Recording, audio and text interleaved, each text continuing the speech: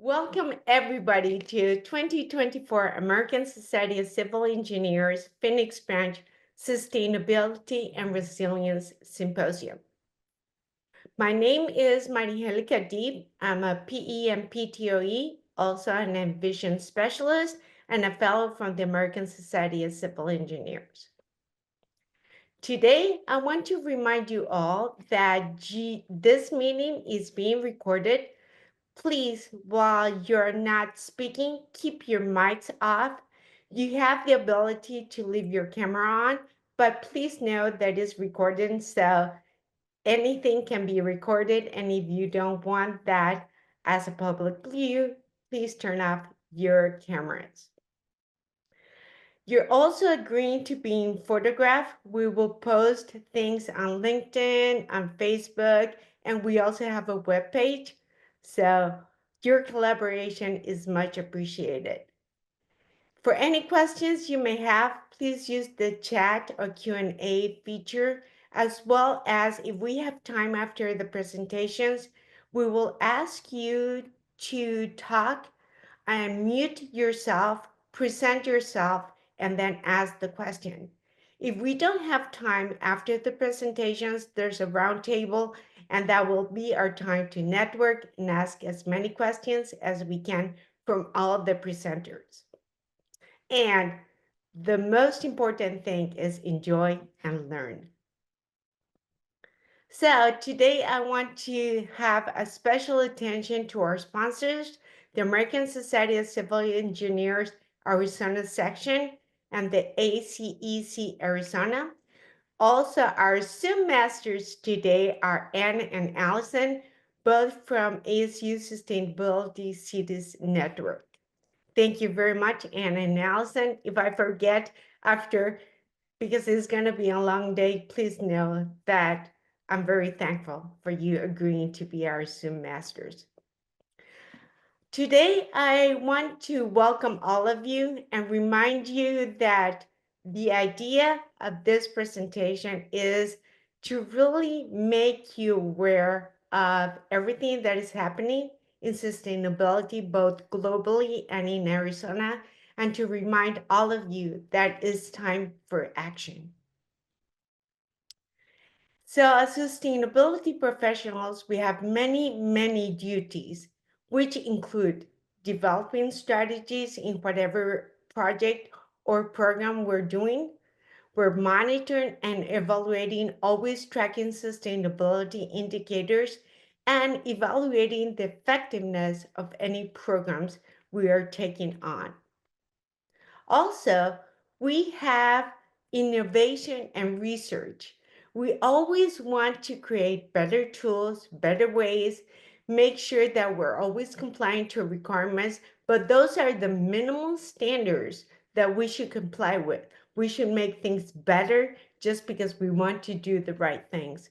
We also have the responsibility of communicating either in reports or presentations, sustainability initiatives to owners as well as council people or our community.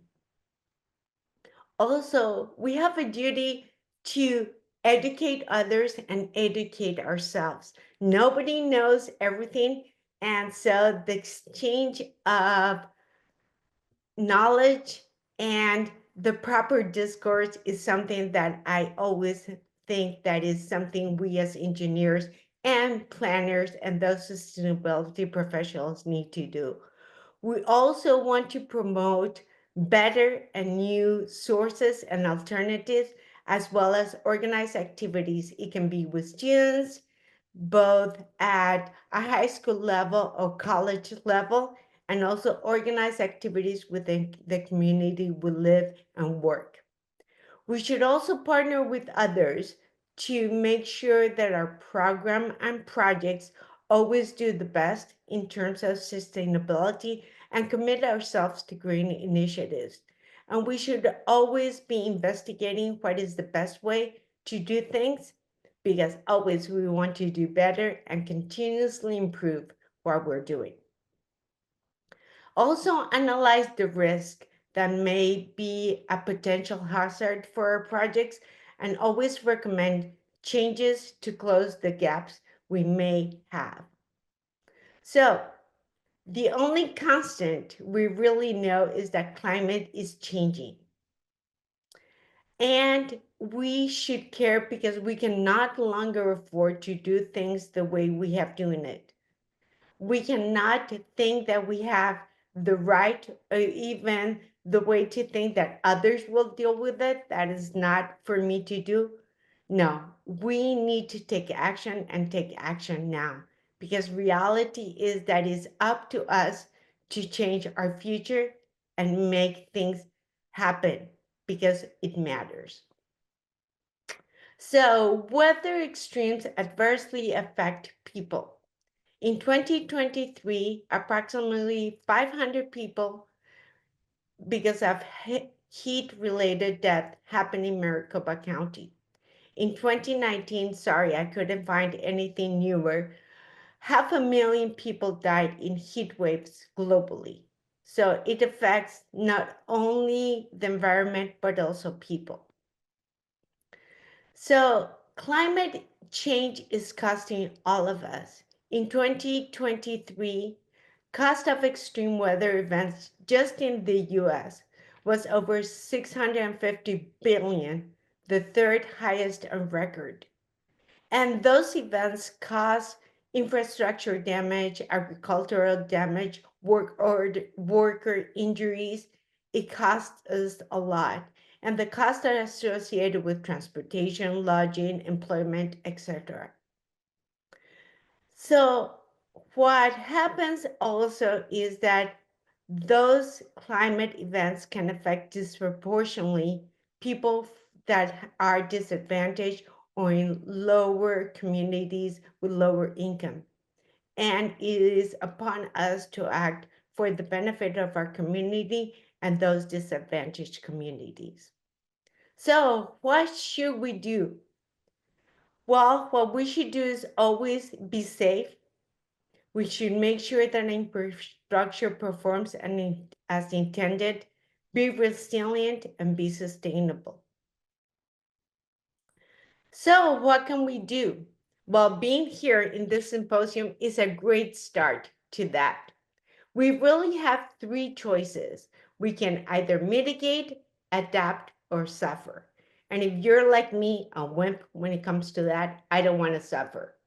So it is really up to us what those three choices and the mix we do, but I intend to mitigate as much as I can do to adapt less, and even less suffering will be happening. So learn more about the sustainability committee. We have a webpage.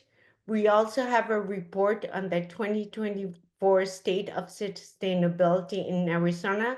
We also have links to other groups and resources, and join us as a member or even just as a friend.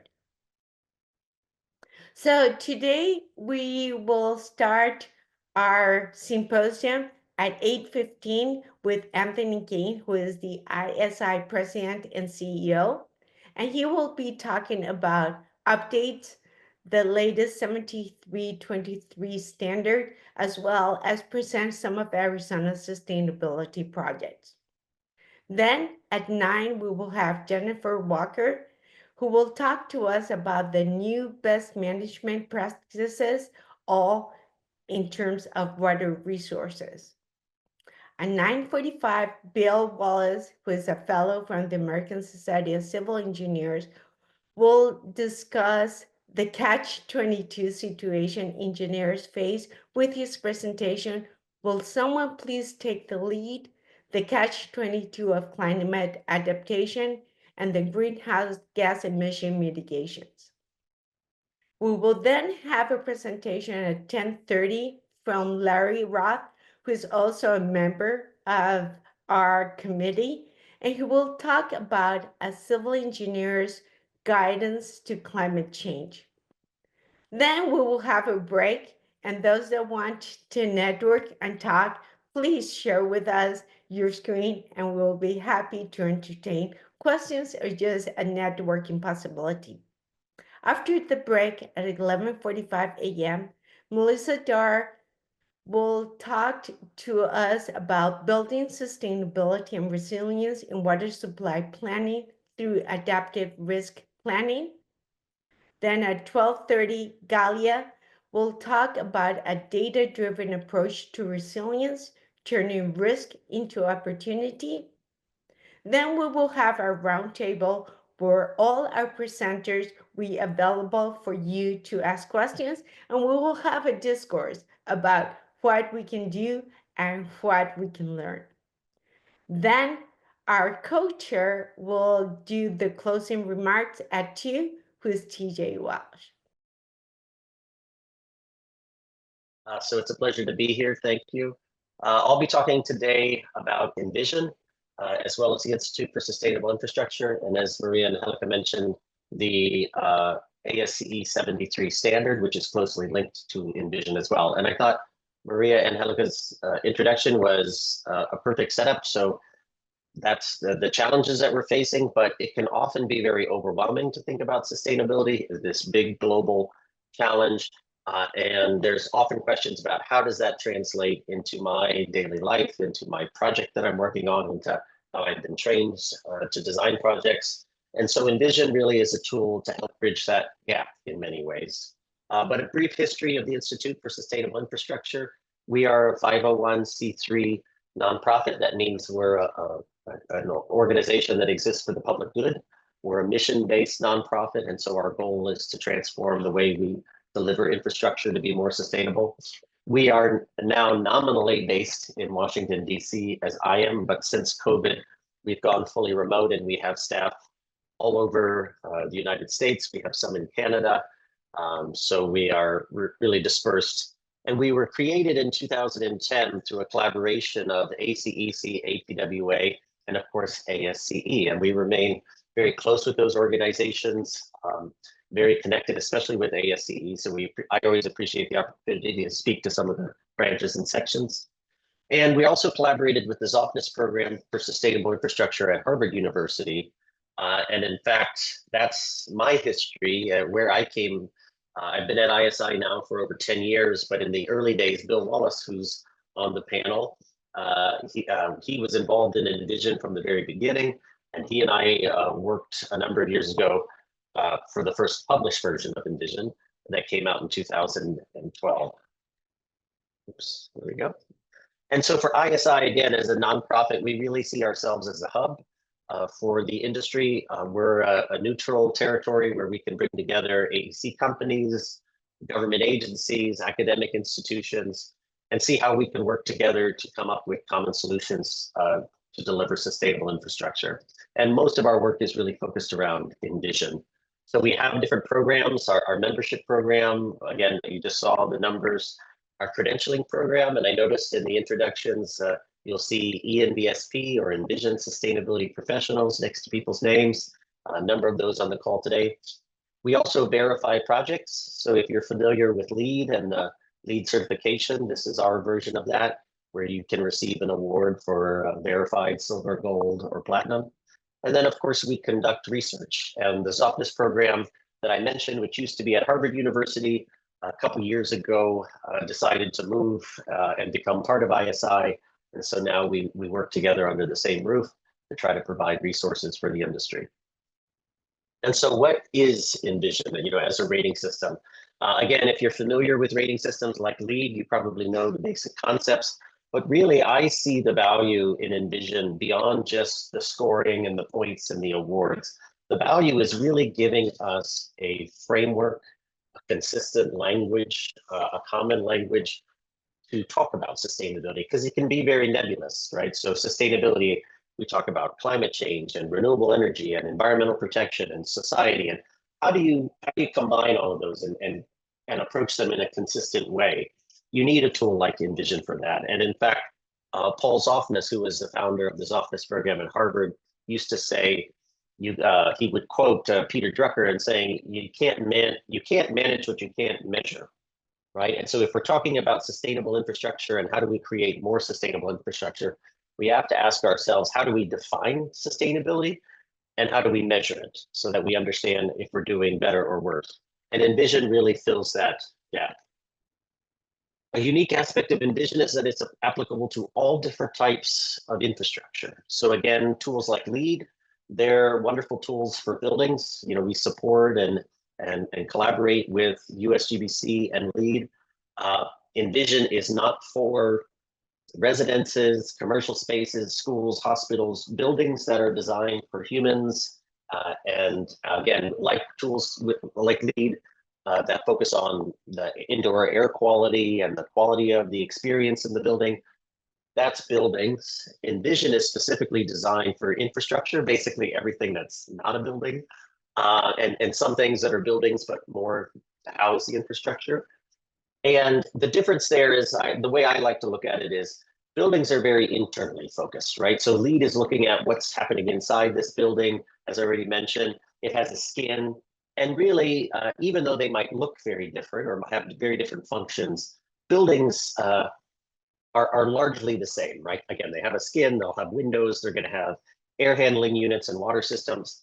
Infrastructure is far more diverse. A hospital and a school are much more alike than a water treatment plant and a road, right? Or a bridge and a solar farm. So Envision has to look at a very high level. Also, while buildings are very internally focused, infrastructure is very externally focused. So it's not just about the asset and what's happening inside the asset. It's about how that asset is connected to a network of infrastructure systems, how that network is serving a broader community. Could be a neighborhood, a city, a state, an entire region.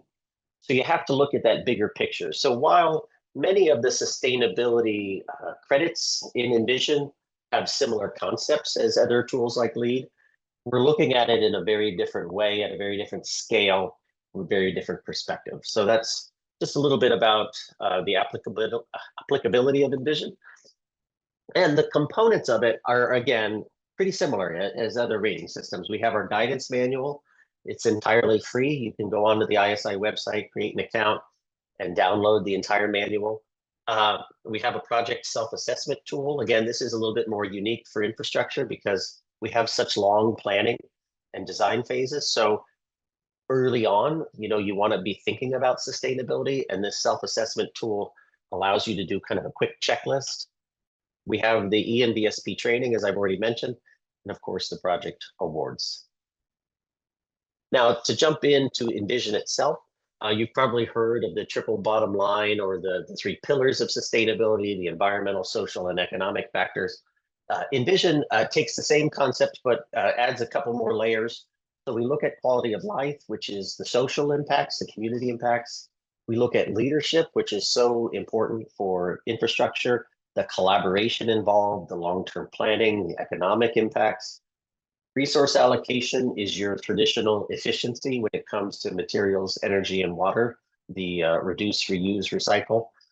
Natural world is our focus on the ecological impacts. And again, with infrastructure, you're looking at far more than just the site because infrastructure can have such a large and reaching impact. So you're really looking at the ecological impacts across a broader area.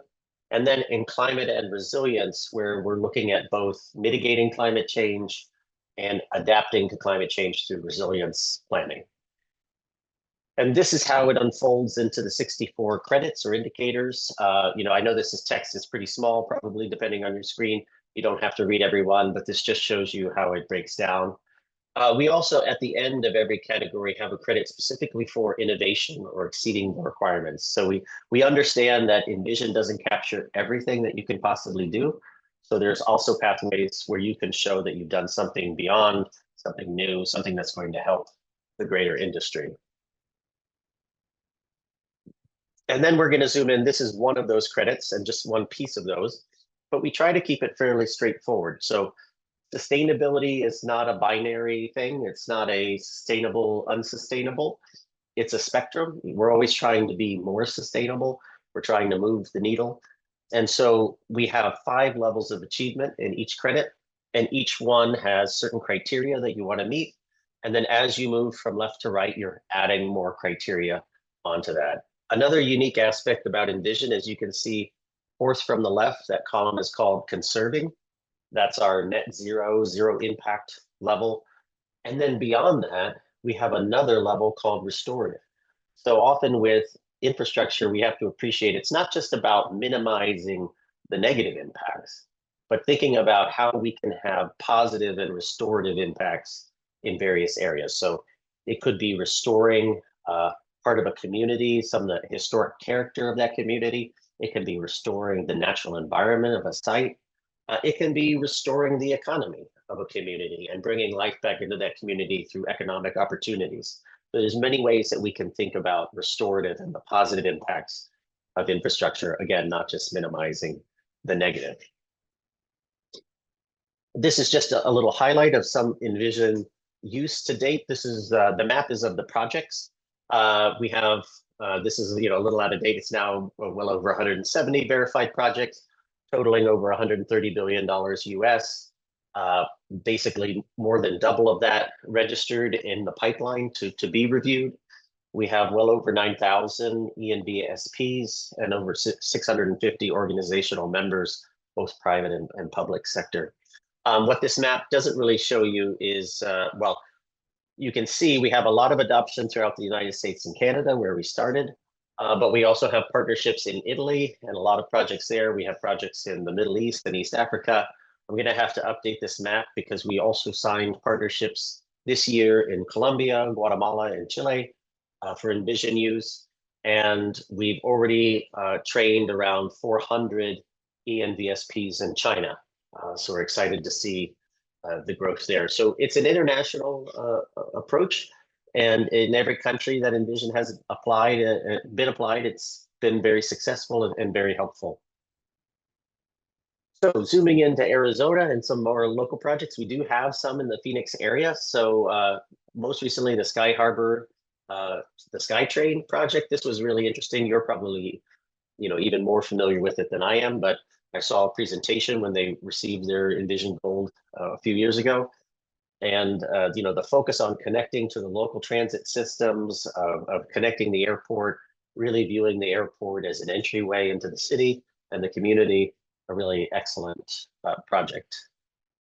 And then a little bit older, but we had early on in Envision's history, the 27th Avenue composting facility, as you can imagine, really focused on sustainability.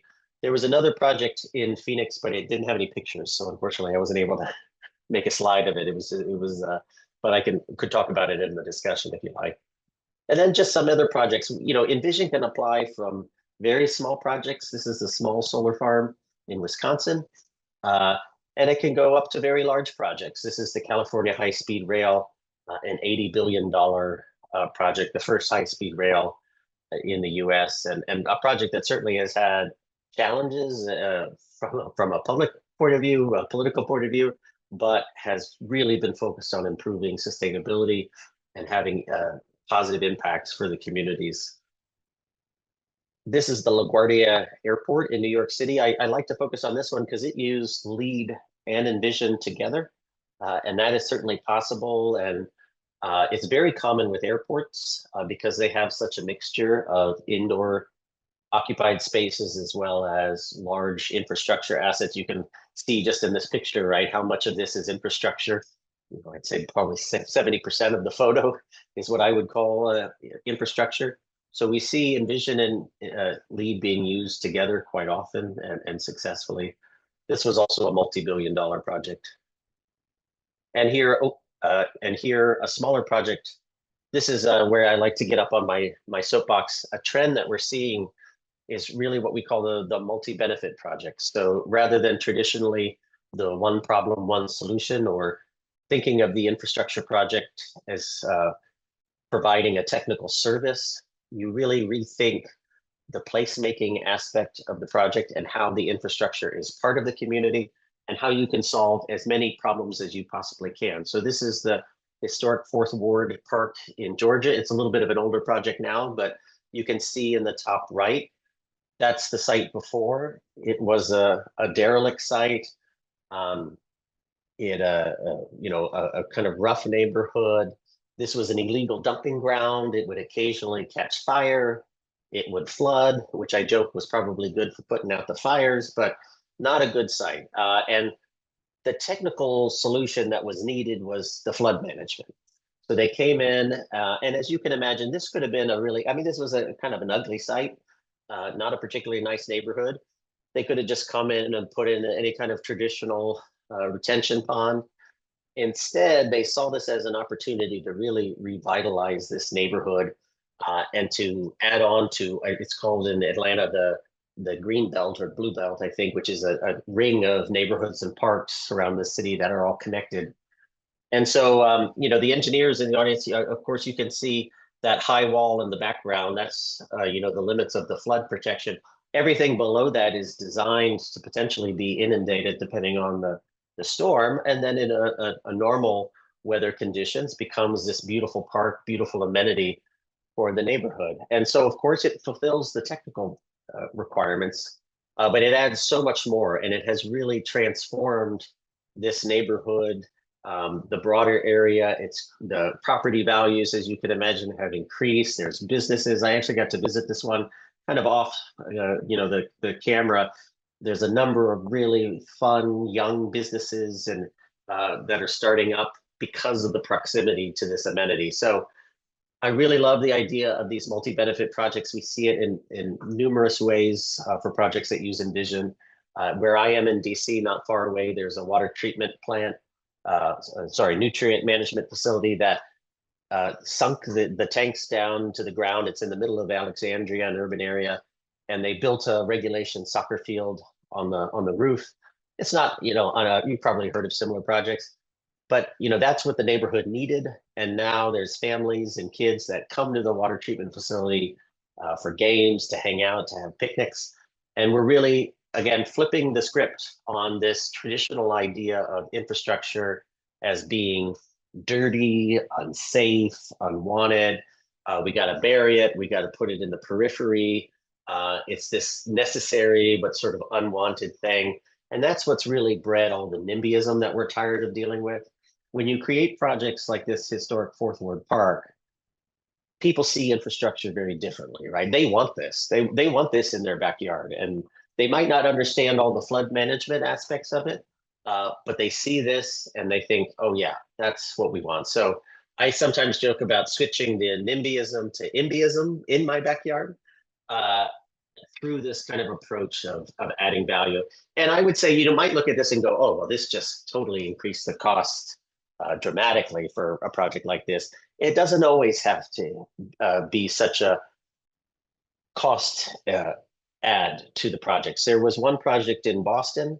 It was they had to redo the stormwater system for a neighborhood. As you can imagine, it was you know, millions and millions of dollars.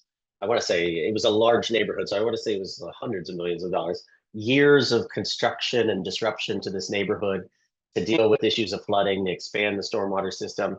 And from the residents' point of view, right, at the end of all of this, years of pain and noise and suffering, nothing would be different, right? It would all be underground. So they would have gone through all of that, and they'd have really for themselves nothing to show for it. Now, us technical people would say, yeah, but their neighborhood's not going to flood. They're going to really benefit. But that's a hard sell, you know, to someone to say something that they probably weren't expecting to happen isn't going to happen after all. But part of this project, they built a constructed wetland. And it was funny because the neighborhood, the people loved it. And it's not really treating the water. You know, it was a couple acre wetland for, like I said, hundreds of millions of dollars of stormwater reconstruction. I think someone said, you know, that the wetland handles about like 1% of the stormwater. It's really not a functional part of the project. It was a token thing, but the neighbors loved it. And that's what sold them on the value of the project, and what made those years of construction worthwhile is that they would have this beautiful park and natural environment that they could enjoy forever into the future. And so again, it was like talking to the project teams, the engineers were there like, this is insane. You know, this is like less than 1% of the cost of the project. It's really doing nothing functional, but that's what the community wanted and that's what they loved. So sometimes it can be very small things. A couple days ago, someone gave the example of a airport. Well, now I'm gonna blank on which airport it was. sorry that I can't provide more specifics. They had, like many airports, some public art. One of it was kind of, I think, funny. It was a big flamingo. That makes me think it must be in Florida. They put a big sculptural flamingo in it. Now, they did all these kind of improvements to the airport that improved efficiency, that improved movement, the stuff that, again, we would really geek out on. But the average person has no sense that you just improved mobility in the airport by 20%. But they love the flamingo, and the people take pictures of them, and they think, oh yeah, this is a really nice airport because I have a fun time there and I take pictures and things. So again, the engineers are probably going crazy thinking we did all these wonderful things, but that's the job sometimes. So again, I'll pause. Like I said, this is a soapbox that I love to get on, but think about that in your work. Small token things that you can do that can turn a functional but technical piece of infrastructure into an asset and an amenity for a community that they can engage with. And we'll be building the future public awareness of infrastructure and the value of infrastructure, even if it's not always the technical awareness or appreciation that we maybe would like, but they can see it. I think the big problem is today, people don't see infrastructure the way they should. So jumping into ASCE 73. So if you've not heard of this, this was about this time last year. ASCE published this. It's a standard of practice for sustainable infrastructure. It goes hand in glove with Envision. And in fact, you'll see on the left here, these are the chapters of the standard, and they very closely mimic the Envision categories. And I'll go into more detail even. But while Envision is a rating system and gets into the nuts and bolts and levels of achievement, this 73, in my opinion, is written more at the policy level, the procurement level. And that's where I think they go hand in glove, because I could see an agency, an infrastructure owner adopting 73, and all of the criteria in the standard really lay out those principles, fundamental principles. We're going to have good stakeholder engagement. We're going to look at energy efficiency. It doesn't give you a lot of prescriptive targets, but that's where a tool like Envision can come in. And then, that's how you execute it. But if you had adopted a standard like 73, you'd have all that approval and all that go ahead to start executing on Envision when a project came through. So these are the different chapters. I'll just go quickly through and I kind of do a side by side. I'm not going to read every single one of these, but you can just see how they kind of translate. But so here in quality of life, we have 14 credits. They have 5 outcomes. And again, so they're more like principles. So develop infrastructure solutions to fully preserve and protect historic and cultural resources. That kind of statement of intent. Support the community needs and values. And here we've got the Envision credits that align with those statements. In leadership, 6 outcomes, also very closely aligned. Focusing on innovation, on management, resource allocation. This is a bit of a mixture of the leadership and resource allocation credits in Envision, but excuse me, still covers a lot of the same things. One second. Too much talking for me today, I guess. Natural world. Again, the environmental outcomes of the project closely aligned with Envision. And finally, resilience outcomes. Now, the standard deviates slightly in that it breaks the 2 categories or subcategories of Envision up. So they have a resilience chapter, then they also have a greenhouse gas emissions chapter. They also have a life cycle cost, which is part of leadership in Envision. So it covers all the same stuff. They just have a slightly different organization. But I wanted you to be aware of this. If you're interested, ASCE has it in their publications that you can purchase. It's about, the standard itself, 25, 30 pages. It also has a lot of commentary. Actually, I have my copy of it right here. Oh, I got my blurred background, but so you can see it's not a particularly thick document. It's an easy read. I highly recommend it. It can go really well with Envision. I was on the committee that worked on it. I was not there the entire time. And now I am the new chair for the ASCE 73 committee that will be revising and updating the standards. So I'm very excited to be doing that. So since we're talking about procurement, I thought I might also delve in a little bit about how Envision is being applied from a procurement lens. Not all of these are directly relevant for Phoenix, but they might be things to be aware of and give you ideas. So in Canada, it's interesting, they have a federal requirement that all infrastructure conduct a climate change assessment. And what the government does there is they've approved two methodologies, Envision and another tool called PIVC. And so if you use Envision or those, you meet this requirement. And again, this is a requirement for any federally funded infrastructure in Canada. So that's been really exciting. Envision adoption in Canada, really Vancouver and Montreal are the big hubs for us, but we see projects across, even in Calgary. At the state level, we don't have as much engagement at the state level, but we do have California bill, SB 44 that was passed a few years ago. This one addresses permitting. So we all know that one of the challenges with infrastructure is a very long permitting process. And sometimes it seems by the time you get through all the permitting, the conditions on the ground have changed such that the project that you proposed isn't even the best project anymore. So how they've addressed this in California, this is limited to transit projects, but they allow for a streamlined judicial review process if you meet several requirements, one being the policies and standards of ASCE, the other, or an alternative option being the Envision rating system. So if you use this on transit projects in California, you can go, I call it the express lane for permitting and judicial review, which I think is a really great program. And I'd love to see this expand into other types of infrastructure. But really where Envision engagement is the greatest is at that local level. So cities, counties, infrastructure owner agencies.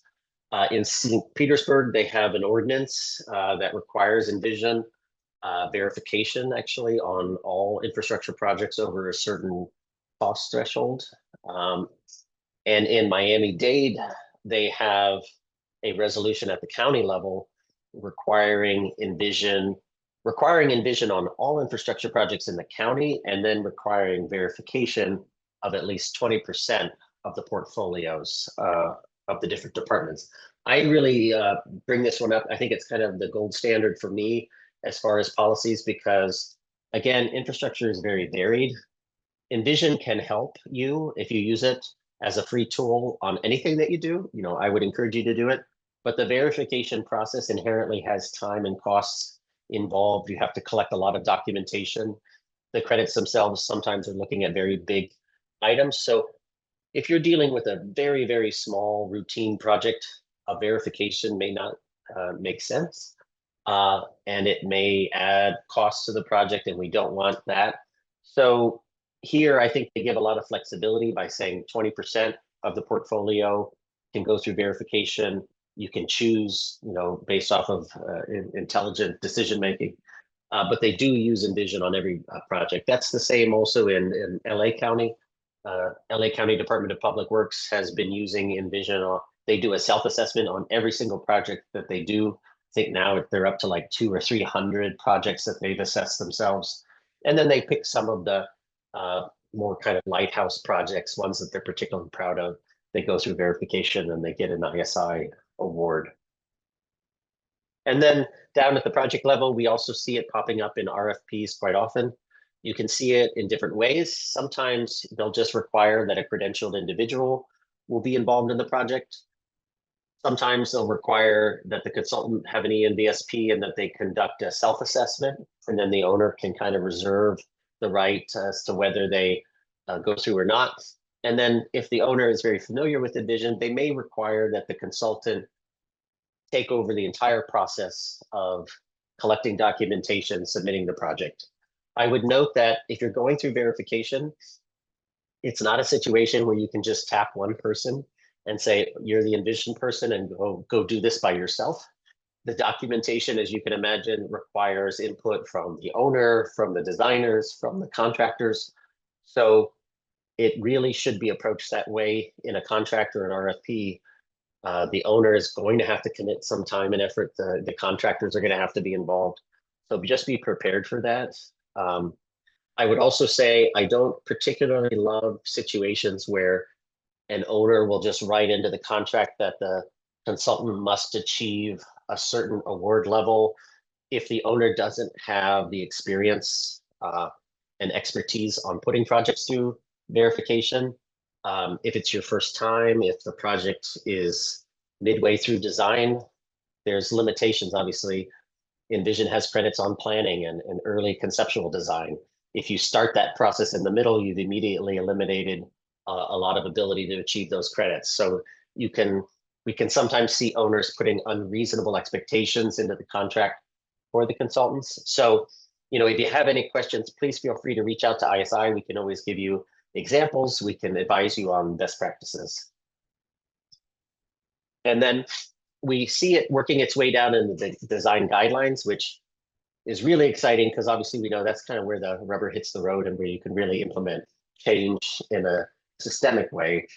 Again, LA County Department of Public Works, they've rewritten their guidelines over the years. They had an interesting approach, which just as different requirements came up for review, they would rewrite them to align with Envision. And so now 10, 12 years on, their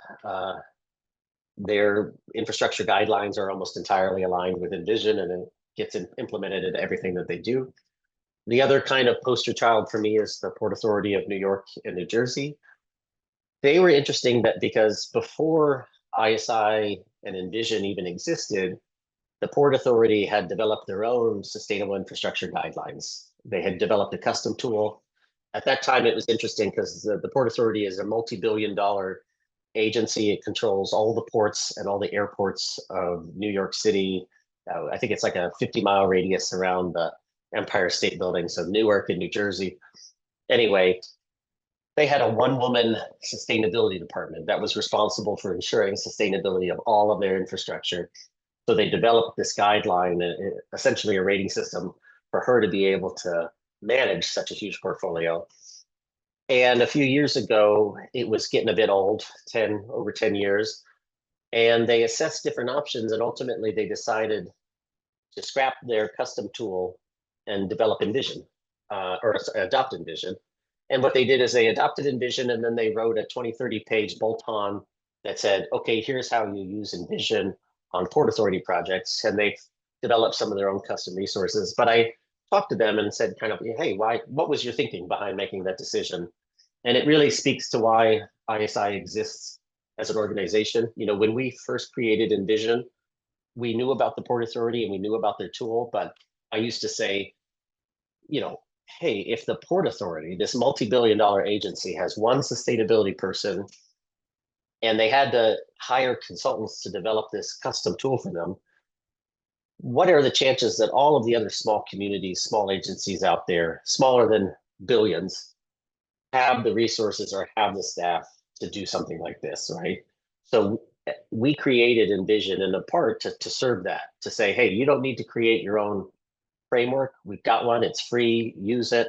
Whether you put a project through verification, whether you get credentialed, that's up to you, but you've got a tool that you can use. And then to see the Port Authority adopting Envision back, what they told me was, hey, with our custom tool, we have to take on updating that, right? It gets out of date. We have to put more time and effort into keeping it current. They said, all we had was a manual. So we would hand a 150-page manual to our staff and say, do this. With Envision, they have the credentialing program, they have the resources, they're part of this broader community of practice. So ultimately they said, forget it, we'll just adopt Envision. We get all the updates for free. We spend a little bit of money, we get our staff trained. Yeah, it's great. And so again, I was really happy about that because that's why as a nonprofit ISI exists, to provide that level of support. We can't solve every problem. Having the rating system isn't a silver bullet. It doesn't get you to the finish line. But if we can give everyone that leg up and that starting point somewhere to begin, that's where we think we can add some value. So if you're thinking about using Envision on a project, we did just release this guide to procuring sustainable infrastructure. It's pretty high level, but it gives you some good tips and tricks, things to think about if you're considering implementing Envision on a project. It's also free, you can download from our website. And these are just some testimonials from users of Envision. And again, they really speak to the value that we see in it. The first one here, going beyond the basic efforts of project management and development to benefit the community in a holistic way. We see that a lot.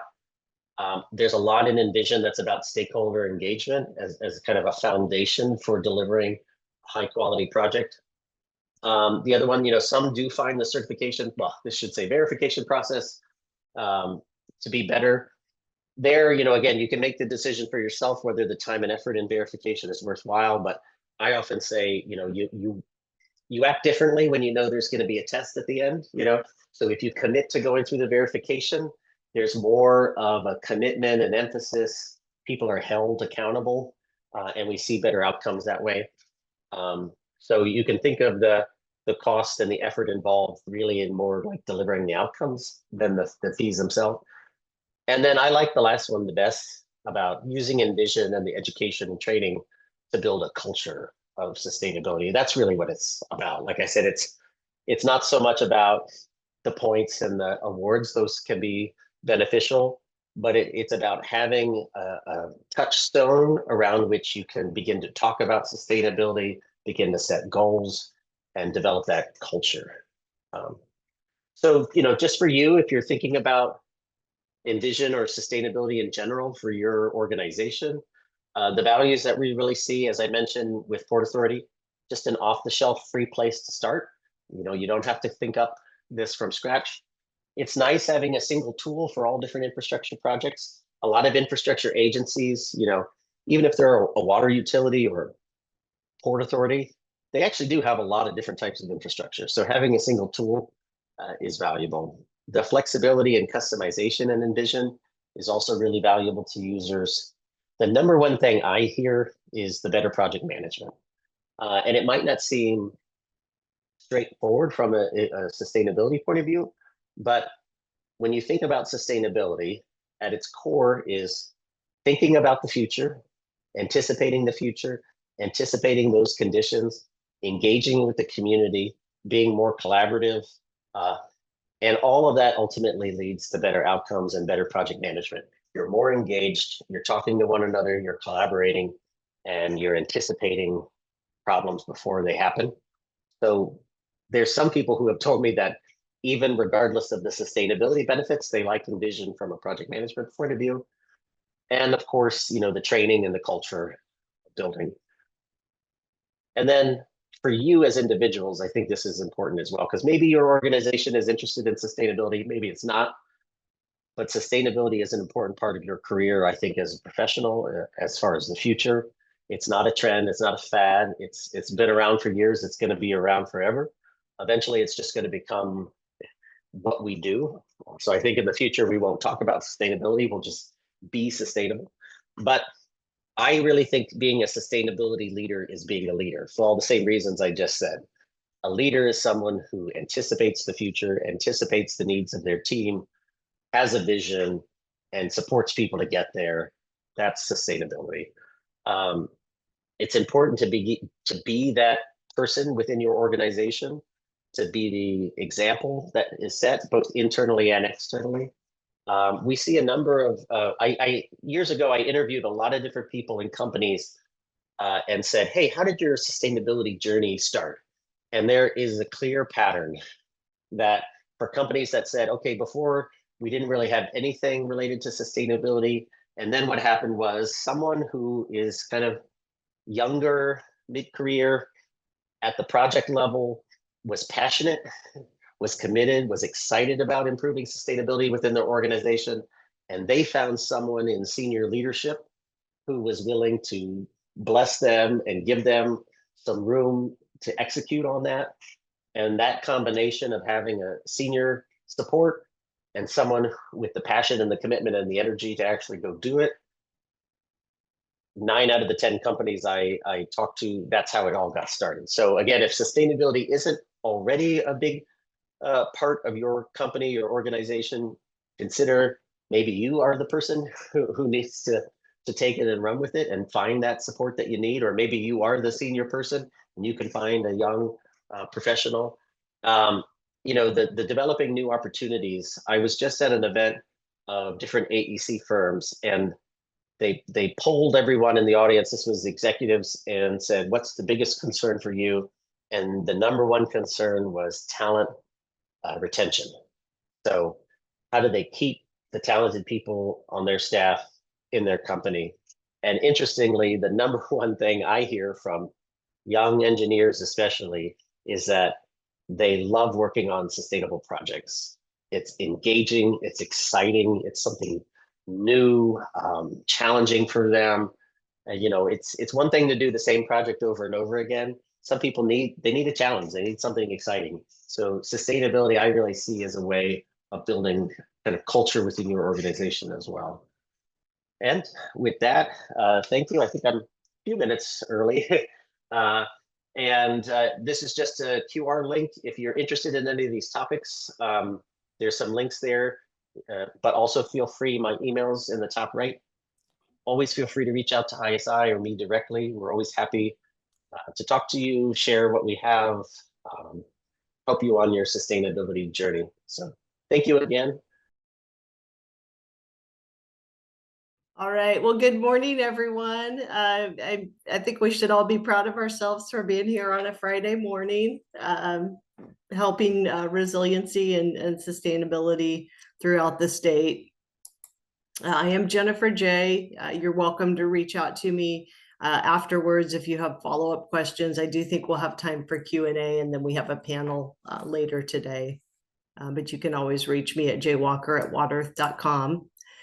I want to talk a little bit about infrastructure in our country. So stormwater and flood control infrastructure, ASCE rates a C-. Drinking water is the same at a C-, and wastewater is actually even worse than that, coming in at a D+.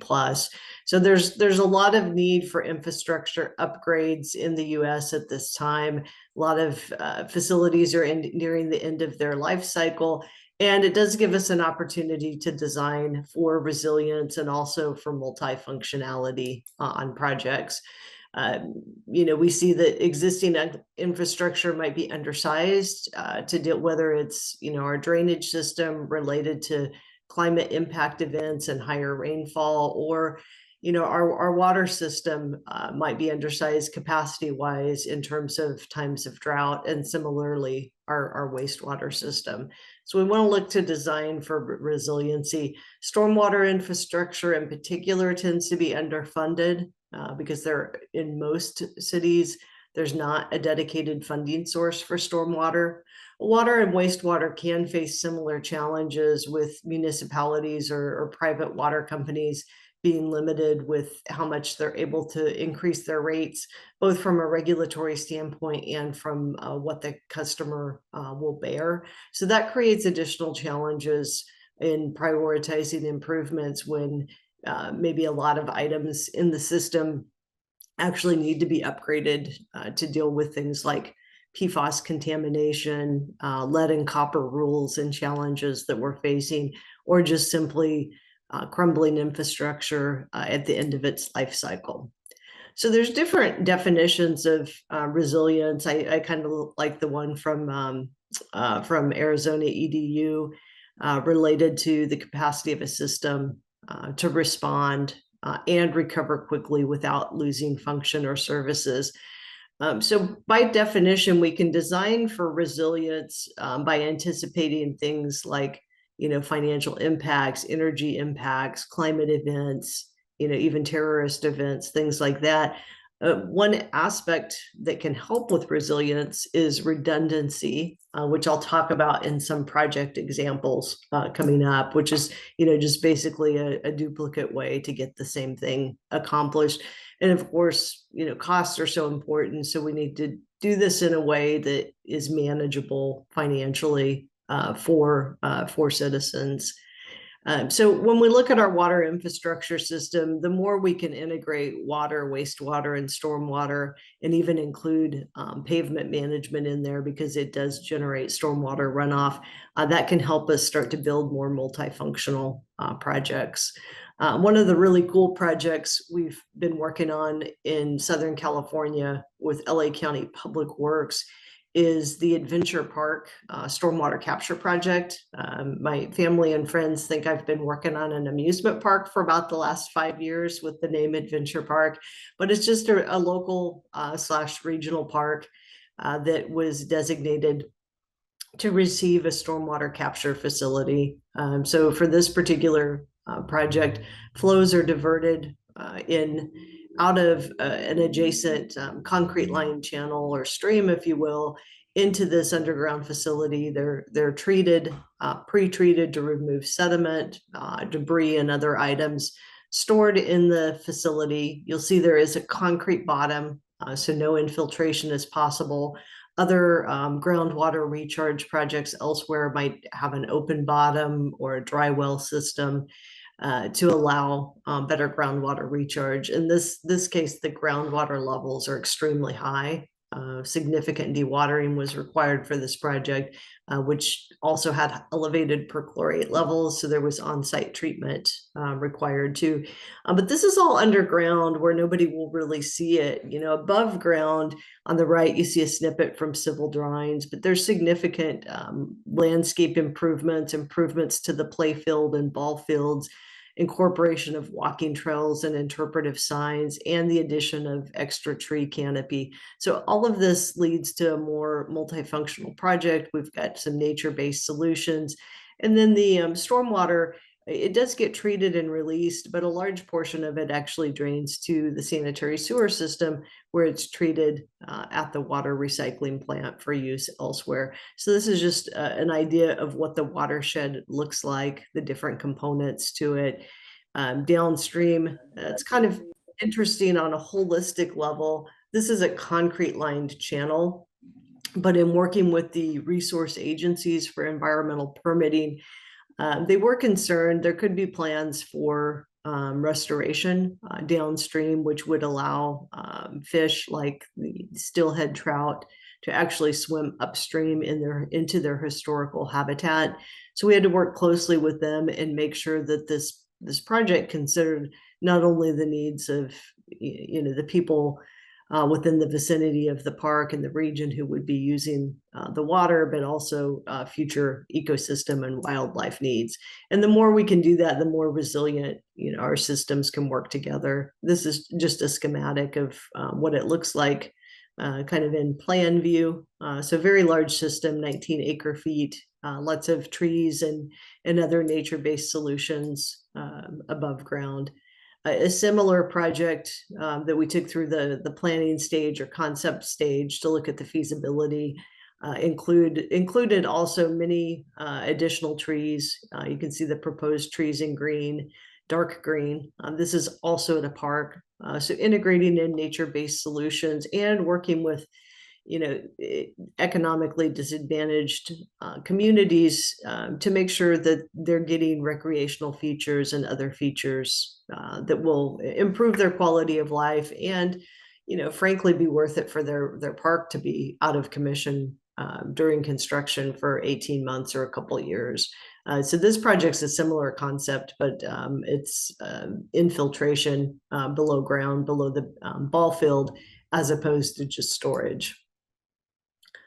Another similar project, this one, similar comment or concepts with nature-based solutions, green infrastructure, but also including groundwater infiltration and recharge, in addition to treatment and release and discharge to the sanitary sewer system for water recycling. So again, getting into a really integrated system where multiple benefits are possible. For these projects, we looked at, what was the impact of the additional trees on the park in terms of, making it a little bit cooler, reducing the urban heat island effect. And we did find, a couple degree Fahrenheit benefit. This next project's an example of an integrated water resources project. It's for a zoo master plan. It's the Los Angeles Zoo vision plan or master plan. And the idea was to make it as sustainable as possible and resilient from a water perspective. So we looked at capturing stormwater using permeable pavement in parking lots, underground storage, a much bigger underground storage system than what you see here. This is a pretty small one that works well under parking lots. But this would be a very large underground storage system in one or more locations to then be able to reuse the stormwater runoff on site, either in exhibits or for other non-potable needs. The zoos are pretty interesting. If you've ever been behind the scenes, it's not just the animals and the flora and fauna. There's some pretty cool filtration systems for some of the exhibits. Certain animals are cleaner than others. Hippos pools have to be drained very regularly, I think a couple times a week, whereas the elephants, they're not draining the pools very often. They're pretty clean. But behind the scenes, there's a lot of water treatment and filtration to make sure that the animals stay healthy, kind of similar to humans. But the idea with this project was to incorporate as much sustainability and resiliency as possible, including some wastewater recycling and then eventual discharge of any overflow of stormwater runoff to the receiving stream. I want to talk a little bit about the water supply side. We've been involved with projects for water companies where they're using solar in some of their remote locations that are pump stations. And they also are installing backup battery systems so that they've got resiliency and are able to function, whether the grid goes out, which is, more common these days, and, with issues with wildfires and just, needing that resiliency. So solar in remote locations, battery storage. The battery storage can work even if it's pulled off of the grid, say at a low peak hour, and then used at higher peak hours. It can also help manage utility costs. And then, of course, typical water conservation items, whether they're at the tap, which frankly, in some states, especially, the Southwest, a lot of those incentives are a little bit tapped out, so to speak, but there are other water conserving measures that can be helpful with the overall system resiliency. Back to the zoo project, we looked at things like the pressure washing and how often they were going to clean sidewalks. You don't really think about that, but it is important for the facilities to be clean. And we've seen this with other clients like transit authorities, the cleanliness, which I'll talk about in a little bit. But there is a need in looking at conservation and resiliency to balance the cleanliness with what the water use is going to be. But we were able to devise methods to capture the cleaning water in the underground stormwater system so that it could be reused. So I'll be excited to see that project move forward. It's in kind of the planning, visioning stage at this point. We also want to look at maintenance related items, 2 dam sites that we were involved with. The dams were holding up just fine, but there were some significant erosion on throughout the site, as well as facilities that were really beginning to break down at the end of their life cycle. These are drainage ditches, kind of keeping the dam dam face nice and dry. Well, they were paved with shotcrete a number of years ago, and that's just not really a long-lasting material. So we would like to see more natural solutions, nature-based green infrastructure solutions. But even if traditional concrete solutions are used, thinking about the life cycle and how to reduce the maintenance is very, very important in terms of using less materials overall and just reducing the cost that's needed to maintain a project. So life cycle costs are super important. Also on the flood control side, this was a very large retention basin that had Well, catastrophic failure in terms of dollar values to fix it was, well over $1 million in damages fairly shortly after it was built. And when we initially looked at it as an expert witness for the project, we thought, well, maybe it was under designed, the drainage area from the surrounding mountainsides, maybe they weren't delineated correctly. But once we really dug into it, we saw that it was really more of a materials issue, a construction issue, and then the design related to the soils and the stability. Even in the right photo, you can see some pretty significant rill erosion. This is off of the embankment or the path along the retention basin. This is after about a year of being in service, so not expected at all, and that's not what we want to happen with our infrastructure. So getting the design and the construction right is really important in terms of, saving money on maintenance, in this case, avoiding a lawsuit. We were able to help our client recover damages to handle the repairs, but these type of things can be avoided with better design and more resilient design. Looks like this slide's a little out of order, but back to the zoo project. There's always potential with irrigation for excess irrigation if it's not properly programmed and controlled.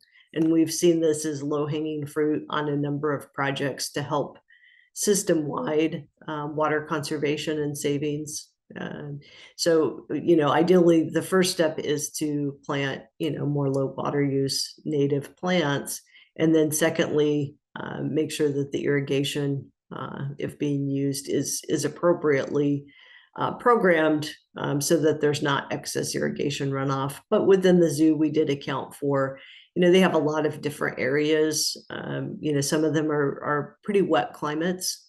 So there is bound to be runoff, and they're trying to recreate features that are native for the animals within those exhibits. So accounting for capturing that excess irrigation runoff can also be very helpful. So on the water conservation side, again, interpretive signage could be really helpful for the general public. We do projects at school sites. This happens to be at a flood control facility, bioretention with low water use plants, and signage to help people understand. This project's at a fire station and has kind of some cool redundancy built in to increase the resiliency of the system. It was required because of some stormwater issues that the city had, and so they were required to do a project somewhere. They chose this fire station. The firefighters ultimately are going to be responsible for maintenance of the stormwater facilities, which again is not really ideal. They're good at fighting fires, but not really stormwater maintenance folks. But it is what it is. We design around challenges. What's interesting is we found that the permeable pavement was actually less costly than concrete pavement with the required rebar for the fire truck to drive on. So the fire truck driving lane is permeable pavers, and those permeable pavers were sized appropriately to handle the runoff from the site. However, knowing that they'll probably never be maintained, or it would be super infrequently that they're maintained, we did include a slot drain in the design so that any overflow would be redirected into an adjacent bioretention. So the stormwater is being handled, no matter what, with regards to maintenance. This is part of a system-wide project that we did for a transit agency, and this is permeable pavement going in at a maintenance facility. You can also see the bioretention off to the side. So again, there's a little bit of redundancy in there, building in resiliency into the project. This project's really fun to me. It's at a school. We were able to infiltrate the entire 100-year event from the project. The soils were pretty favorable, and it's in an area of pretty low rainfall. But The existing school building was flooding fairly frequently from the existing parking lot. So this school was working to put solar into the parking lot, and we were able to help with the solar vendor and some grants to get them covered for a stormwater project in addition. So basically we included permeable or porous asphalt, we included some infiltration basins, and then integrated into the solar. So it's a pretty multifunctional site. You can't really tell that there's porous asphalt, but it's in the parking stall areas as opposed to the driving lanes. Any overflow from the parking lot previously went into the building. Now it's directed into a play field where it will just infiltrate in the event that there's something higher than a 100-year rainfall event. So pretty cool. I don't think I have photos in here, but there was also an educational component with interpretive signage. This is at a middle or a elementary school. So it's really good to educate the students about the sustainability elements and the green infrastructure. Pretty interesting working at schools. They really, bioretention would have been ideal and really probably better in this parking lot. It would have provided some shade. Which can, again, help with the urban heat island effect with all of that black asphalt. But they did not want to maintain vegetation, and they were very specific. We had to avoid anything that would draw bees, any thorns, you name it, that could pose a hazard to the kids. In addition to, even in the infiltration basins, the rocks had to be big enough that the kids could not pick them up and throw them. So kind of fun design. This project's a master plan community, about 233 acres of mixed use, and incorporated low impact development throughout to manage their stormwater. It's pretty interesting. It was at an old gravel mining site. So the site was pretty torn up, pretty depressed. And we were able to work with the landscape architect to regrade it, really give it a nice feel. And there's a similar to, I think, some things that are happening in Tucson with combining community gardens with flood control. We were able to designate like a community garden and orchard area that actually serves as overflow to handle some of the stormwater runoff. So again, helping with local food options, which can increase sustainability as part of infrastructure. This project's for a port. So there's a whole program called Green Ports, where ports can get certified for being green and using green practices. This is in the Gulf Coast at the Port of Corpus Christi, which they're very into being a green port and really wanted to emphasize green infrastructure. And, it's a little hard to tackle an entire system at once. So their goal, and what I like about this is it was a measured goal, is to start implementing green infrastructure in 10% of their drainage areas annually, so that over time they would be able to serve the entire port in a way that really was sustainable for them from a funding perspective. For this project, we looked at GIS as a way to cite, in this case, green infrastructure, low impact development, stormwater features. So using decision support matrix and what's called fuzzy logic within the GIS, we were able to work with the San Francisco Estuary Institute to identify ideal spots within a watershed for certain types of green infrastructure features, and then actually model one of the watersheds and see the benefits in terms of flood control. This project also incorporated flood control and water quality, or some nature-based solutions at a flood control facility. So looking not within the actual main channel, which happened to be concrete lined partially and trapezoidal grass lined for the rest of it. I was looking within what would be the riparian area to retrofit some swales that would provide water quality benefits, and also those nature-based solutions provide some shading for the walking path adjacent to it. And it's just important in looking at systems. We look at the entire system. In this case, for this particular watershed, we had a plan of what the city wanted it to redevelop as, and planning ahead to be able to incorporate that in for stormwater management and greater resiliency within their system. Another example of a flood control facility that has some recreational benefits right next to a park. This is a very economically disadvantaged community. People really rely on that park to get some of their exercise needs in. You see a lot of people out there walking. So we were able to integrate the trail around the flood control facility into the park, and then also provide shade trees and, again, some interpretive signage to help educate the public. I'm going to skip this slide.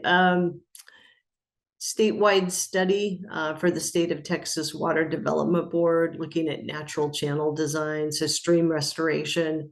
There's quite a few physiographic provinces throughout the state of Texas, ranging from climates in areas that are very, very similar to Arizona to areas that are more similar to moving up into the Midwest and the Southeast US.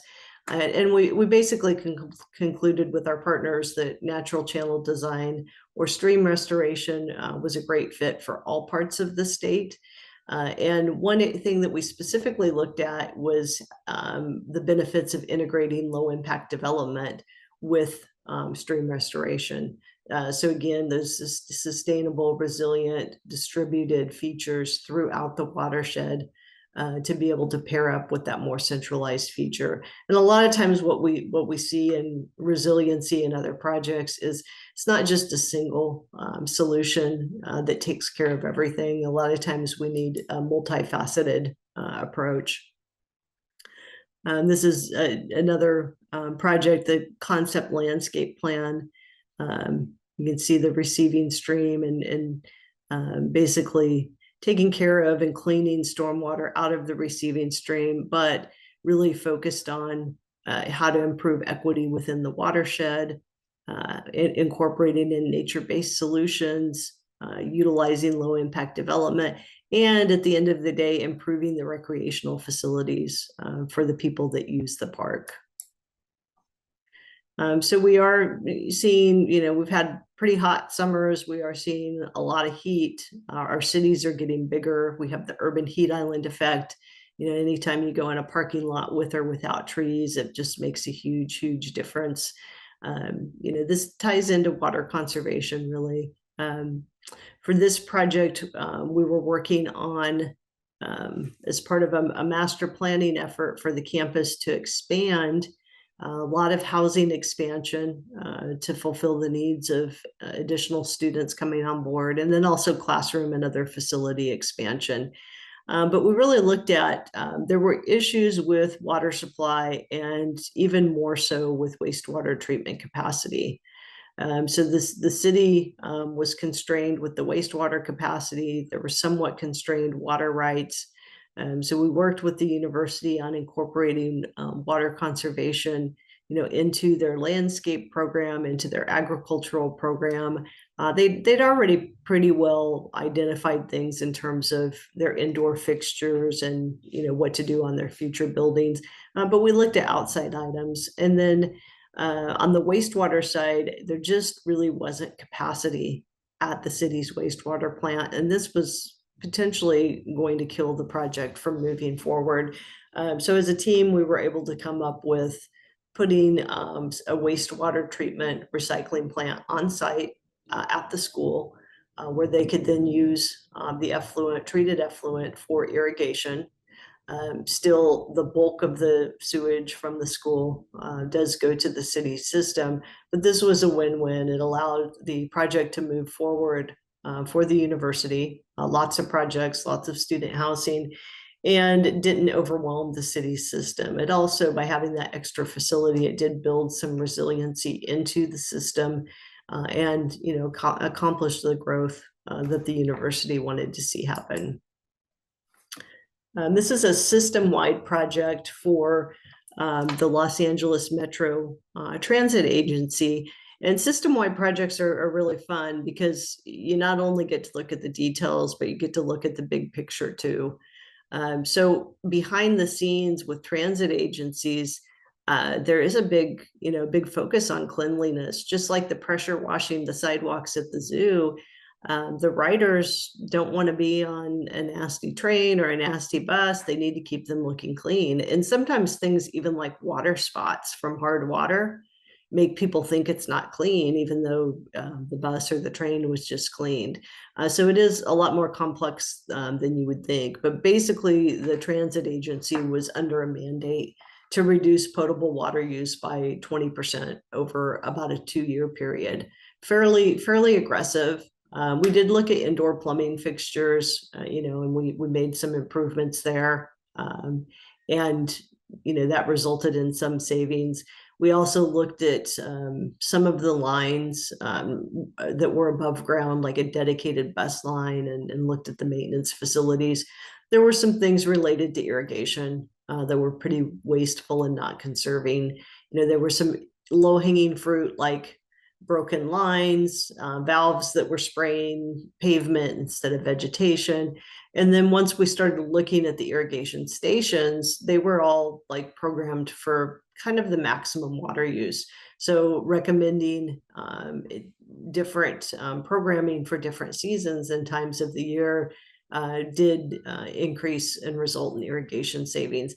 And then the bus and rail wash was pretty interesting. So you've got these systems, they're kind of like car washes that you go through, and there's nozzles that spray. But we were able to work with Metro staff and the manufacturer and actually remove some of the nozzles, reducing the water use, and work with them on the schedule of how often they were washing, but still maintaining the cleanliness so that they had that perception with the public. There's also products that they can and do use that help with the spotting as well as filtering the water. But overall, through these measures, they were able to not only meet their potable water reduction, but also save fairly substantially on an annual basis. All right, so we have a lot of opportunities to incorporate in resiliency into our projects, whether they're wastewater, water, stormwater, or a combination.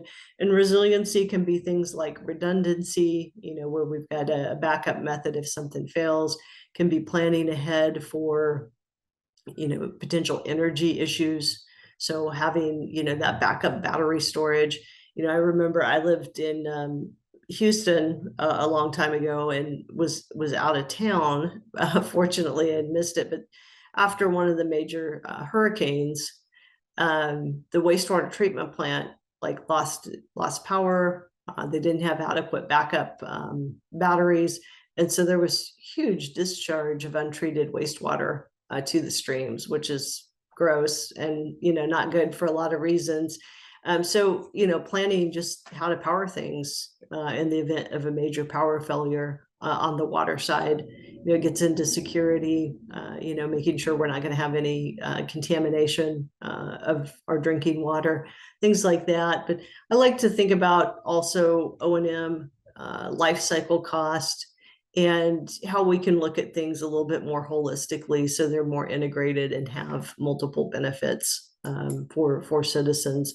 So to me, the pillars of success for water resources projects are, appropriate design, including the planning as part of design, and that's building in the resilient and the redundant elements.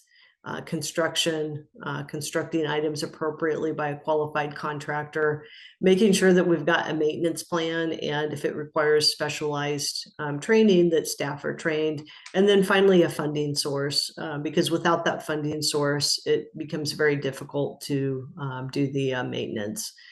So again, looking at the life cycle to be more successful. Okay, good morning. My name is Bill Wallace, of course, and today I want to talk to you, as MariaAngélica said, the catch-22, what I think of climate adaptation and emissions mitigation. I say this because, we tend to as we are doing today, pretty much preaching to the choir, all of us who understand sustainability and understand what it means get to talk to each other a lot, but we're missing, I think, a big chunk of where the action is and where it should be. And so I put it the catch-22, and the reason for this title is that well, virtually everyone agrees that the climate is changing. It's a serious existential problem. The needed fixes rarely work their way down to the project level, the place where the required changes need to take place. And somebody needs to fix this, and it must be us. We're talking to ASCE, the civil engineers working in the built environment. And it's not going to be easy because many of the problems that we're facing, we've actually created for ourselves. And therein lies what I think is the catch-22. A little bit about me. MariaAngélica gave me the bio, but I just want to comment on something that Anthony Kane mentioned. He and I were working on Envision in the early days. And just prior to that, I was involved in the International Federation of Consulting Engineers. I was chair of their sustainability committee. And back in 2010, I was in Singapore meeting with this group, and the head of the federation asked me to come down for a meeting at 7 a.m. in the morning. I had just written a piece on how to manage projects sustainably. It had a lot of materials from Envision. It had the notion of going from improved all the way up to restorative. And he said to me that they're not going to publish this within the organization because it was just too complicated. And so here we are 15 years later, it's now getting spread around the world. And thanks to Anthony and his work, this thing is moving along good. So anyway, I wrote a book that I just published by ASCE this year, The Great Civil Engineering Overhaul. It follows basically the course I teach at the University of Florida for long distance learning. And here we go. So I start out by saying, let's cut to the chase. Climate change is real, human-caused, an urgent problem. And frankly, civil engineers help create this problem. We're part of the cause. Most of the excess greenhouse gases in the atmosphere come from the civil infrastructure assets that we designed. And the destruction we're seeing is because our infrastructure designs can't handle today's extreme climate and weather events. Now, importantly, society expects civil engineers to fix this problem, and federal and state agencies have published guidance on what to do and how to do it, but it's not happening. What we continue to do is what we've always done. We follow the same codes and standards and practices. We burn fossil fuels for heat, power, and mobility, release more carbon into the air, and then we design civil infrastructure for conditions that no longer exist. And so what I said, that civil engineers basically have set up a Faustian bargain with society. And I wrote this in an Engineering News Record Viewpoint back in 2018. The bargain is, give us the exclusive right to design and deliver infrastructure. We will supply the specialists who are indoctrinated and licensed and accepted standards and methods and are liable for any deviations. Tell us what you want and we'll do it at the expense of our professional souls. New science is interesting but irrelevant. Innovation is doing the same stuff, only faster, better, than cheaper. And by the way, working outside the box targets us for claims and litigation. And so here are the details of all of that. As we all know, the climate is changing. It's gotten hotter and drier and some places wetter. We're seeing more storms, wildfires, and flooding, all of which is a lot different from what our codes and standards were set up for. And if you look at the numbers, and there are a lot of numbers out there, but the cost is getting large. And since NOAA started counting back in 1980, we've paid, the US taxpayers have paid $2.7 trillion, with the most expensive years showing up in the last decade. And Phoenix is no stranger to heat waves. I look at the New York Times every morning, and you're one of the 3 cities that's frequently listed for heat warnings. And also Arizona is getting a lot of its water from the Colorado River, and that supply is drying up. Now, I'm saying civil engineers are largely responsible for climate change and effects. And what I pull out this graph coming from EPA It shows emissions by sector, and the infrastructure in those sectors is planned and designed and built mainly by civil engineers, and we use fossil fuels to produce heat, power, and give them mobility. And then we designed infrastructure based on climate conditions, which are considerably different from what we have today. So as a result, the infrastructure assets are frequently overwhelmed by extreme weather events, all of the events that we thought were too rare to worry about. And the price tag is for recovery is increasing, and it's taken its toll on affected communities. In fact, I looked at a recent report. There's now scientists are calling there's a new normal of climate and weather disasters.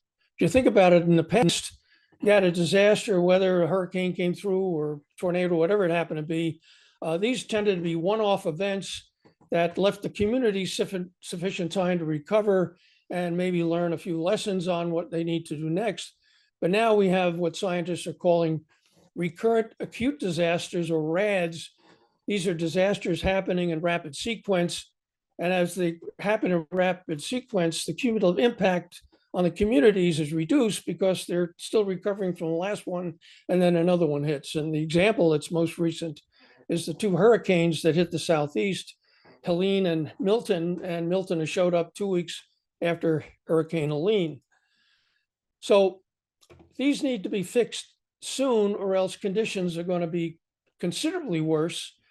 When I say that, there was a report that came out in 2018 from the IPCC and said if we don't hold warming to 1.5 Celsius, conditions are going to get considerably worse. And of course, then the question is, okay, how much worse? And they said, well, at 1.5 Celsius, we'll have 14% of the global population exposed to extreme heat events. At 2.0 C, it jumps to 37%, or 2.6 times worse. Species loss is 2 or 3 times greater. Crop and fishery yields drop by a factor of 2. And if you look at recovery costs, and they said by 2050, if we don't do much, we'll be paying over $2 trillion a year globally to deal with these extreme events. So how do you keep warming to 1.5 Celsius? That means cutting greenhouse gases, not by a little bit, which we're tending to do, but they have to meet net zero by 2050. And we need to be halfway there in 5 years. And we're nowhere near that particular goal. And then we change energy sources and try to get to net zero. We also have to refurbish and redesign civil infrastructure so we can handle these extreme and recover from these extreme events. So now I've been working in the ASCE industry for quite a number of years, and I've been listening to the industry, trying to protect quality-based procurement, pushing the importance of professional licensing, and complaining ad nauseum about prescriptive standards. And so this report comes out, and I'm looking at my committee on sustainability colleagues. I'm saying, okay, here's the problem. It's now we've got to fix this soon. The world's going to be in big trouble. And I'm thinking, wow, this is it. This is a chance, a once in a lifetime chance to be part of the solution. And so I'm all amped about this, talking to people, and this didn't happen. The response was sluggish. Worse, there's a bunch of climate change deniers infiltrating around ASCE. And there's a lot of ignorance and confusion about climate change and infrastructure resilience and what that means, and about sustainability. Now, in my world, engineers just continued what they've done and always done, which is get a proposal, respond to a proposal request, do what the contract says, follow accepted codes and standards, and then position for the next job. Overwhelming scientific evidence on climate change. So what? All we care about is within our scope of work. Now, to me, this was crazy because, again, ever since I got in this business, I've been involved for over 40 years. I've heard engineers whining that we're not getting paid for our value. And moreover, and I'll get this later, project owners expect us to do something about climate change. And a recent survey I'll get to, the owners expect the engineers that they hire to apply correct information and decision-making into projects, trusting that their own lack of knowledge will be filled by the engineers' training and expertise. That's where you get to demonstrate your value. So anyway, in all this frustration, I wrote the book. I've been talking about ways to do this. I found methodologies, which I'll get to later in this presentation. But as the title suggests, its purpose is to overhaul civil engineering. Is to instigate, at least in a small way, the necessary changes need to be made in the civil engineering practice. I believe that a large portion of the civil community, despite our illustrious audience here that probably knows a heck of a lot more than I do, a lot of the civil engineers don't understand what sustainable development means, its relationship to climate change and infrastructure resilience. Many of the engineers incorporating sustainability in infrastructure projects is kind of an afterthought. Yeah, you do a little more on conserving water, turn out the lights, put in some bicycle racks. Hey, you got it going. And others, we still have climate change deniers who apparently get their science from Fox News. And I say that, Anthony Kane was on the session before, and he and I were working on the second version of Envision back in 2011. And the only reason that climate got into that session was that Harvard threatened to leave if, as some of the ASCE folks wanted, they wanted to pull climate out of there because it would be too controversial. So we got in there, and thankfully it's still in there and doing well as we start today. So those who understand the climate risks are waiting for codes and standards to tell them what to do. And so with the book, I said, okay, I'm going to start with the basics. I'm going to define sustainability. I filled it with lots of cartoons and pictures. I talk about the importance of civil infrastructure, how sustainability, climate change, and resilience all fit together, and why civil engineering needs to change to accommodate changing climate conditions. I also have some tools and methodologies, as well as case examples of how they're being applied in the US and other parts of the world. So now the problem, I think, goes from the fact that the way civil engineers is set up, it's designed to handle stable climate conditions, not changing climate conditions. And the difference is profound. It requires a fundamental change in thinking about how infrastructure projects need to be managed, which is basically a change in the civil engineering constructs. Now, here's the problem. And I've shared this diagram with a number of other people who start to say, well, we've got to talk about this in a different way. But civil engineering, again, is based on a foundational assumption of stationarity, which, to sum it up, is past climate conditions are good predictors of future climate conditions. So that means if you have a climate variable, which I've got one down here, and you have a historical record, you can build a statistical model here based on past values and use it to predict future values. The weather may vary in the region you're in, but in that region, the climate is basically statistically constant. So under that assumption, you can design and build long-lived, safe, reliable infrastructure projects because your designs are going to work for all reasonable climate and weather conditions, except those out in the outsides here, out in the extremes. These are conditions or values that are too rare to worry about. Now, so long as this is true, you've tamed the most troublesome variable in civil infrastructure design, because within that framework, you can devise codes and standards that tell you what to do and how to do it in most every situation. And you can create an engineering industry that delivers infrastructure projects that are under strict adherence to those codes and standards. And then you set up rules and say that if the engineers don't follow those rules, those codes and standards, they're subject to claims and litigation and could lose their practice. Now, importantly here, you set up public expectations, because the public in days of stationarity always expected that even in the worst climate and weather condition, unless you really had this once in a lifetime act of God event, you weren't going to have a problem. The electricity would always be on, the roads would be always passable, the fresh water clean and available. And so that was the expectation. Okay, unfortunately, climate conditions are no longer stable. The variable values are taking on a new mean and a new variance and a new shape, and they're changing in ways that are not readily predictable. And the problem here, and I go back to Anthony's culture statement, the engineering culture that we have forces strict adherence to accepted codes and standards, and then we punish those who don't comply. And we try to address climate change as if it were still static. And again, we take this value and then we say, well, it's the same shape, but it's just more extreme. So we'll just shift everything that way.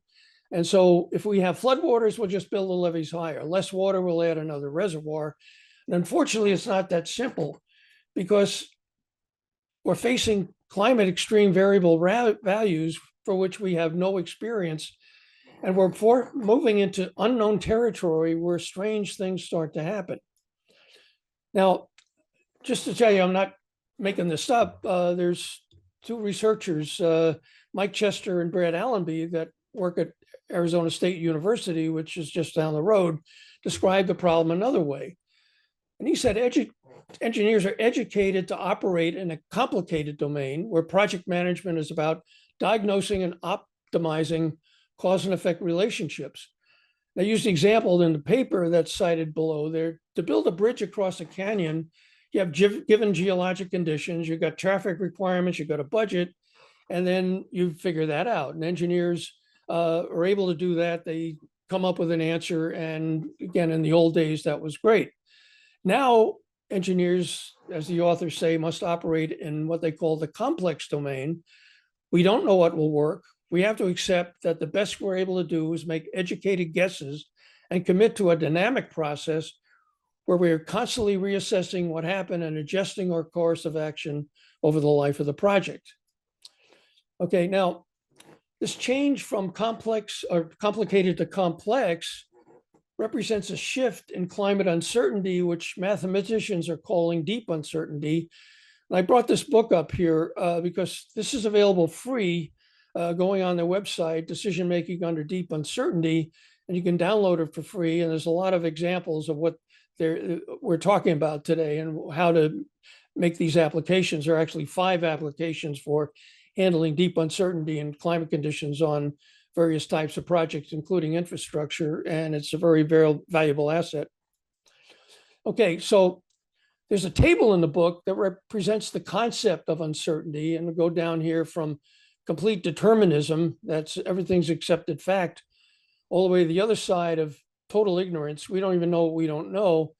And in between here, there's all kinds of levels. We have level 1, 2, 3, 4, and 4A and B. And I don't know why they divided it up that way and not made it level 5, but I'll give them, they can do that. And so if you look at level 1 is clear enough, we can estimate values within a known range of uncertainty that's sufficient for the application. Properties of materials fall into that. At level 2, you know the probabilities, and under stationarity, climate variables fit into that category. Level 3, there are 7 alternative models. You're unsure which one applies, but you can bracket the outcomes. And I think in today's world, climate variables and under unstationarity in the not too distant future fall into that category. For A, there are many possible models with a wide range of outcomes. So we can't bracket the outcomes, but we can bracket the possible futures.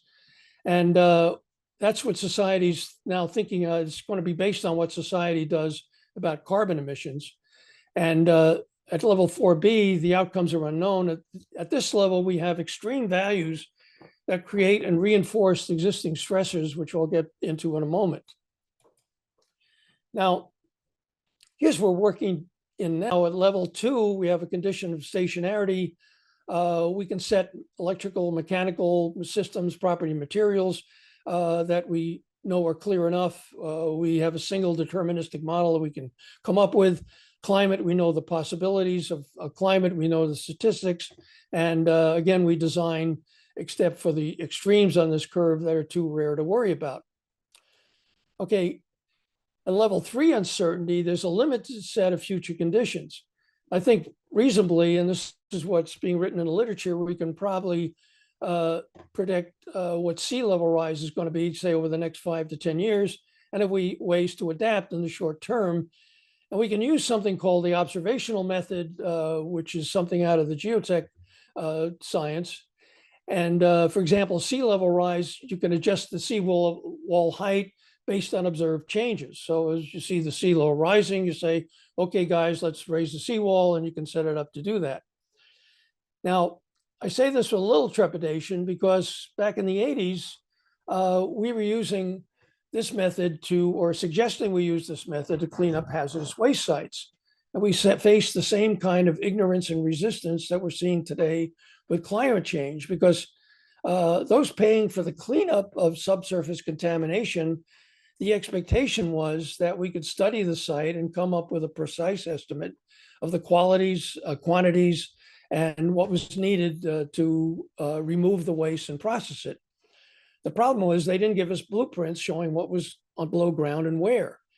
And so the way we had the technology available was basically digging a borehole, sampling the contaminants, and trying to figure out, based on a bunch of boreholes, what we're probably dealing with.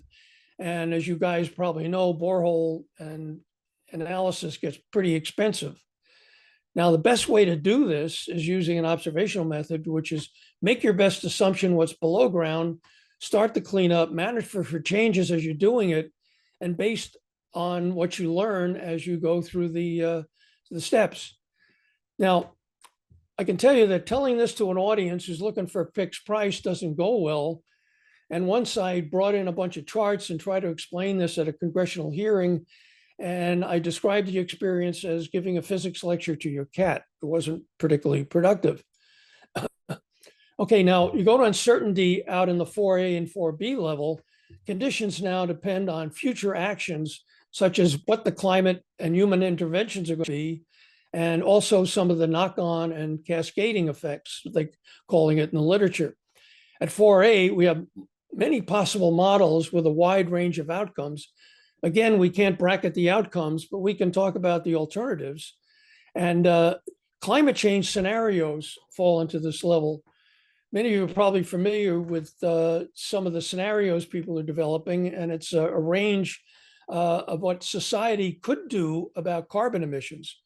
So that if society gets serious about reducing carbon emissions, which is likely won't, future conditions will be quite different than what if society does very little. And so climate scientists have created a number of scenarios based on what society does or doesn't do. Now, level 4B, the possible system models and outcomes are unknown.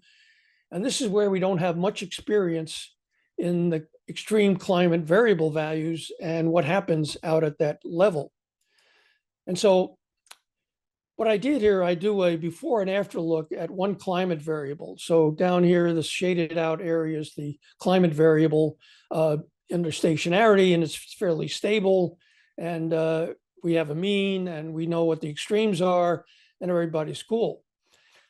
So we have this probability distribution. We can use it to predict future values based on probabilities. This is the assumption we use in civil infrastructure design. So you can optimize your designs around here in this green area about the most probable values. You can also strengthen them out here to handle extreme values. And you do that up to a point where they get too rare to worry about. Now, the reality today looks like this.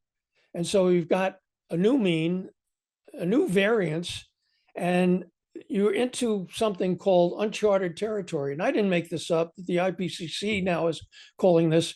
This is values for environmental or climate variables, particularly for which we have little or no experience. Now, I said, okay, I'm going to make something up here because I haven't seen it in the literature. But the things we have to worry about as designers where we're dealing with this is the first, altering, which I just made this up. These are changes in variability, mean, and symmetry.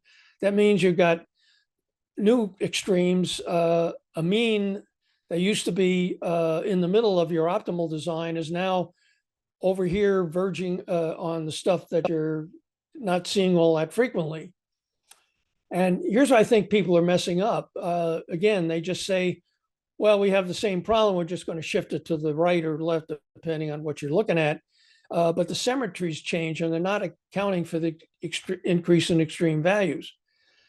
Now, another difficulty is acceleration. Changes can accelerate in ways that are rapid and nonlinear, making it difficult to adapt to a changing climate. And so you've got some things you're going to raise the flood wall. It better be, you better have the ability to raise it before the sea level rise overcomes what we're trying to do in the first place. Okay, now, if the exchange is significant, the variable values that one consider rare are more probable now that you're out in this area. The climate scientists, again, I called it uncharted territory. There can be a number of knock-on or cascading effects. And again, I just came up with these. I didn't see any of the literature. So I said, well, this is kind of things that could happen. Compounding. These are repeated values outside the performance zone that could degrade components and cause failure. An example of this would be frequent flooding. Now, a roadbed can get flooded once in a while, and that doesn't make a difference. But if you have frequent flooding, floods after flood, now the roadbed has cracks and the water seeps in and has a chance to degrade the roadbed and start causing premature failure. And you also have those RADs, which I described before, which is a social level way of having compounding problems. There's also propagating, and this is 2 or more values reach a tipping point that propagates other stretches. Now, an example, I used to live in the Rocky Mountain area, and they were experiencing both drought and warming winter temperatures. And with that, it allowed pests called the pine beetles to reproduce and destroy pine forests. Now, normally, Rocky Mountains have cold winters, temperatures dropping to below minus 20 degrees Fahrenheit. Now that they don't. We also have extended drought going on. So the combination of not having enough low temperatures to knock out the pine beetles and drought made the pine trees weaker and let the pine beetles attack them. And now we have areas where, as far as you can see, we have pine forests that turn from green to brown. There's also reinforcing, and that's 2 or more variables combining to reinforce adverse effects. Now, the examples of that are in the coastal village of Alaska. Now, the coastlines of these villages are affected by severe winter storms, but in normal times, the coasts are protected by winter ice that just covers all up to the edge of the place where the villages are located. But global warming has both increased the severity of the winter storms and reduced sea ice, so the ice no longer protects the shoreline. And so the result, you have extreme coastline erosion, forcing villages to either build seawalls or move villages to a new location. Now, just in case you thought I was making this up, this is an example. This is a graphic I pulled from environmental research letters back in 2016, and it shows Northern Hemisphere, Southern Hemisphere, summer, winter temperatures. And you can see this is what the distribution of temperatures look like from 1951 to 80. And this is what it looks like from 2005 to 2015. And you can see there's the tail is now increasing out. The shape has changed. So we're seeing more extreme temperatures on the high side.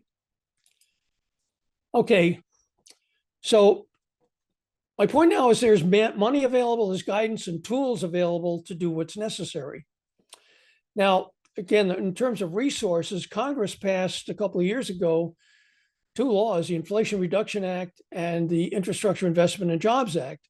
And they represent something like $1.25 trillion in infrastructure investment. And in there, they say you need to do that and reduce greenhouse gas emissions and create resilient and adaptive infrastructure. So you got money to do this. Okay, and you got guidance. And here's 2 examples. Federal Highways manages a website for vulnerability assessment. They call it Vulnerability Assessment and Adaptation Process. And so in Federal Highways, you can go to this website. You got this process that goes from soup to nuts. It starts out with setting objectives. And each one of those steps on the website is hot linked. So you can drill down, and down to each step, you've got more detail, case examples of what other people are doing. And then the Corps of Engineers over here has produced something called their Coastal Storm Risk and Risk Management Framework. And it's got a similar assessment and adaptation process.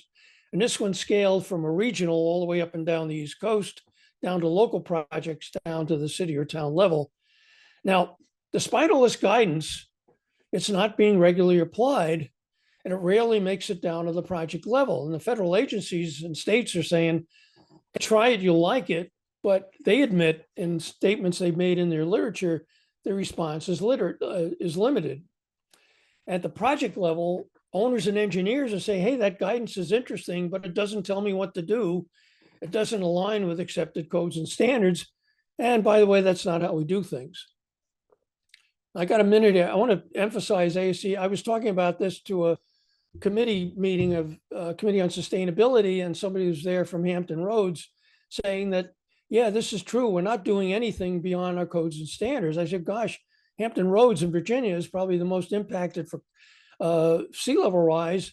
You mean they're not put in? No, they said, hey, that's not the way we do stuff. So I'm feeling that this is more frequent than we'd like.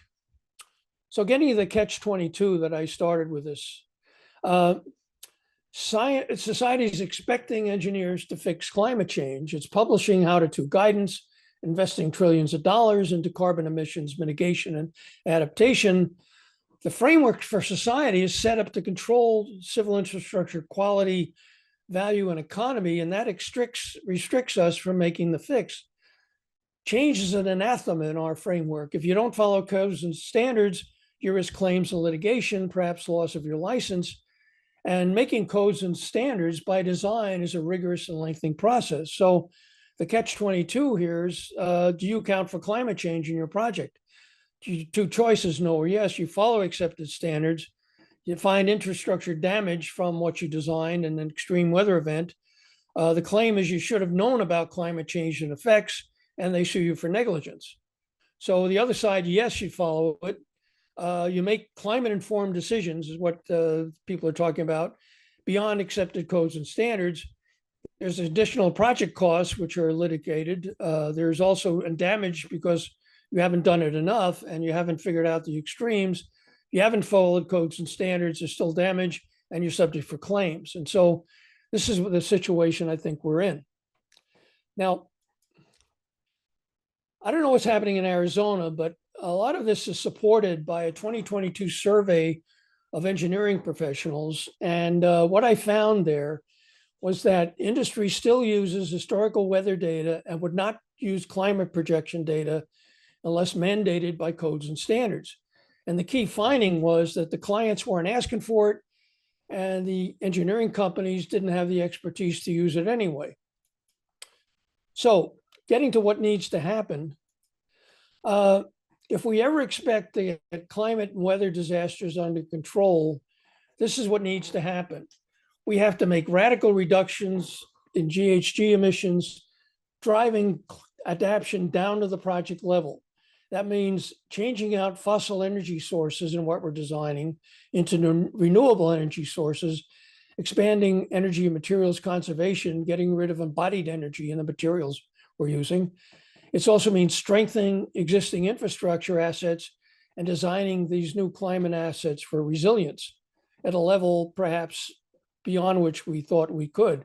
Again, I'm into not designing it to be more robust, but expecting that it's going to fail and being able to be resilient, that is, being able to withstand or recover from extreme events. It also means establishing the right conditions. Now, that means we have to develop a shared understanding of sustainability, climate change, infrastructure resilience, and all the associated risks with our clients, with our comrades, with people that are public. And so we have to get effective collaboration and cooperation among the stakeholders, particularly the engineering companies and the project owners. Now, in the old days, these highly prescriptive standards and codes, the owners and engineering companies were at arm's length, with the owners saying, okay, you need to follow these standards, and if you don't, we have an opportunity to sue you. Now, under deep uncertainty, we don't understand this stuff yet. We're trying to, but we have risks there, and we have to have a shared understanding that this stuff is uncertain, and share the risk of an unknown future of climate conditions. Next, we have to use user-friendly tools and methodologies that would be integrated with climate-informed codes and standards, which we're trying to do, but it's taken a while. And again, according to the survey I just mentioned, the problem is that the tools and methodologies that are used in design aren't aligned with how climate projection information is being presented. And so we've got that misalignment, which is making it difficult. So how to instigate the necessary change. Now, I'm going to back a ways because I've been at pushing sustainability, as Larry can attest to. I've been trying to get the AE industry to think about sustainability, climate change, and linking it to infrastructure projects, even though it wasn't very well developed back then. And years ago, we were trying to bring it into projects. And we're saying, hey, guys, this is the right thing to do. It might be a little more expensive. And the result we got was clients didn't care. It was too expensive. It wasn't following codes and standards. So we changed then. We said, okay, what about the risk of future generations? What's going to happen to your children and grandchildren? And that didn't work very well either. And one of the problems that people pointed out, I've got a paper on this, was what guy called the tragedy of the horizon, that elected officials who we end up reporting to with working with project owners, they only look as far ahead as their term of office, which is 2 or 3, or maybe it's 6 years. Okay, so then we said, let's argue cost savings. And again, don't focus on first cost. Let's talk about what LEED and Envision rating systems are doing. We're looking at life cycle costs. And we're trying to do that. And I think the LEED and the new standard that Anthony talked about and our Envision rating system is trying to do that, but we still have some work to do. Now, I think the killer argument could be fear of claims and litigation of not meeting the standard of care and incorporating climate change into project design decisions. And there's what's happening right now with extensive infrastructure damage and losses from extreme climate weather events. Claims of negligence by A&E firms because of that lack of incorporating climate change information is now appearing. And here's some examples. Okay, I was on a board of a small geotech firm, and that firm happened to be involved in building a highway barrier in Interstate 12 down in Louisiana. And the city of Walker back in 2016 was hit by one of those once in a 1,000-year storms. Was actually 2,500-year storms back to back. But the result was they had major flood damage. It was something like $20 billion in damages to 100,000 homes and businesses. But the designers here followed the state standards, which was designed to a 50-year storm event with no openings in the flood wall. So you can see, here's the flood wall, and you can see the discrepancy between what was on one side and what was on the other. Now, designers say, hey, we followed the state standards. What else you want us to do? But the judge said the barriers running on I-12 artificially raised the flood level and the placement of those barriers, and did not consider how past flooding or how a solid wall would affect future floodings.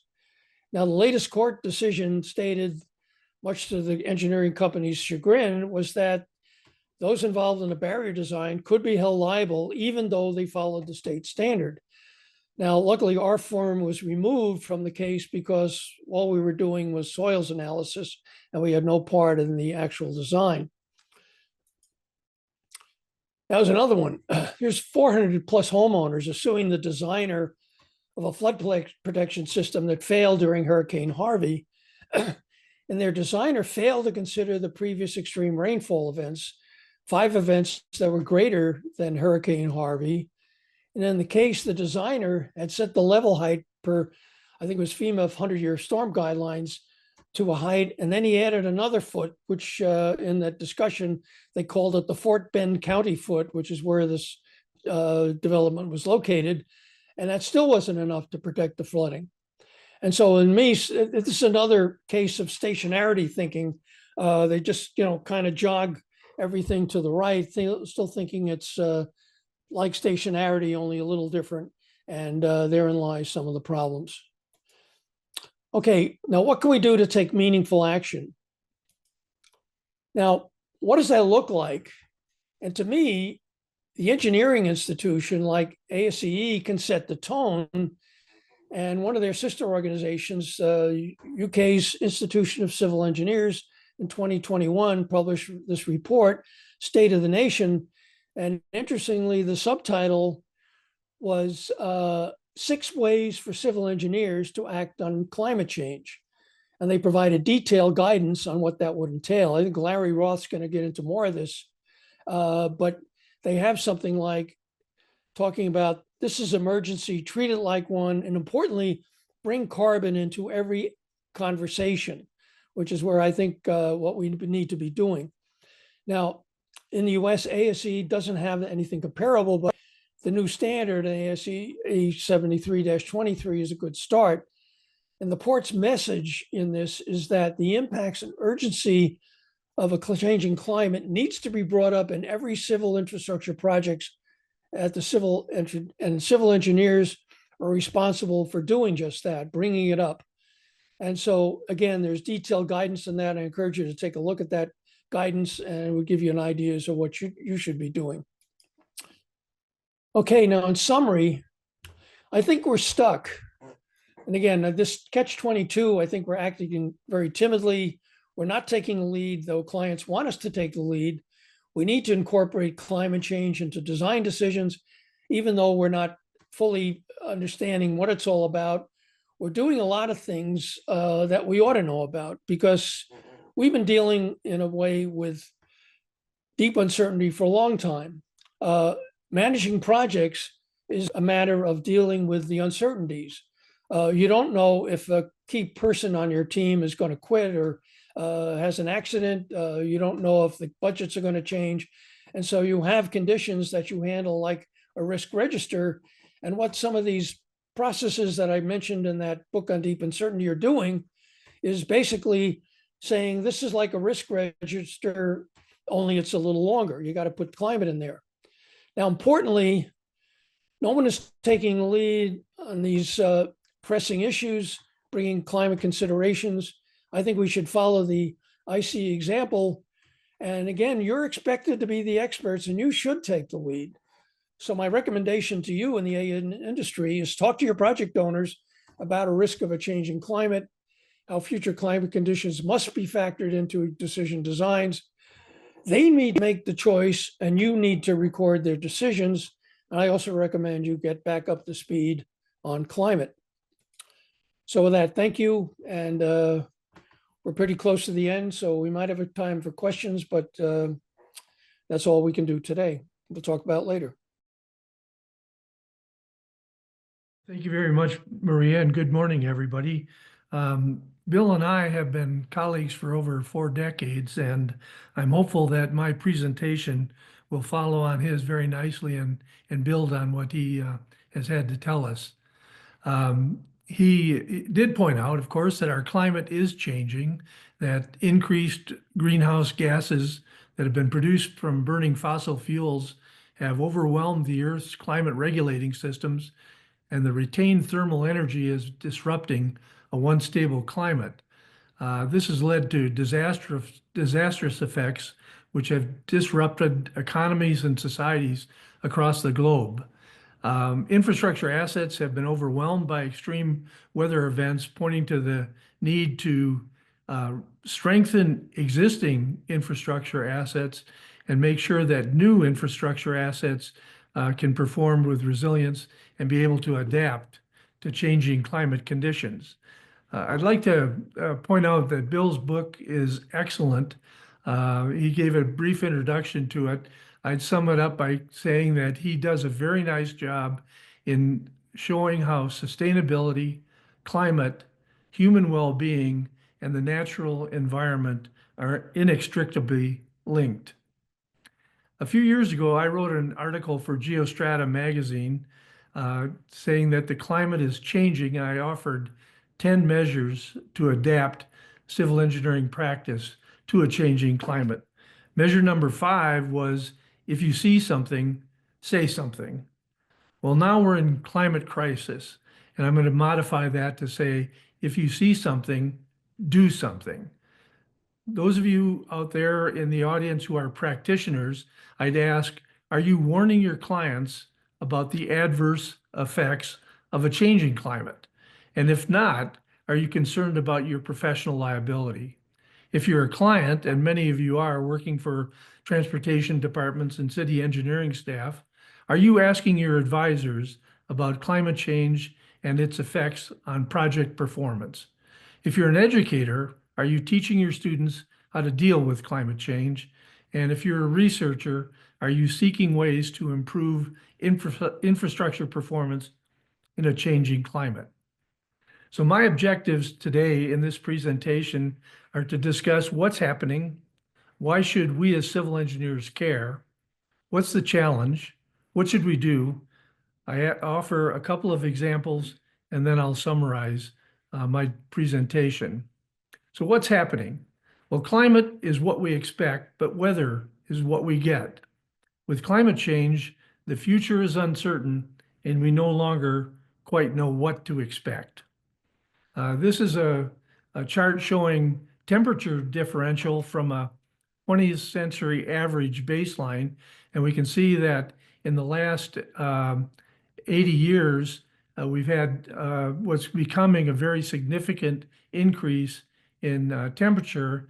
And if we track greenhouse gas in the atmosphere, in this case, carbon dioxide concentration, we can see that those two track almost identically. And the future is also bleak if we continue on our current path of emissions. We can probably see by the end of this century an additional 6 to 8 degrees temperature increase in degrees Fahrenheit. On the other hand, an immediate and rapid reduction in emissions is required to curtail the temperature increase. But we face a number of wild cards, including how much will the population grow. The most important one is probably how successful will we be in reducing emissions. We need to curtail our dependence on fossil fuel, and also can we control things like wildfires and reduce deforestation, which has a tremendous impact. These changing climate stressors affect infrastructure performance. Heat waves can cause service interruptions, physical damage, and premature deterioration. The frequency of severe wind is increasing, and the geography susceptible to wind hazards is widening in the US. The changing precipitation patterns are causing drought in some places and flooding elsewhere. And of course, coastal flooding is being made worse by sea level rise. The climate crisis is bringing chaos. These changing climate stressors threaten our food and water supplies, destroy ecosystems, damage infrastructure, imperil public health, safety, and welfare, and are going to force an estimated 200 million climate refugees by 2050. I might point out that seldom do you get to see a technical presentation with a quote by T.S. Eliot from The Wasteland, but I think it's appropriate. Where the sun beats and the dead tree gives no shelter. Well, why should we care as civil engineers? We should care because we hold paramount the health, safety, and welfare of the public, and we want infrastructure to be safe, to perform as intended, to be resilient to unusual loads, and to be sustainable. And this climate crisis is the biggest challenge and the greatest opportunity that we as civil engineers have ever faced. That's because we design and build the infrastructure that shapes people's lives. We're responsible for ensuring the health, safety, and welfare of the people who use that infrastructure.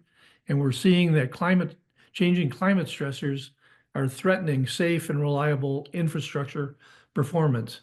As Bill has pointed out, we need to use our problem-solving skills to lead a transformational change. We can also use this opportunity to create new markets for our services. And conversely, if we don't, we're likely going to face serious exposure from claims of negligence and professional liability. So what's the challenge that we face? Bill has done a very nice job describing how we're moving from stationarity to non-stationarity, so I'm not going to dwell on that. But I would cite a quote from my friend Ed Link at the University of Maryland. Dealing with non-stationarity is like playing night baseball without lights. Non-stationary means that policy-driven standards, certain policy-driven standards may no longer be valid. The 100-year flood may actually occur more frequently. The 100-year flood is actually the elevation of flooding that has a 1% probability of occurring in any given year. And importantly, it serves as the basis of the National Flood Insurance Program and for most FEMA levy certifications. But if that base elevation, that base flood elevation begins to occur more frequently because of increasing rainfall intensities, we may see a tremendous effect on the National Flood Insurance Program, on levy certifications, and on other flood-related policies and practices. Building codes are going to need to be updated. For example, here's Section 1611 rain loads from the International Building Code, and it says that design rainfall rate shall be based on rainfall rates determined from approved local weather data. But we're finding that climate change is rapidly making local rainfall records obsolete.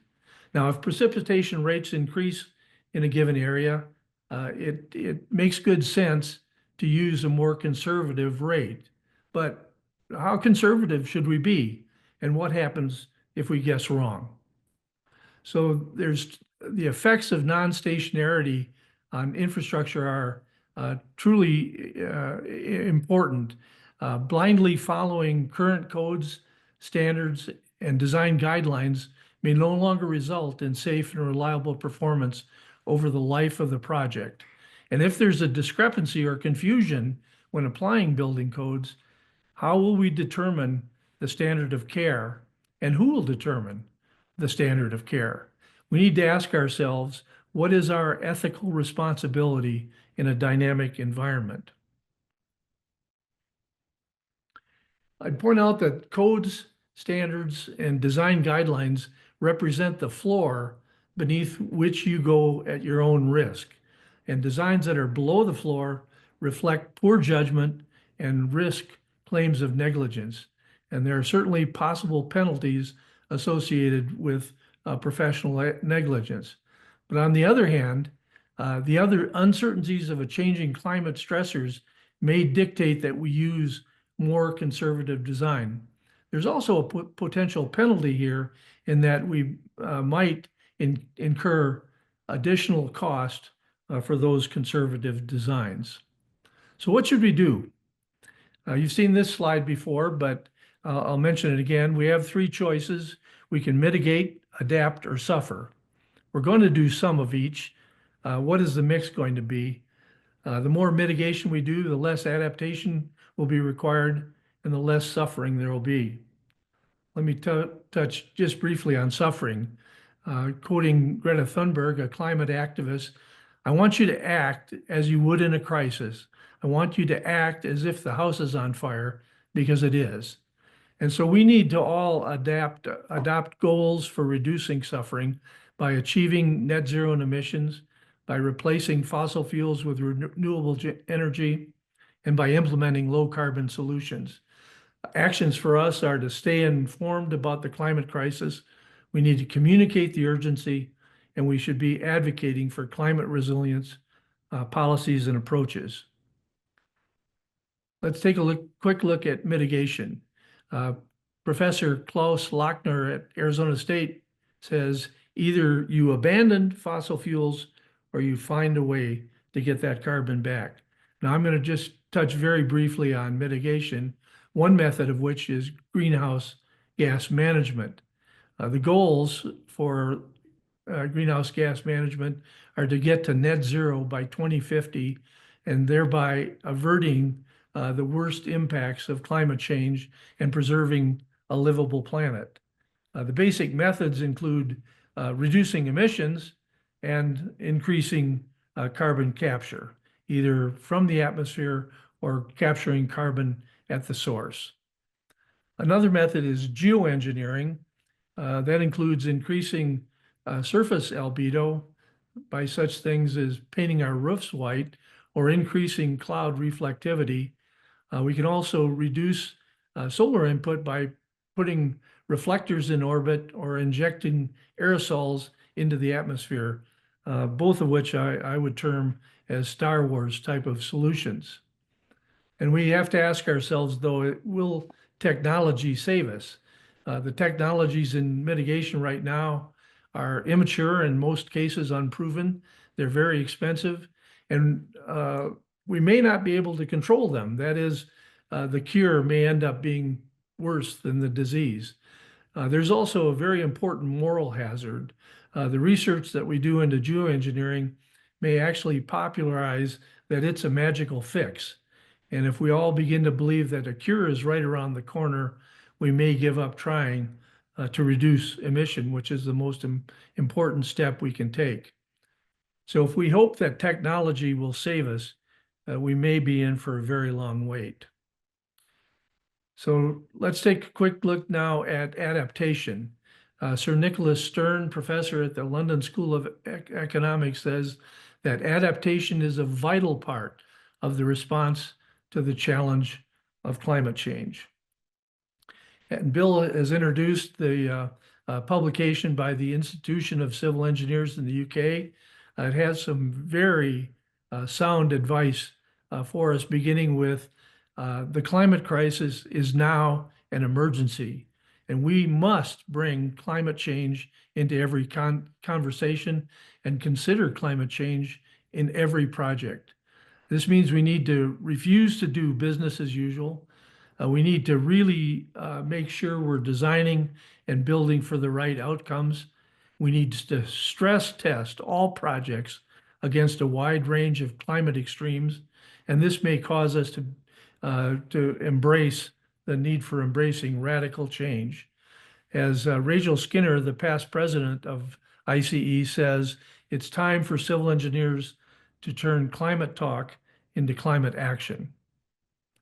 Well, Bill had briefly introduced this in his slides, guidance from the Federal Highway Administration, which helps to begin answering the questions, what are the consequences of changing climate stressors on infrastructure? When will they occur? How bad will they be? And since we cannot rely on stationarity, what are we going to do? What are the consequences if our predictions are wrong? And how do we accommodate change that differs from what we predict? The FHWA suggests these 7 steps. First, we set objectives and define the scope, then compile and analyze data, assess vulnerability, perform risk analysis, analyze adaptation options, make decisions and apply results, and then finally monitor and revisit. I'm going to touch on all of these in the rest of my presentation. First, we do have tools that helps us to work with a future that's very difficult to predict. We can investigate trends in climate hazards. We can perform risk analysis. We can evaluate adaptation strategies, and we can analyze life cycle costs. The Corps of Engineers does provide some good guidance here in its Engineering and Construction Bulletin 2018-14, which requires consideration of climate change on all projects.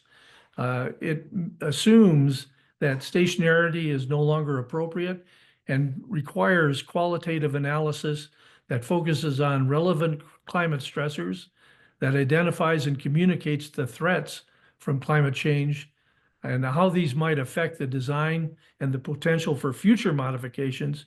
And it acknowledges that complexity of analysis is going to depend on the level of uncertainty.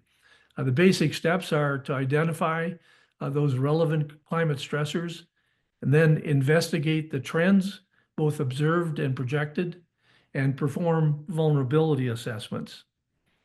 The American Institute of Architects also provides some guidance in their Hazard and Climate Risk Users Guide.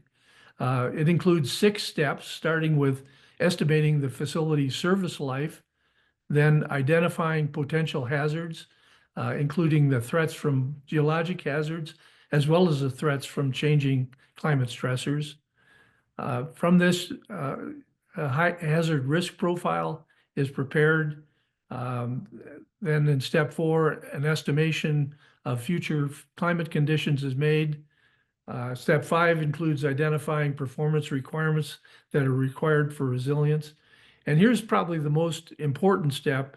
We need to obtain acknowledgement from the client and the project team. So this tool is an excellent way to begin the conversation with both clients and with the rest of our project team.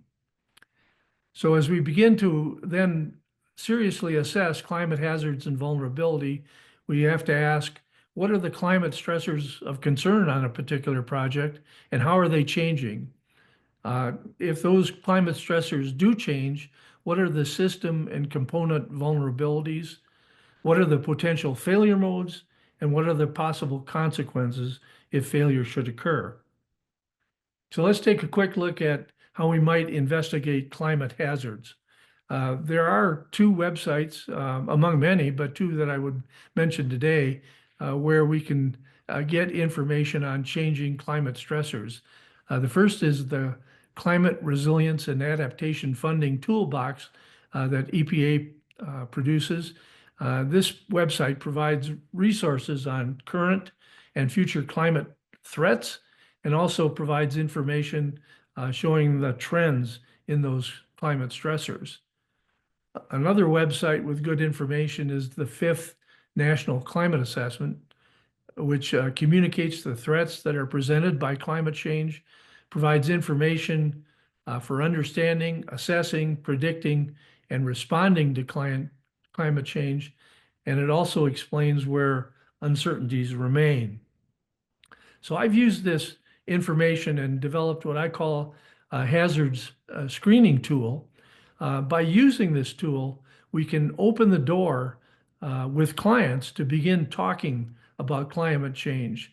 This allows us to initiate the discussion of non-stationarity and what non-stationarity may mean to their project. It sets the stage for getting to the right outcome. It can help us underscore the value of building resilience into the project.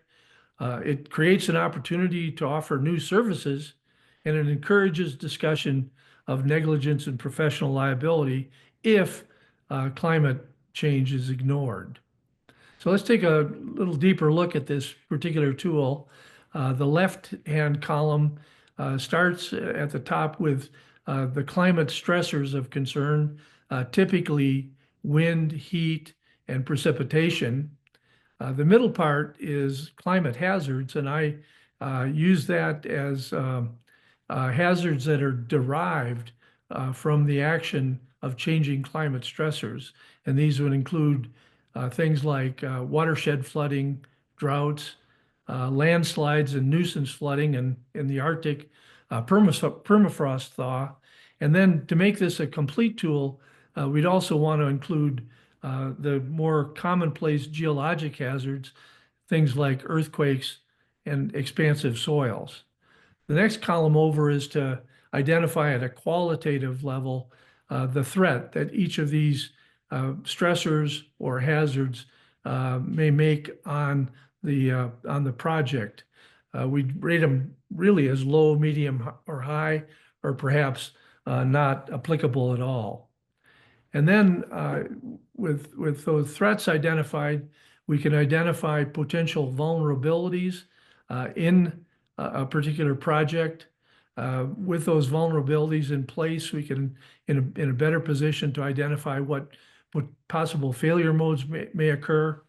And then we can identify the consequences of failure. And the examples that I show later in the presentation illustrates how we can fill out this hazards screening tool. Once that's in place, we can really evaluate risk to the project from changing climate stressors. So what is the probability that of failure if those climate stressors change and attack the vulnerabilities of a project? What are the consequences of failures?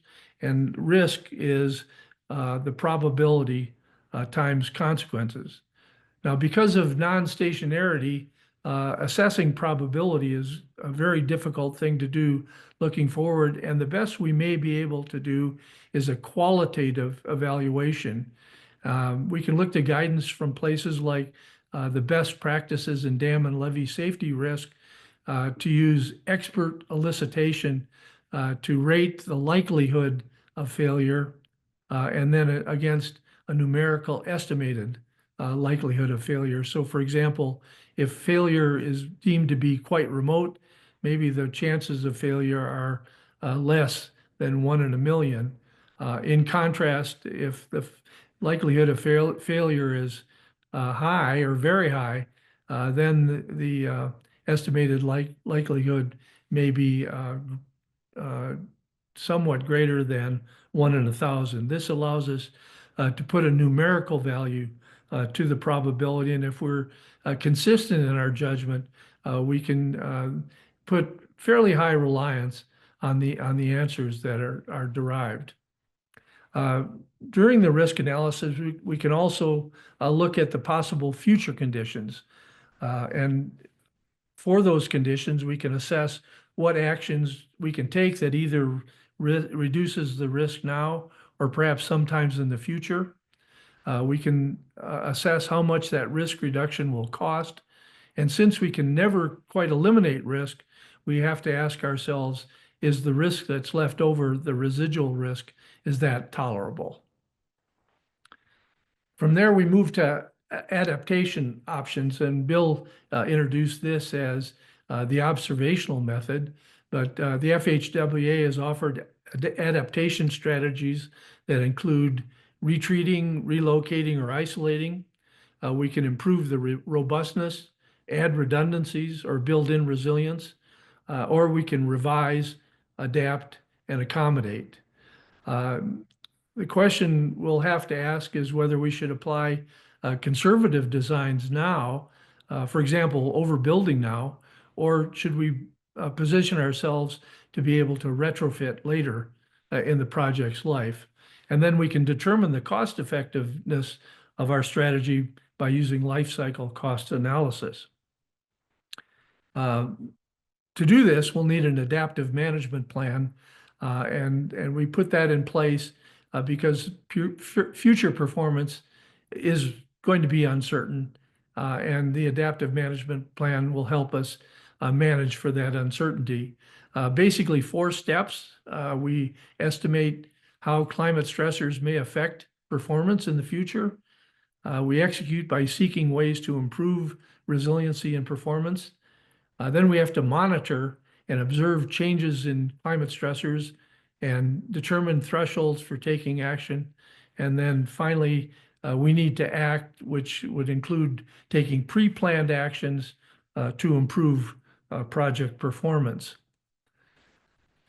We can go about devising an adaptive management plan by starting with our risk analysis. That establishes performance expectations and provides guidance for future adaptations. But because the future is uncertain and climate stressors are likely going to differ from our very best predictions, an AMP, an adaptive management plan, will require a plan to monitor those changing climate stressors, a plan of action if conditions differ from our best estimates. We'll need the resources to do the monitoring. We'll need to identify the thresholds for action, and we'll need the resources to act if it's required. We need to recognize that continuing with business as usual and hoping for the best outcome is faith-based engineering. Well, let's take a look at a couple of examples, and I'll start out by mentioning these are fictitious examples that I've pulled up to illustrate how we might use this hazard screening tool. First is a big box store in Wisconsin. This particular project is on a hill, so watershed flooding is not a concern. But with changing climate stressors, we may be concerned about overloading the roof with either rain or snow because of increased precipitation. That could potentially cause a roof collapse. Or we might have more mundane problems, just like simple things like a flooded parking lot. Well, let's take a look at completed hazard screening tool for this particular project and looking at heat first as a climate stressor. In this case, because of its location in Wisconsin, I've made the threat level as moderate or medium, and the vulnerabilities might include energy inefficiencies because of increasing temperature or operational problems in our HVAC systems. The potential failure modes would include HVAC system malfunction or outright failure. And the consequences of failure, which we can measure in dollars, are lost customers because the HVAC system has failed. This would, of course, be lost revenue, and we'd have the cost of repair and replacement. And you'll see that the consequences are pretty consistent for all of these particular vulnerabilities and failure modes. Next, we could look at intense rainfall and snow and ice. The vulnerabilities are roof ponding, which could lead to structural overload, or snow melt and structural overload from snow loads. We could also get ice dams forming that disrupt roof drainage systems. In both cases, we have roof leakage or roof collapse as a potential failure mode. And again, the consequences are lost customers, damaged product, lost revenue, and the cost of repairs. Another hazard that we might want to consider is just nuisance flooding. We could, if we under-design the drainage system, have frequently flooded parking lots. This could lead to failure modes of drainage system overload and pavement damage. People shopping at the store aren't going to want to walk through ankle-deep water just to get inside the front door. So we'd have the potential for losing customers. We could lose revenue. And of course, we're facing the cost of potential repair and replacement. Another project is a desalination plant on the California coast. You probably have heard and read about atmospheric rivers in California, just times of incredibly intense precipitation that lasts for long durations of time. And of course, if we're right on the coast, we're going to face ocean storms and sea level rise. Again, here's a completed hazards screening chart for this particular project. And if we look at some in particular, again, heat may only be a medium type threat, but it could lead to energy inefficiency, or it could disrupt the actual process of turning seawater into M&I type water. The failure modes include system malfunction or system failure. And the consequences, again, are the cost of service interruptions or the cost of repair and replacement. If we look at the possibility of ocean storms and atmospheric rivers, both of which could increase due to climate change, and of course, we face a problem of sea level rise, we're going to need some sort of levee or flood wall system to reduce the risk of flooding to the plant. The vulnerabilities would include overtopping of the levee or flood wall instability, and there's also the potential for underseepage that might cause wall failure or site flooding. And those are the failure modes. We could flood the site. We could have levee collapse or piping failures. And again, the consequences are quite similar. We'd have the cost of service interruption and the cost of repair and replacement. Because of the location of this plant, we could also have upstream flooding, same kinds of problems. We're going to need some sort of levee or flood wall to protect the site, and that could fail, leading to the need for repair and replacement and the need to face a service interruption. And likewise, by building a levee or flood wall around the plant, we're creating a bathtub that could flood if the internal drainage system should fail. So we could have drainage system overload. We could have pavement damage and equipment damage, and we face the cost of repair and replacement.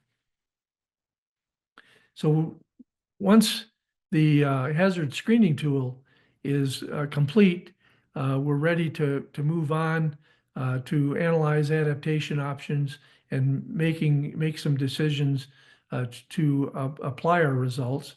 In the flow chart on the right-hand side, we determine risk by taking those expert elucidated probabilities times the consequences that we've identified. That enables us to begin analyzing adaptation options by identifying alternatives and calculating the risk reduction that we get from each alternative. We can analyze the life cycle cost to determine the most cost-effective strategy, select the preferred alternative, and prepare an adaptive management plan. This particular case, the post-Katrina flood wall in New Orleans, is a really good example of an adaptive management plan in action. In this case, the adaptation strategy is to deliberately oversize the foundation to be able to accommodate a higher wall without going back in the future to reinforce or retrofit that foundation. And the adaptive management plan is to monitor sea level rise, river stage data, storm surge, and wave height, and then be prepared to raise the wall if needed to counter the threat of overtopping.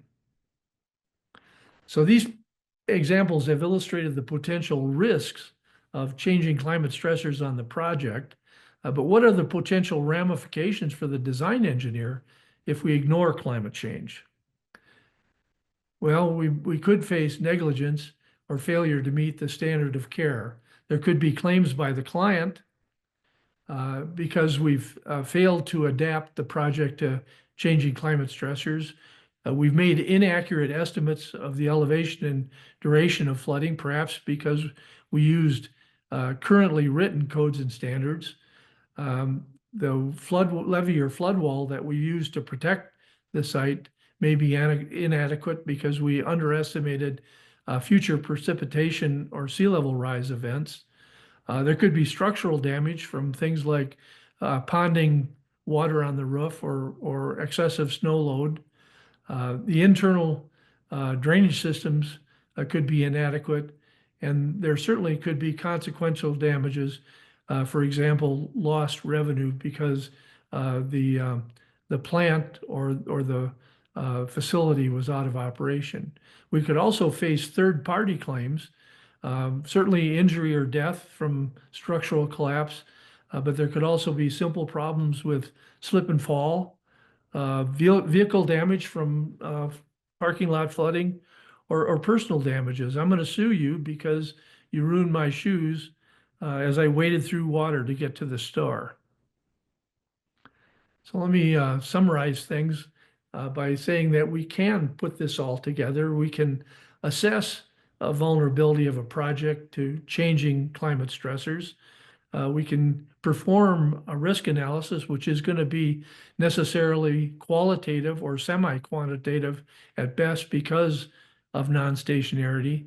But we need to do that. We need to identify the threats from changing climate stressors, estimate the probability of that failure might occur, determine the consequences if failure does occur, and this enables us to establish a framework for making sound decisions. With that as a basis, we can analyze adaptation alternatives.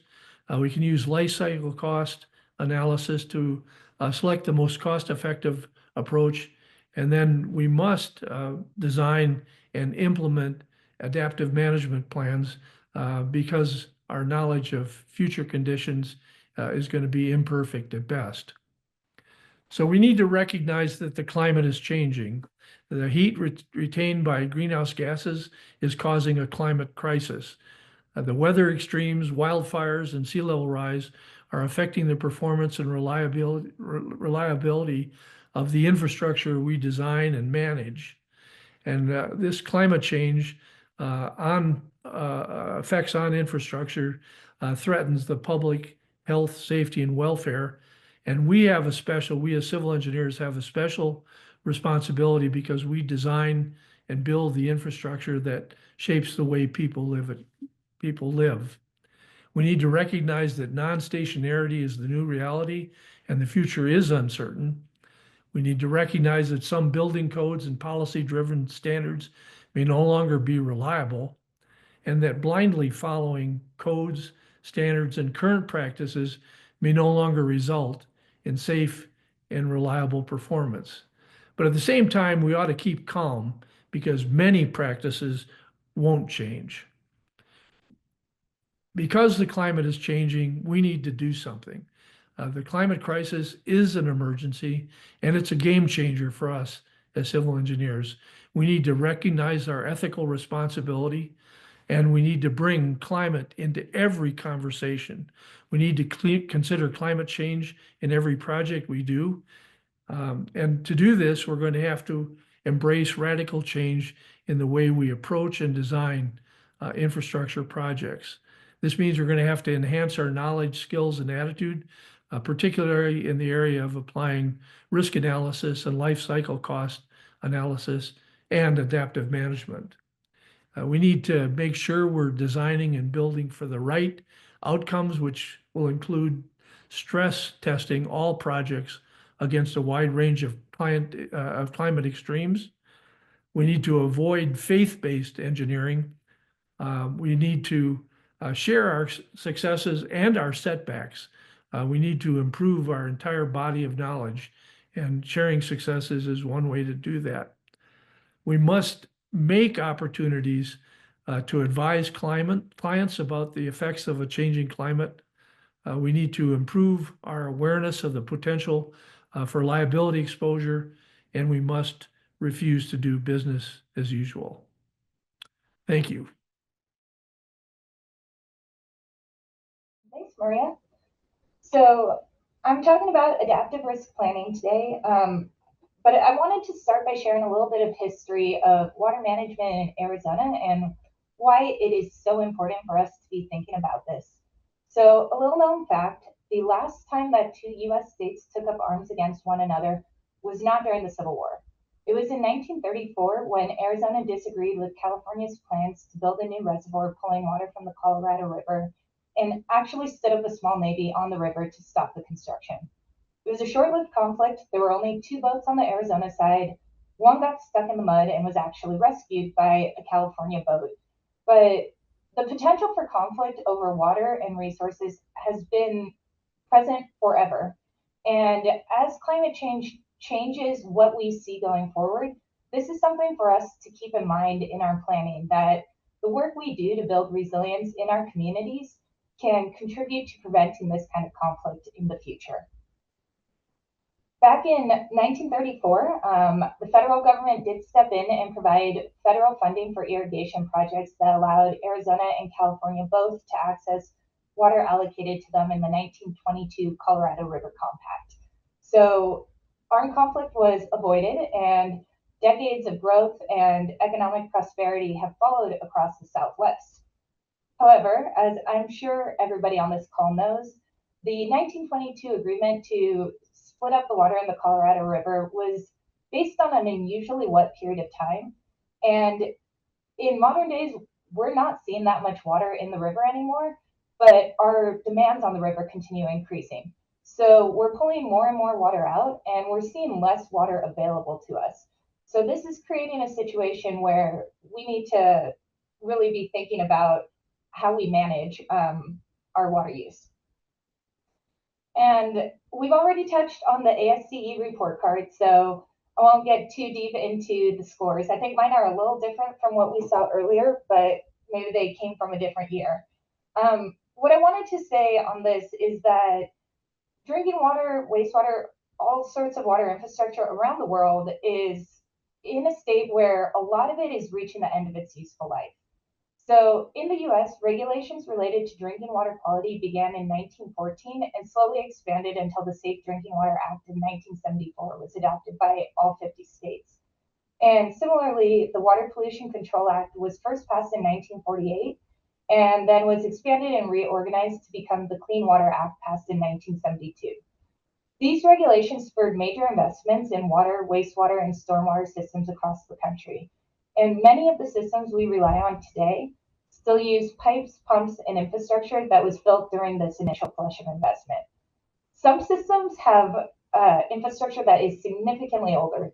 Notably, the city of Philadelphia still uses some water mains that were installed before the Civil War. Here in Phoenix, 2,865 miles of water mains were installed between 1950 and 1980. With an average lifespan of about 70 years, that means that we're in a position where we need to replace or rehab a lot of infrastructure. And the challenge is a little more complex than when it's first put in and there's not buildings and roads and other infrastructure on top. So we need to find ways to maintain our systems without disrupting life too much in terms of everything that's been built on top of this infrastructure. Across the US, there are trillions of gallons of treated drinking water that are lost to leaks in these aging pipes every year.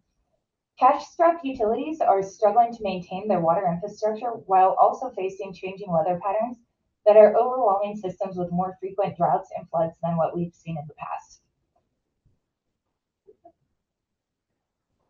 So as utilities are facing these challenges, we're also facing challenges related to recruiting and retaining a skilled workforce, navigating changing regulations. Like we mentioned, what we see in the next administration might be a little different from the last. It affects our funding, and there's just all sorts of things that we need to plan for. So many communities are starting to turn to technology to attempt to better understand how their water systems are functioning and to optimize the use of these systems. Across the whole water cycle, there's so many opportunities for technology to come in and help us understand our systems better, collect information that maybe was harder to get in the past, and make decisions based on that.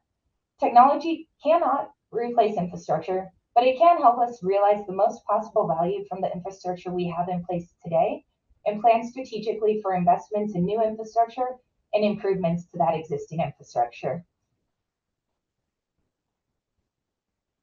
So in the water industry, if we want to use technology to better manage our systems, the first thing that utilities need to do is have data available to feed into the technology that they want to use. This can be a harder challenge than a lot of people outside the water industry might realize. With the age of our systems, a lot of systems lack sensors to collect data that would inform our decision making or even give us input into how the system's performing. So we might not have the sensors out there in the system today. Small systems might not have extensive enough data sets to be able to draw significant insights from the data that they do have. And even when utilities do have data, they might not have the data analytic expertise in-house or the time to look for new ways to use this data. So there's a lot of challenges when it comes to trying to take the systems that were built in the 70s and 80s, modernize them, and maintain them. So, sorry. I will hit that. Thank you. I did not realize that showed on your side. So yeah, like I was saying, we want to use technology to better manage our systems, but we don't always have the right data today to be able to do that. So before I get into adaptive planning, I wanted to first touch on a project that ASCE did with a set of utilities in Australia to help them build the data sets that would inform their decision making. So in the state of Victoria, Australia, ASCE worked with the Intelligent Water Network to use Community Data Analytics, or CDA, to explore the benefits of sharing information between utilities to create stronger analytical models used as part of their asset investment optimization. So we worked with three wastewater companies. City West Water, which is a large utility, Western Water is a medium-sized utility in the region, and South Gippsland Water is a small utility. So we were taking these different utilities that face different conditions and seeing if we could pool their data in order to improve operations across all of the utilities. A huge part of this was data standardization. So we needed to make sure that the data that we collected in one system could be understood by another system and could be analyzed together. So the first step was really just to standardize that data, to group assets by size and material, and start seeing what insights we could draw.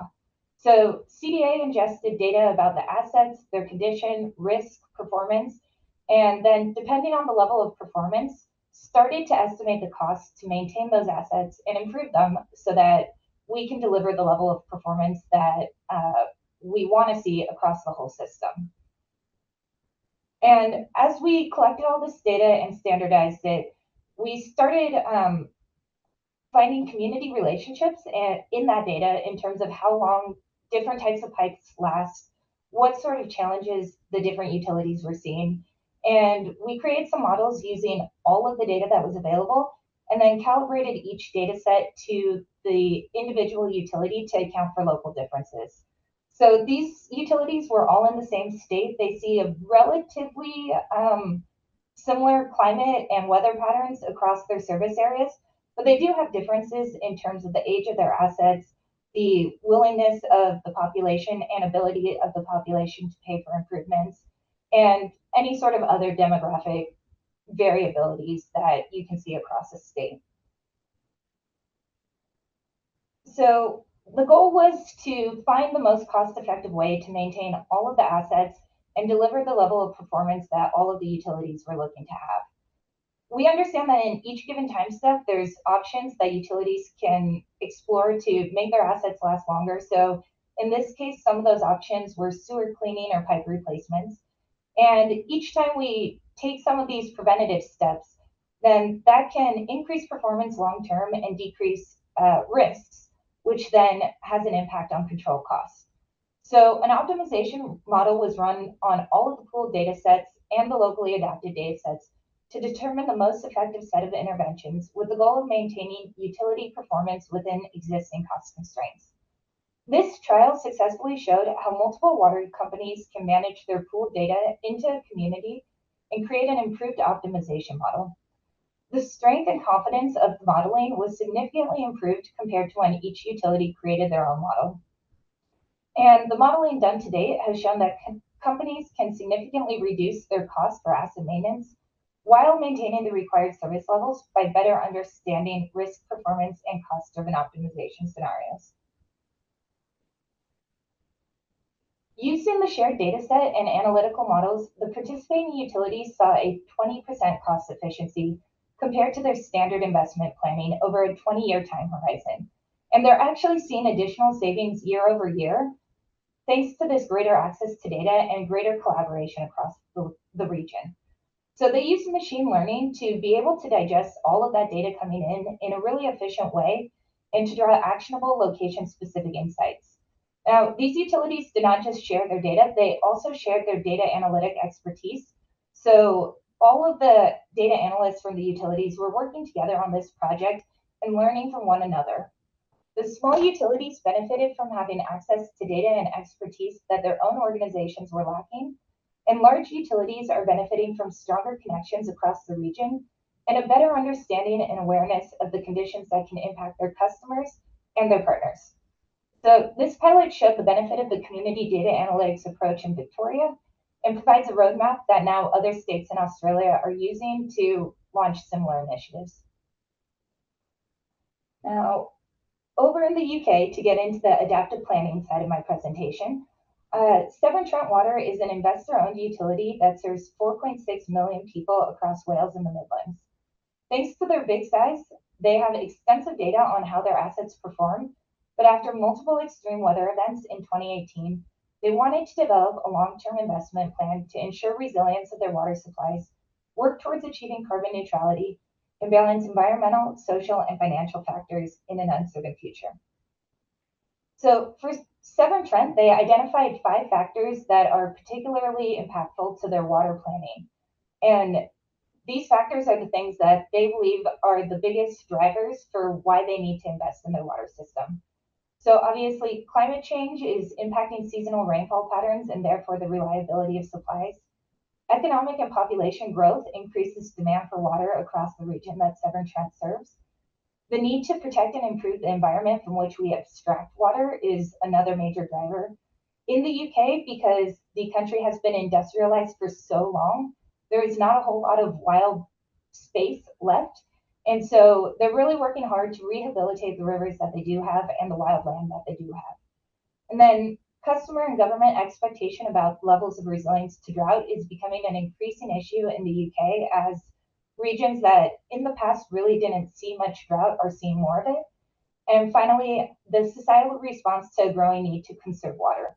So as Severn-Trent is planning for increasing water demand and more uncertain climate futures, their customers are also working to conserve water, which can have an impact on their financial bottom line while helping to maintain water supplies. So it's a kind of tricky balance to encourage customers to conserve water while also recognizing that that then is limiting the amount of funding that the utility has available to do all these resilience projects that they want to do. So the adaptive planning side of this, by varying the level of influence of each of these 5 factors, Arcadis and Severn-Trent created 16 plausible future scenarios. These scenarios include specific combinations of the factors on the screen, such as specific expected population growth or regulatory changes that will impact Severn-Trent's ability to provide safe, reliable service. We also created 18 sensitivity tests to track how the utility's performance was being influenced by outside conditions in real time. So these sensitivity tests included indicators of how close real-time conditions were to the expected conditions in the plausible future scenarios. And the other thing that Severn-Trent wanted to do was they wanted to move from a least cost to a best value planning approach. So they used a multi-criteria analysis to work to maximize the value of any project that would be delivered in their plan. And this multi-criteria optimization considered cost, drought, resilience, carbon emissions, flood risk, human and social well-being, sustainable natural resources, customer satisfaction, and multi-abstractor benefits as intended outcomes of any investment plan. The analysis that we did on these data sets was a 2-part plan with 2 different applications to process large data sets. So first, we have a tool called Decision-Making Uncertainty that processes large data sets through a suite of optimizers to deliver investment efficiencies across multiple constraints. So in this case, the constraints are all those reasons. The constraints are all of the things we're trying to optimize on the last side. And then we're also optimizing across drivers. So all of the needs that are pushing us to invest in water management.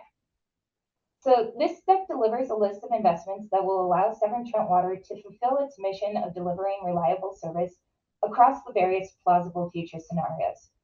We start by developing a list of no regrets projects that will deliver value in any of the possible future scenarios. And then we plan out which projects are needed in some, but not all of the future scenarios in order to continue to deliver reliable service. From there, we have a second tool called an adaptive planning optimizer that models out pathways for the different possible future scenarios to define the investment needs in order to continue delivering the reliable service that we want. So with this, we have roadmaps that define the investment, the timing of projects, the expected benefits, both in terms of water supply and environmental and social goals. And we bring that all together into a single dashboard. This is a view of what that can look like from a financial planning point of view. So this dashboard is set up with all of the pathways built in and the sensitivity triggers that were developed in the earlier step, so that as real-time conditions change over the 25-year life of the plan can automatically adjust to show users the best investment decision at that point in time. So what we want to do is we want to move away from the old way of doing things where our capital plans were based on the best data we had available to us at one point in time. And like people have already mentioned with civil infrastructure, sometimes it takes us so long to build things that by the time we get through all of the approvals and the permitting, the conditions have already changed. So what we're trying to do here is bring in data in real time so that we don't have to completely replan things. But this dashboard will automatically ingest new data as it becomes available in terms of population, weather patterns, regulations, and it'll recalibrate to fit all that data into the overall master plan for investment. So this plan, supported by Arcadis' technology, secured Ofwat's endorsement for a £565 million investment in Severn Trent's Green Recovery Program. In case anybody doesn't know, Ofwat is the regulator for all of the private water utilities in the UK. So this plan was approved as part of the UK's Green Economic Recovery Program from the COVID-19 pandemic. As part of this plan, Severn Trent Water will implement 6 major schemes, including smart meter upgrades to help customers better manage their water consumption, decarbonizing utility operations for environmental benefits, improving water quality in bathing rivers to ensure rivers are safe for swimming, protecting customer supply pipes through supply pipe upgrades, improving flood resilience across the service area to create more resilient communities, and improving water quality in water supply rivers to ensure availability of water for customers. And this will continue to be adapted over 25 years. So we don't expect that the plans we have today are exactly what will take place over the coming 25 years, but we have the adaptability to adjust as new data becomes available to us. Now, bringing it back a little bit closer to home, well, bringing it back all the way to home, in the US, we can see that many US water utilities already have the foundation that they need for adaptive risk planning. The America's Water Infrastructure Act of 2018 requires all water utilities in the US serving more than 3,300 people to assess risks to their operations across a range of risk categories and to develop emergency response plans to manage these risks. DWRE, as an act, requires utilities to complete this assessment every 5 years. So back around 2019-2020 was the first batch of assessments, and now we're on the second batch. AWIA asks utilities to take an all hazards approach, meaning that they should consider resilience needs across malevolent acts and natural hazards, resilience of the pipes and constructed conveyances, physical barriers, source water, water collection and intake, pretreatment, treatment, all the other infrastructure, including electronic, computer, and automated systems, monitoring practices for the system, financial infrastructure of the system, the use, storage, and handling of various chemicals by the system, and the operation and maintenance of the system. The Act states that utilities may include an evaluation of capital and operational risk for resilience management. So the financial side is not required the same way that the hazards side is, but all utilities are required to complete an emergency response plan detailing how they will manage possible hazards and ensure cybersecurity for the organization. By using the American Water Works Association's J100 approach to emergency response planning, utilities develop a comprehensive understanding of what their critical assets are, threats to these assets and to broader utility operations, vulnerability to these assets, and actions that can be taken to mitigate these risks. Adaptive risk planning asks us to use these insights in our annual planning and our day-to-day operations, rather than just creating a static report every 5 years. So by integrating our knowledge of the risks to our utility and the measures that can be taken to mitigate these risks, we can set ourselves up for better long-term resilience. Now, since I've been talking about data, I also want to talk about something that we need to keep in mind when we use data to make decisions. And that is that AI or other advanced technologies are really powerful processes of data, but at the end of the day, they're just a tool to make our lives easier. They should not take away the human knowledge and human intelligence that we put into our projects every day. So an example that I want to use to highlight this is that a few years ago, Seattle Public Utilities piloted an AI system to identify areas of their network in need of capital investments by tracking verified customer complaints about their water. So these were complaints about things like discolored water or water with an odor that have been verified by a city employee. So a city employee went out to each of these sites and said, yes, this is something that needs our attention. We need to improve what's going on here. So when the model was applied just to this data set, this area north of downtown had a frequency of events that outpaced all the other areas of the city. If this was the only data set we were looking at, this would be the area that would have been identified as needing capital improvements. But luckily, Seattle Public Utilities wanted to also dig into any factors that could influence this data and create a bias in the model that we're using. When we look at this map of where customers are complaining compared to accounts that are past due by more than 121 days, which you see on the third map, and also a map of the population of people of color and immigrant families in Seattle, we start seeing a different picture. So as you can see, the areas in red are the areas that are past due on their bills. Now, these people, very logically, are not going to complain about their water service, even if they're having the same issues as other parts of the city. They don't want to draw attention to themselves. So even if they're having the same issues, the issues they're having did not make it into the original data set that the model was looking at. And then when we think about demographics, there can be all sorts of reasons why certain demographics might be less likely to make a complaint to a utility than other demographics. There might be language barriers. People might not have the time off work to look into how to talk to their utility. They might not know what channels to go through in order to make a complaint. So there's all sorts of factors that can influence what we're seeing. And luckily, Seattle was interested in understanding what these were instead of just trusting the initial AI model that gave them the initial data set that they were working with, or sorry, the initial plan that they were working with. So in the end, Seattle combined customer complaint information with information about the city demographics and also with recorded water main leaks over the last 5 to 10 years. If the city had looked at just one data point, there would have been one clear story, that the neighborhood with the most complaints required the most investment. Training an AI model to go off just one data set will never give us the full picture of what we're trying to achieve. But training AI to incorporate customer complaint information with other data sets like Seattle did, or for whatever application we might be using AI for, making sure that we have holistic data is going to give us better outcomes.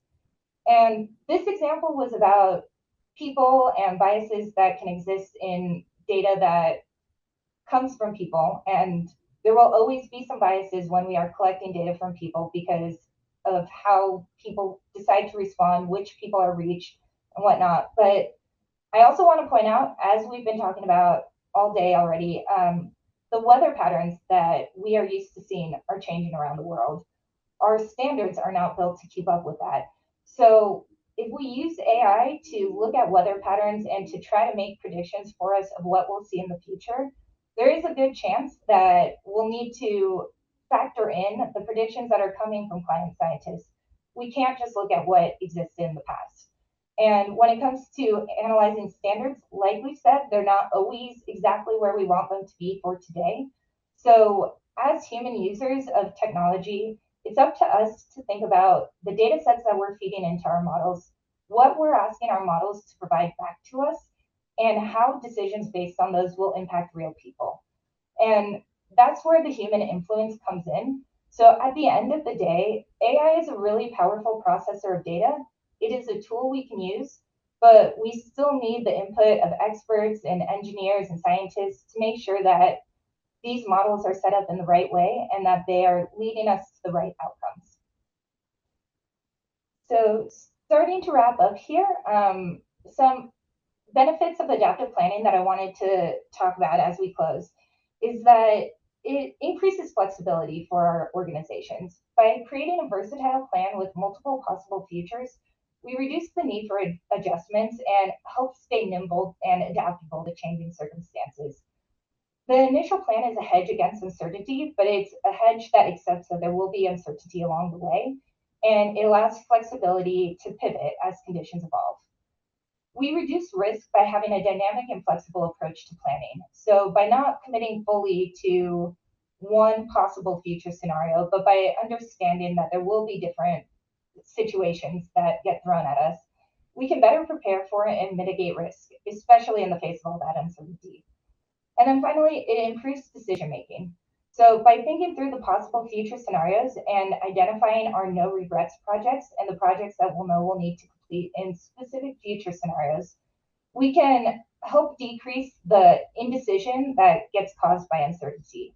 So rather than spending time and effort trying to achieve a certain idea of what the future is going to look like today, we can create a comprehensive plan of the different possible future scenarios to provide confidence that we're prepared for whatever might happen.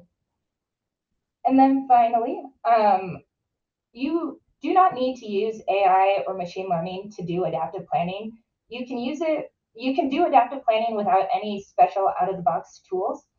If you do use an out-of-the-box tool, it does not need to be one Arcadis created, but I did want to share a little bit about what is part of our plan so that if you do try out adaptive planning, these are some things that you could think about including in however you approach this. So like I mentioned, we do scenario planning to create and analyze possible future scenarios. So we need to understand the factors that could influence how we operate and use those to create a plan of what conditions we might see in the future. And then we really focus on developing a minimal regret plan so that we can start the investments right away. We don't want adaptive planning to be something that makes it harder for people to take action that they need to take. So we want to start with the things that we know will provide benefits and focus on those as we continue to develop the rest of our long-term plans. And then the remaining three: decision support, alignment, and data visualization. So we always build in cost-benefit analysis to help with decision support, but also to help with presenting the case to the public or to whoever is providing funding that this is a good thing that we need to invest in and it's going to protect us in these specific future scenarios. That helps with alignment across different departments in an organization. And then data visualization always helps because when we put data into a format that's easily digestible, then we can make our point much better than if we're showing people spreadsheets and technical drawings. So through all these things, what we're doing is trying to find the situations that will impact us and what we need to do to respond to those in a flexible way while keeping all of the stakeholders up to date on our planning process and why we are making the decisions that we're making. Like I said, it doesn't have to be with any fancy tool. You can do adaptive planning in Excel spreadsheets. You can do it in any planning process that you're used to, but these are some factors to keep in mind as you approach adaptive planning in order to make sure that all of your stakeholders are on the same page and you get the value that you want out of it. So I think I ended pretty early, but that is what I had for now.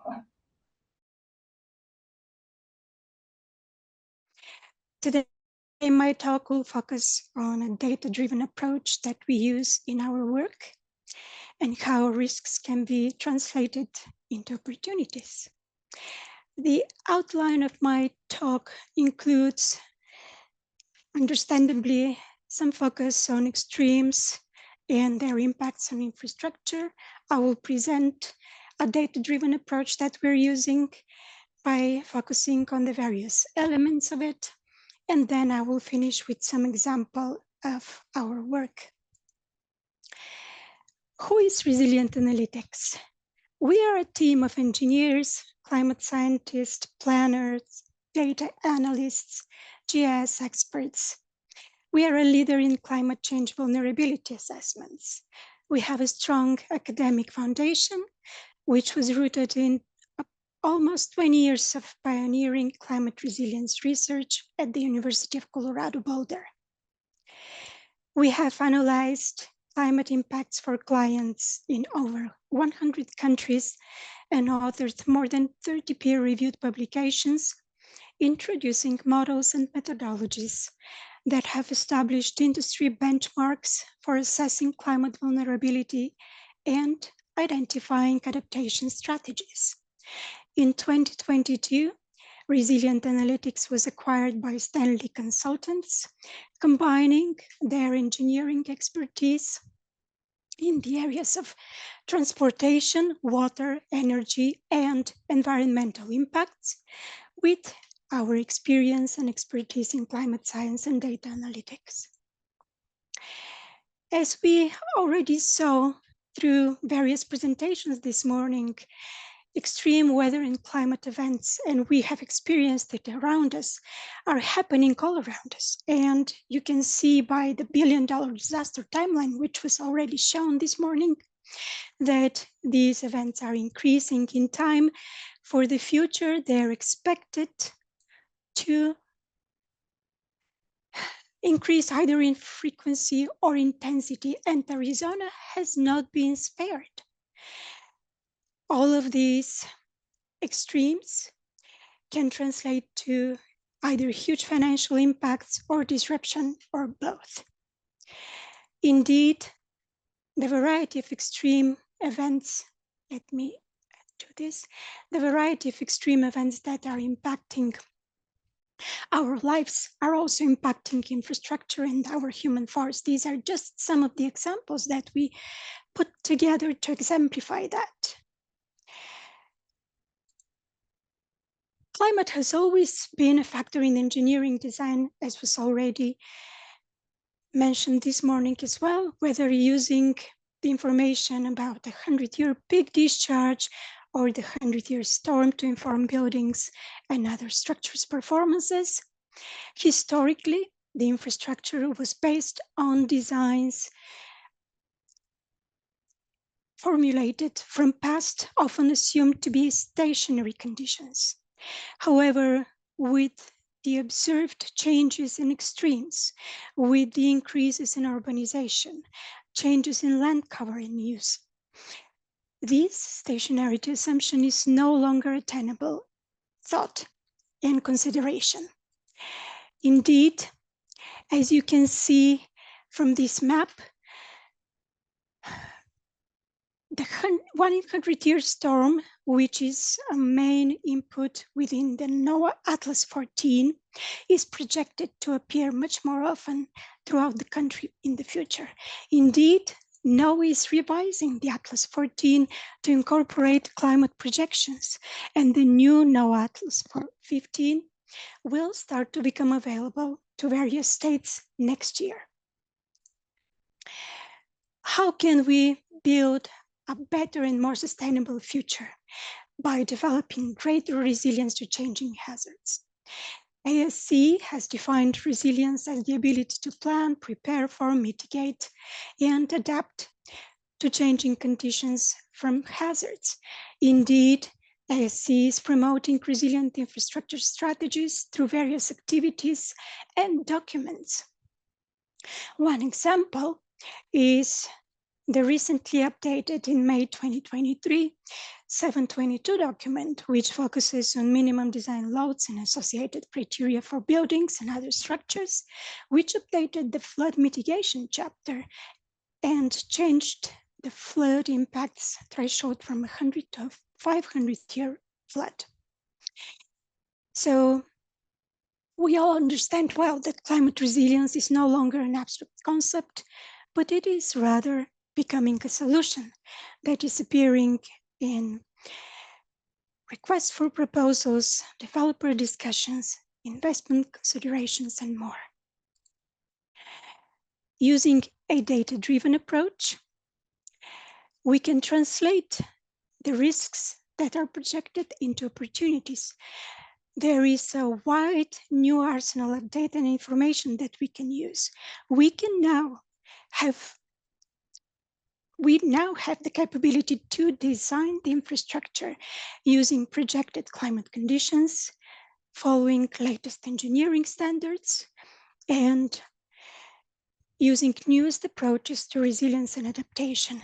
And this approach can support informing decisions with actionable information, supporting short and long-term planning, unlocking funding opportunities for various projects.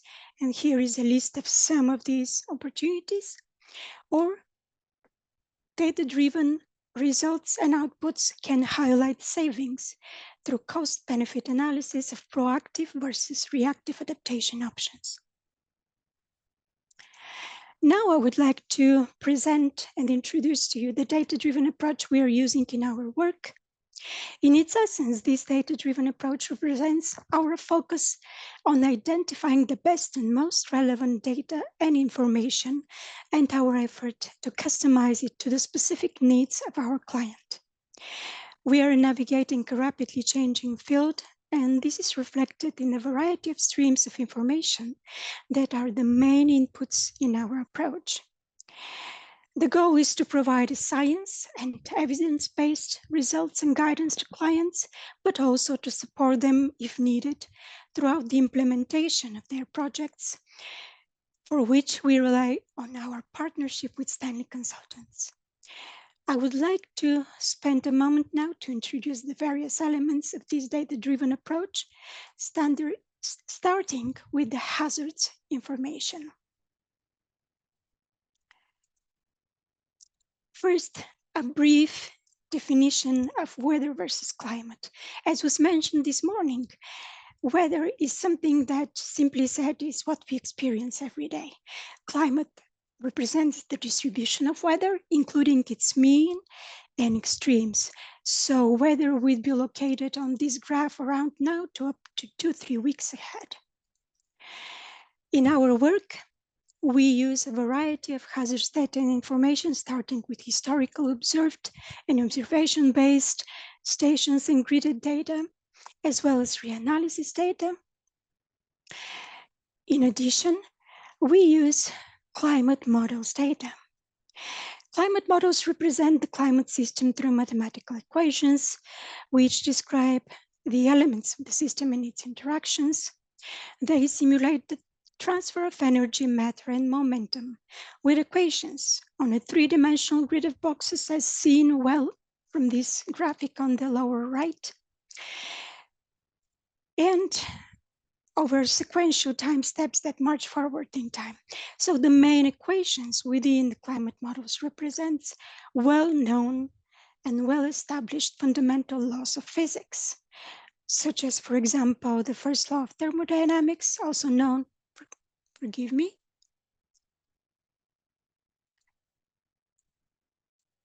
all right, as the law of conservation of energy. Though some gaps in scientific understanding still remain, the latest models represent the best understanding of the climate system. However, the evolution of the climate system depends on the internal interactions of the different elements, whether it would be atmosphere, land, ocean, and also on external drivers, such as solar radiation or greenhouse gases. So to model and predict future climate, it is necessary to make assumptions about the economic, social, and physical changes to our environment that can influence future climate. And the latest IPCC assessment report was based on the results from the CMIP-6 models that participate in phase 6 of the Climate Models Intercomparison Project. There is a variety of models, and they vary by their complexity and vary by the number of processes they include. So they could be coupled differently, the parameterizations could differ, and this is why we have a variety of outputs from the set of models. How do we handle this variety? The differences may vary by season, by region, by variable, of course, by model. What we do is we use an ensemble approach. We consider the alignment of the models. Quite often you have seen the ensemble average or the ensemble median as one of the elements representing the ensemble, but we also look at the range of models, which allows us to describe the uncertainty of the climate data and climate outputs. In climate science, uncertainty lies in how processes are represented, parameterized, for example, and how they're coupled within the climate models. And it has a specific meaning. There could be uncertainty related to future emission scenarios. related to the set of models that are used and also to internal variability. In our work, we quantify uncertainty through the use of multimodal ensembles and several concentration or socioeconomic scenarios, thus representing the various sources, the main sources of uncertainty in our analysis, especially considering mid and late century. How can we get from climate model data to usable and actionable climate outputs? As we all know, the grid boxes of the models represent the detail that can be provided. Smaller grid boxes provide greater detail of the simulations. Of course, larger computing resources are necessary. While the models are well tested and validated on a larger scale, they still have biases on local scales, and local is the information that is needed to increase resilience and to plan for adaptation. Such information should be actionable and usable.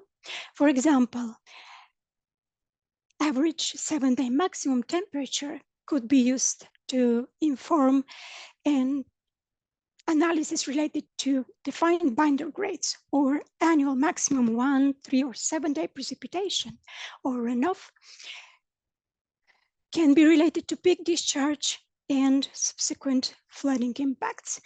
All of the outputs of the climate models are usually bias corrected and downscaled to the resolution that is necessary. And a variety of such downscale datasets exist. This is just a short list of some of those datasets that are based on well-accepted methodologies and based on peer-reviewed methods. We have used the majority, if not all of these datasets in our work, and we understand well the characteristics of these datasets and why they were developed, how they should be used appropriately. However, we go even further. We evaluate the performance of the datasets and interpret the climate data according to that evaluation.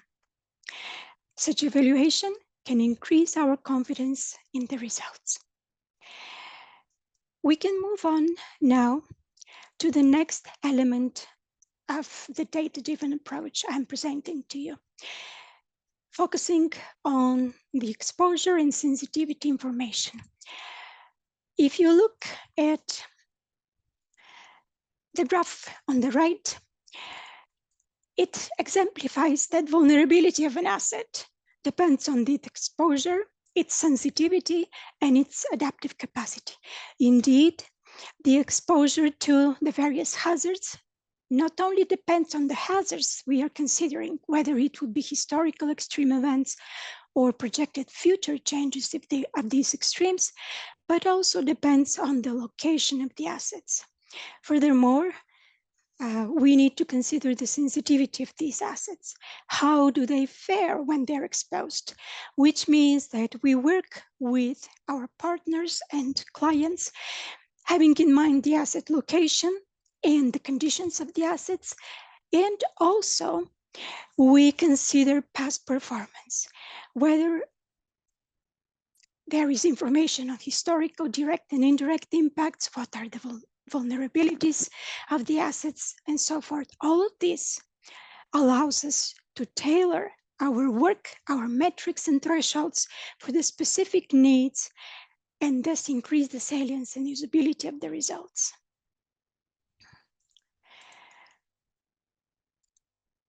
Of course, we also consider adaptive capacity of systems, which can be dependent on and can interact also with the criticality of the assets of interest. For some of our projects, we have focused on equity considerations, on the interplay between high vulnerabilities within an infrastructure and the exposure of vulnerable communities. Some existing initiatives, such as the Justice 40 initiative, allows funding of projects to go to disadvantaged communities, and this is one way of translating projected risks or risks that could be expected to opportunities to work towards increasing resilience of these communities. The next element I would like to highlight are the next two input streams of information: infrastructure standards and regulations, and adaptation strategies, including unit costs. Of course, the engineering standards set the baseline for our analysis, whether it would be culvert sizes, binder grades, and others. The adaptation strategies we include in our models can be quite general or very specific, depending on the scale of the analysis. These two elements impact the stressor response functions, which are in the heart of this data-driven approach. For example, a road with an upgraded binder grade would sustain less damage during an extreme heat event. And now I would like to mention the heart of this data-driven approach, the engineering-based stress response functions that we apply. These models provide the connection between a hazard and the infrastructure asset. These models have memory. They are calculated to, they are used to calculate damage to infrastructure elements.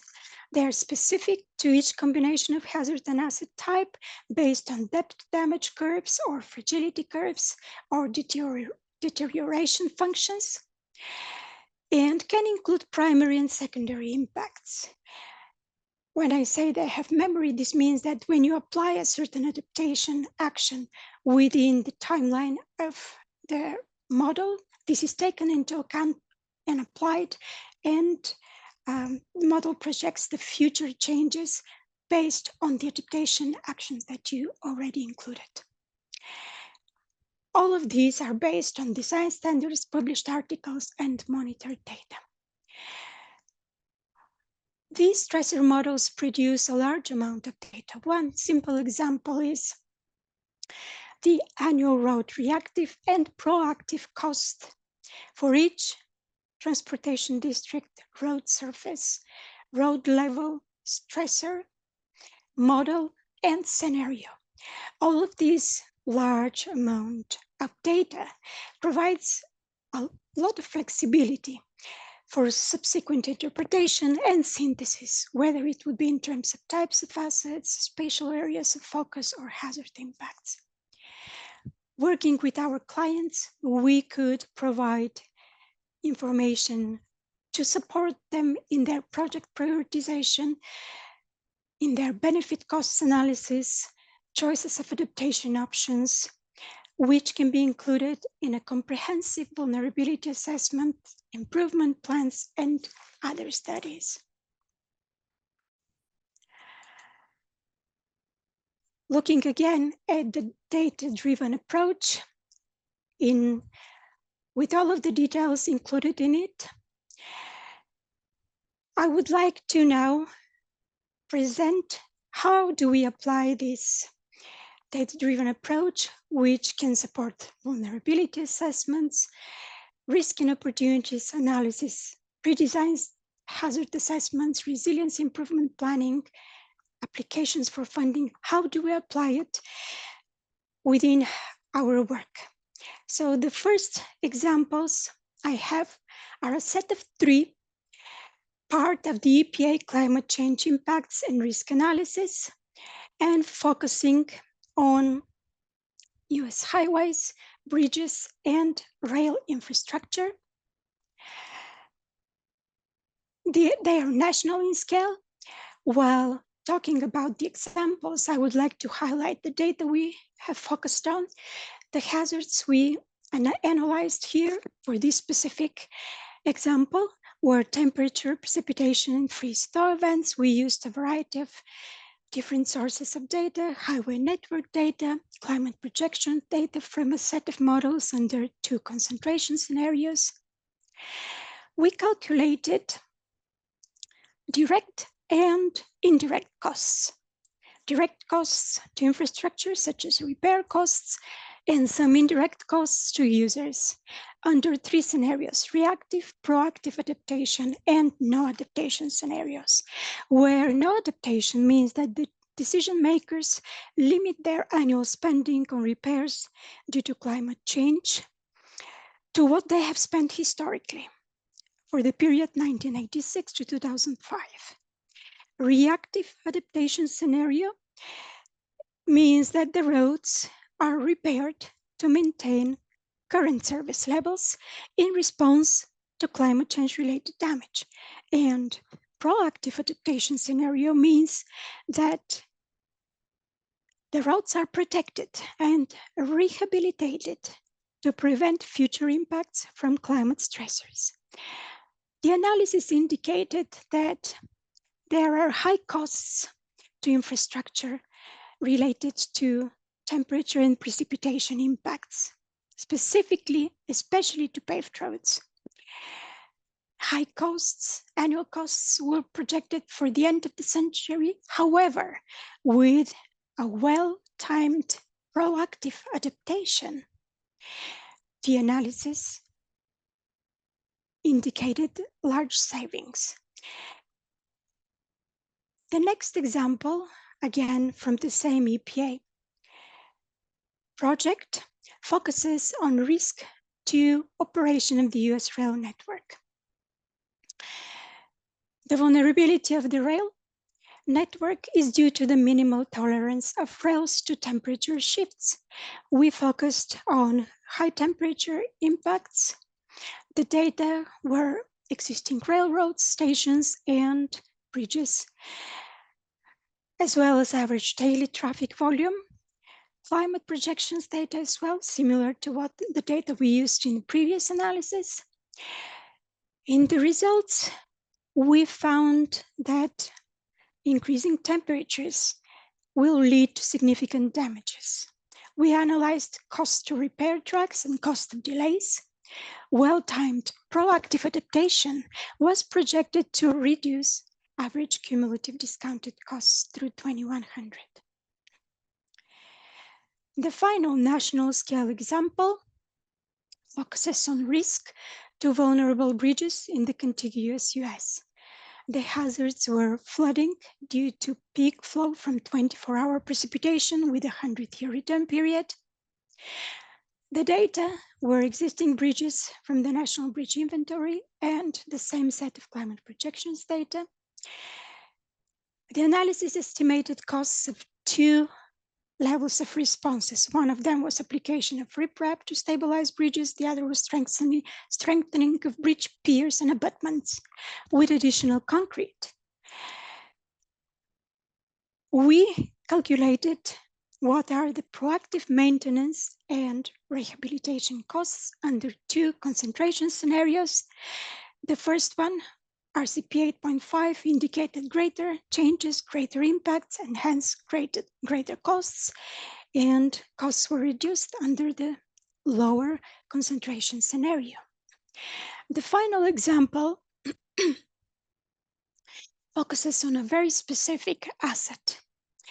That was the Arizona Department of Transportation State Route 88 designed concept report to which we contributed. The hazard was flooding, especially after previous fire damage in the area. As I mentioned, there was a portion of the state route which was damaged by several storms between 2019 and 2022, and many more storms historically. The data we used for this example was climate projections data from a much larger set of global models downscaled with a local methodology, which was used repeatedly for the national climate assessments. The data that was used was runoff data, and the specific metrics were annual maximum 3-day runoff accumulations with 25-year return period used to inform the peak discharge, as well as Keach Byram Drought Index, which represented future wildfire potential. The output from this work was we provided Appendix D to the design concept report, which was the resiliency and vulnerability assessment report, which included design recommendations for upsizing of the culverts to increase the resilience to future storms. And now I would like to conclude with the main thoughts from this presentation. Climate modeling, data technology, and considerations of resilience are changing the streams of data and information we can use. Resilience to risks can be a solution and an opportunity for us to build a better future for everybody. A data-driven approach can provide actionable data to support planning for a resilient future infrastructure. Thank you, and this is my presentation. I invite all of you to the roundtable in which you can have a question and ask all of the presenters to answer that question. All of them will share the best answer they have. So I invite all of you to turn on your cameras, and if somebody has questions, please feel free to ask. I have a question. And this was based off of the first presentation, Anthony, so this is sort of directed towards you, but I think the other panel members can answer, which is, when going through the process of completing credits, I'm curious what the most and least completed are in either categories or indicator. I think it will give a good indication of where the sophistication or prioritization lies, right? Because my guess is there might be some indicators that are very rarely checked off, and there are indicators that are always checked off. Yeah. The least often ones I know by heart, that is unfortunately the embodied carbon credit and the greenhouse gas emissions reduction credit. Now, there's a number of factors there. One is, I think traditionally, those have been very difficult to calculate. So it's not just did they do it, but are they willing to go through the documentation effort to calculate it and submit it? And I have heard anecdotally from a lot of projects using Envision that even if they are reducing their carbon emissions or embodied carbon, they find the process of calculating it and documenting it too expensive and for the points. So they just decide not to do it. I think that's improving, and there's a lot of initiatives that we're involved in to try to help kind of improve that and streamline the calculation and the documentation process. The ones that are most often pursued are usually in the quality of life and leadership section, a lot of them related to stakeholder engagement. That may also be a factor that there's so much in Envision that is connected to stakeholder engagement that if you're not doing any of that, you kind of set yourself up and you're unlikely to get an award. So we do see pretty high attainment in the stakeholder engagement on a lot of projects. Thanks.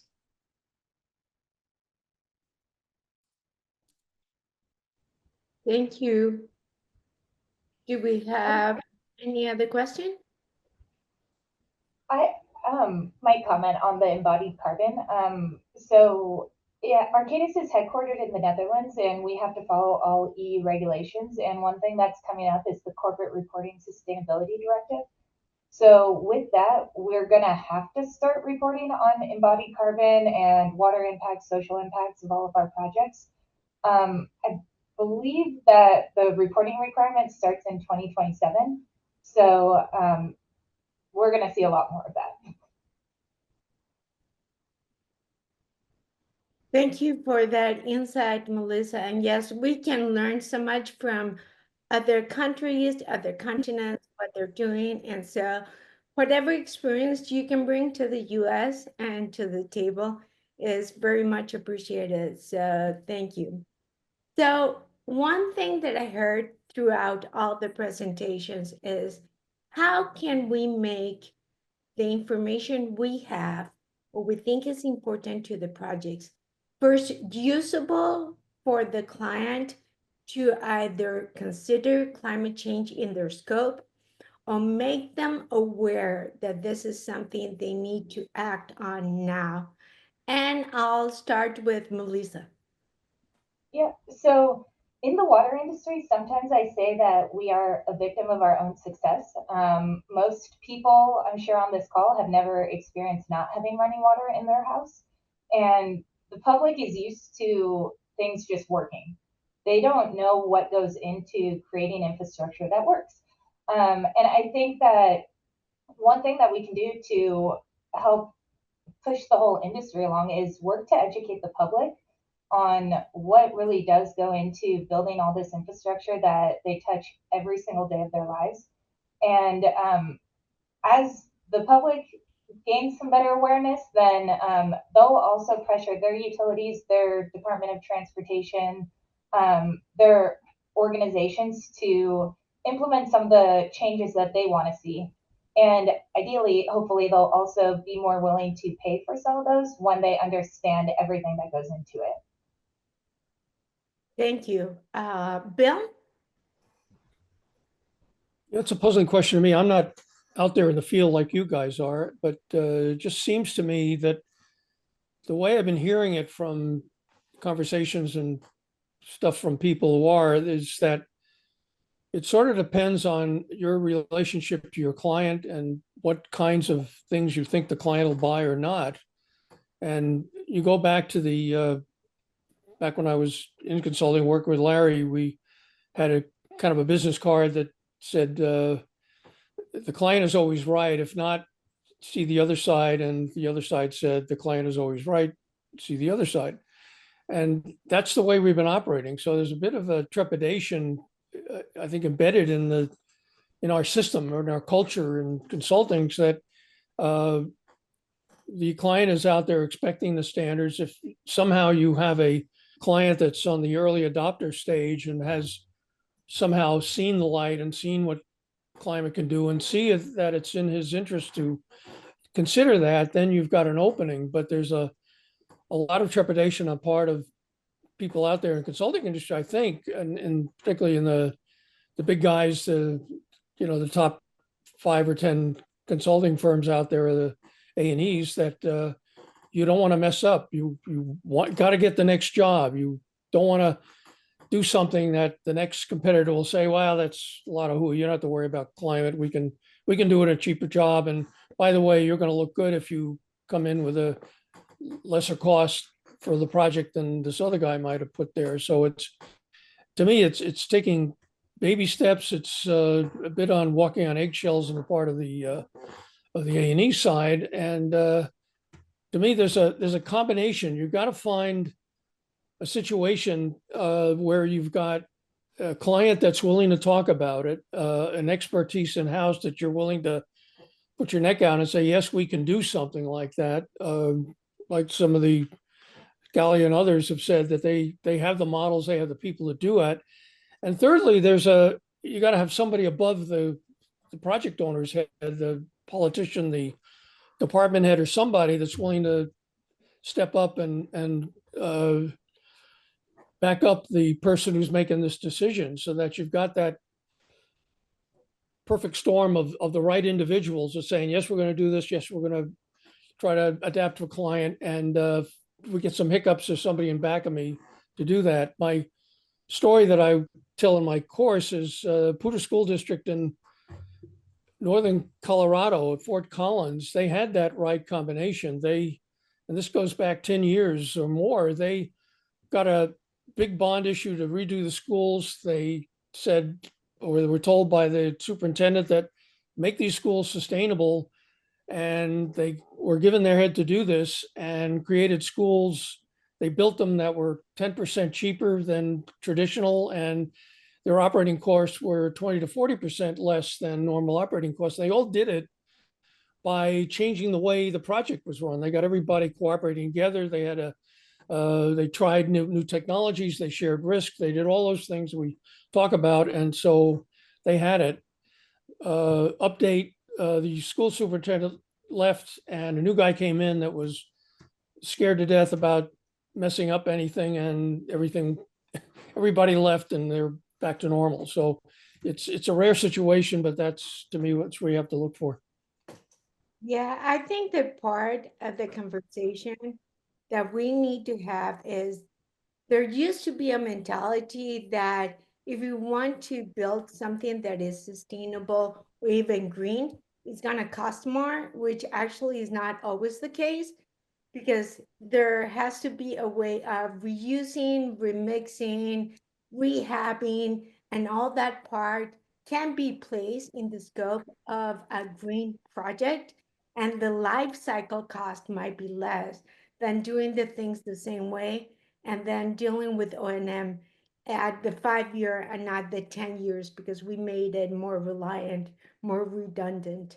So I think we need to change the conversation as well as the owner or whoever is making a decision to move forward has to stop looking at just numbers, but looking at what is the right thing to do at the right time and what are the implications not only on the 5 year CIP, but in the later years on the resources they have, the maintenance people they have, the training they have. So I think it's a conversation that we need to start having now so people making the decision have all the information. Um, Anthony, something to say? Oh, on the cost, I mean, I totally agree. Yes. The cost can be really challenging. That's why we did the study, and I'm hopeful that that will have some benefits. And you're right, it's more about rethinking the project from the very beginning and what is needed. We've seen some interesting ones where I kind of alluded to it during my presentation, but sort of adaptive expansion. So rather than doing large expansions of facilities, designing something that can sort of grow as needed, and those can have huge cost savings.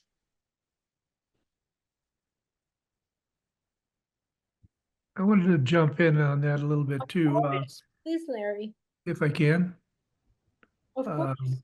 As I was, contemplating how do you open this conversation, and that seemed the hardest part. Once the conversation was open, it kind of flowed easily. But I was struck by the parallels or the analogous situation of hazardous and toxic waste in the 1980s. And if I could just sort of set the scene, and Bill knows this extremely well. He was riding the crest of that wave. First, and this is all sort of chicken egg kind of thing, but there was tremendous public pressure in the late 70s, early 1980s. We had incidents like Love Canal that made all the headlines, made 60 Minutes and all that kind of stuff. And that public pressure led to some serious government action. And there was a push-pull there. Part of the government action may have generated some of the public pressure as well. But those two things then in turn jump-started an entirely new marketplace for engineers in general, but predominantly civil engineers and hydrogeologists.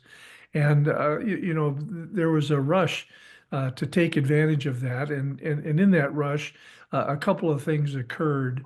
There was a lot of honing of existing technologies and development of new technologies, very similar to the kinds of things that we've been talking about today. And at the same time, there was a recognition that there was a potential for real liability exposure to those consultants and contractors that were getting involved in this hazardous and toxic waste market. And when I recognized that the similarity, I got really excited. I actually talked to Bill. We had long conversations about that and other things, and I was trying to draw the parallels to today. And up until, as Bill pointed out, dramatically November 6th or whatever election day was, the prospect of government pressure or government action has probably been deferred substantially, and we still have some public pressure. And we can hope that that public pressure, including us as leaders in making this more apparent to the public, then sets a stage for using existing technologies and honing those, developing new technologies, and really hopefully jumpstarting a new marketplace for engineers and contractors. And then, of course, we're going to have to look at the loss prevention. And I think you can kind of see a similar sort of phasing if you look at journalists' role in this.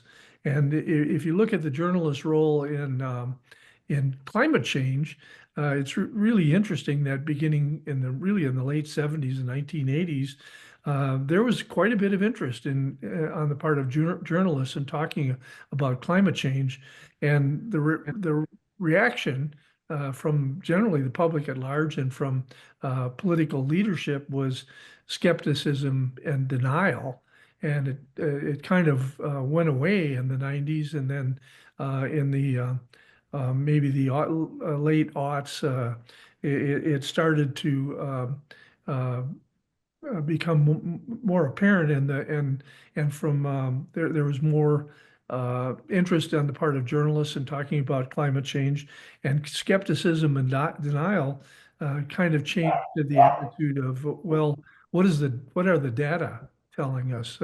Is this really happening? And so we're in that questioning phase, and we're not at the point yet of, well, what are we going to do about it?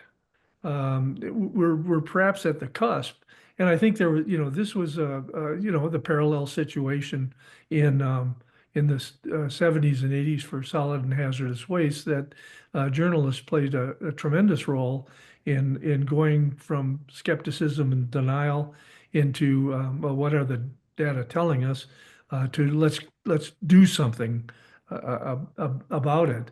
I would then quickly point out there's a major difference between those two situations in the solid and hazardous waste, and I'm going to speak from our profession now.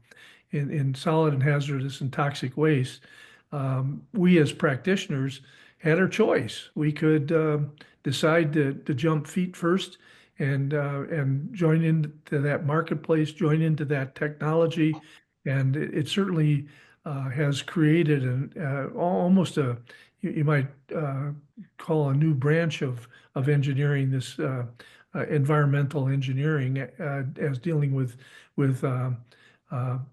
those kinds of pollution problems.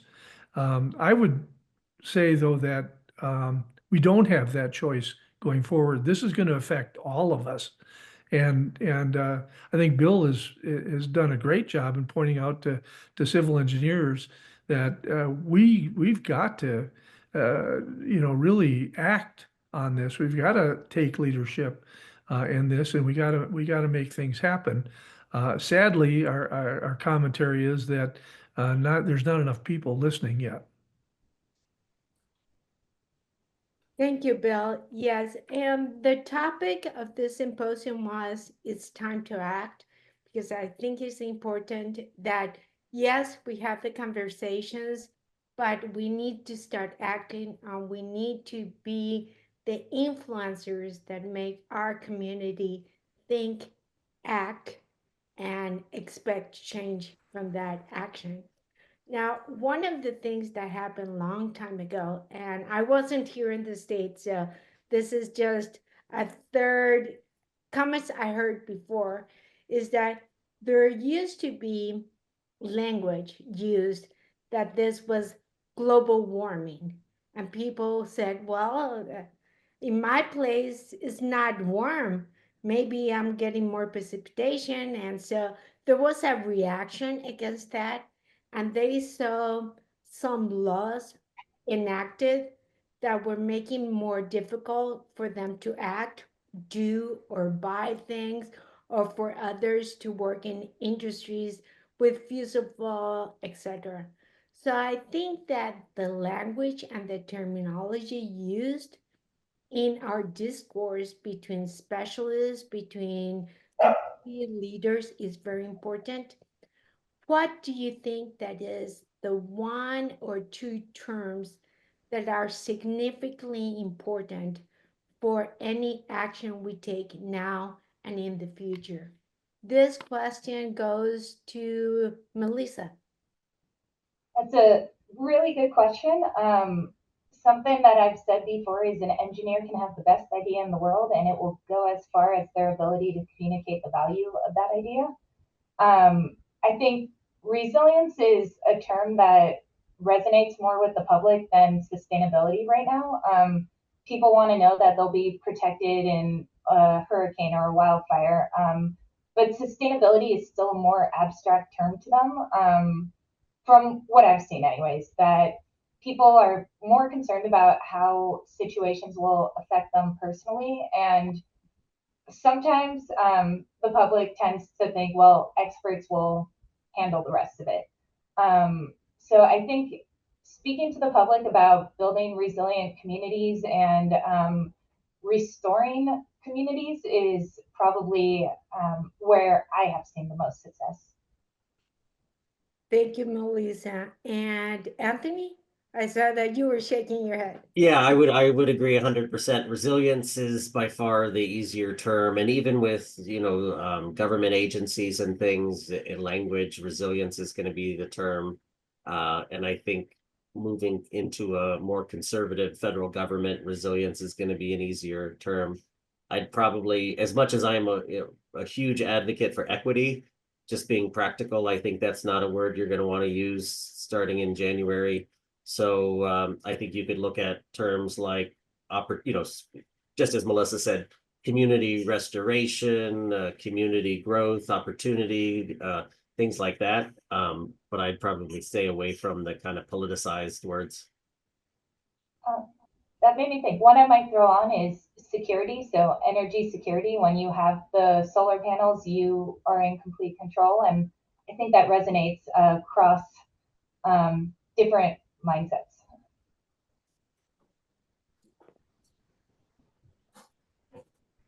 Thank you, Lisa, for that insight.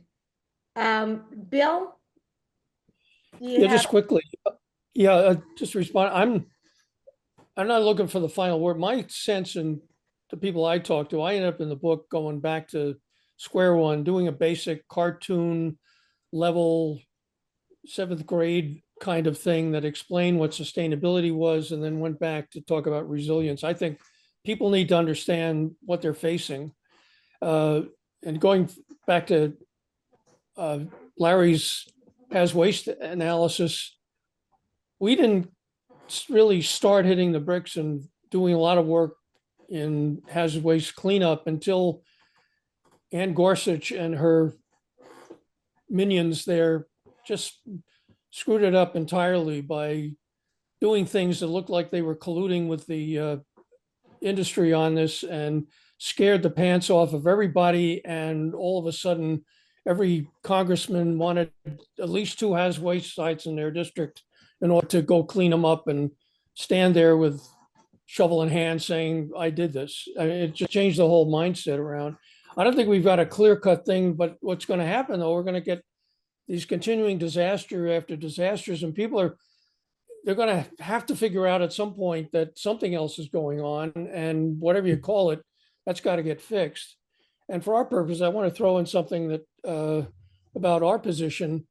With the new administration, I had a letter a long time ago in the New York Times responding to this, that we engineers should just throw up our hands and say, hey, we've been telling you this is a problem for a long time. So we're going to follow the old Fram oil filter ad, taking a new take on it, which is for cleanup or for remediation, you can pay me now and pay me later, because if we follow current standards, it's going to fail, and then we have to clean it up again. So we make more money, and you guys can go take a hike.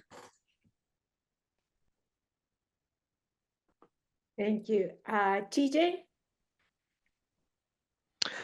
Yes, I want to thank everyone for being here today, but the climate resilient conversation is very interesting. So this particular question is towards Anthony and Envision.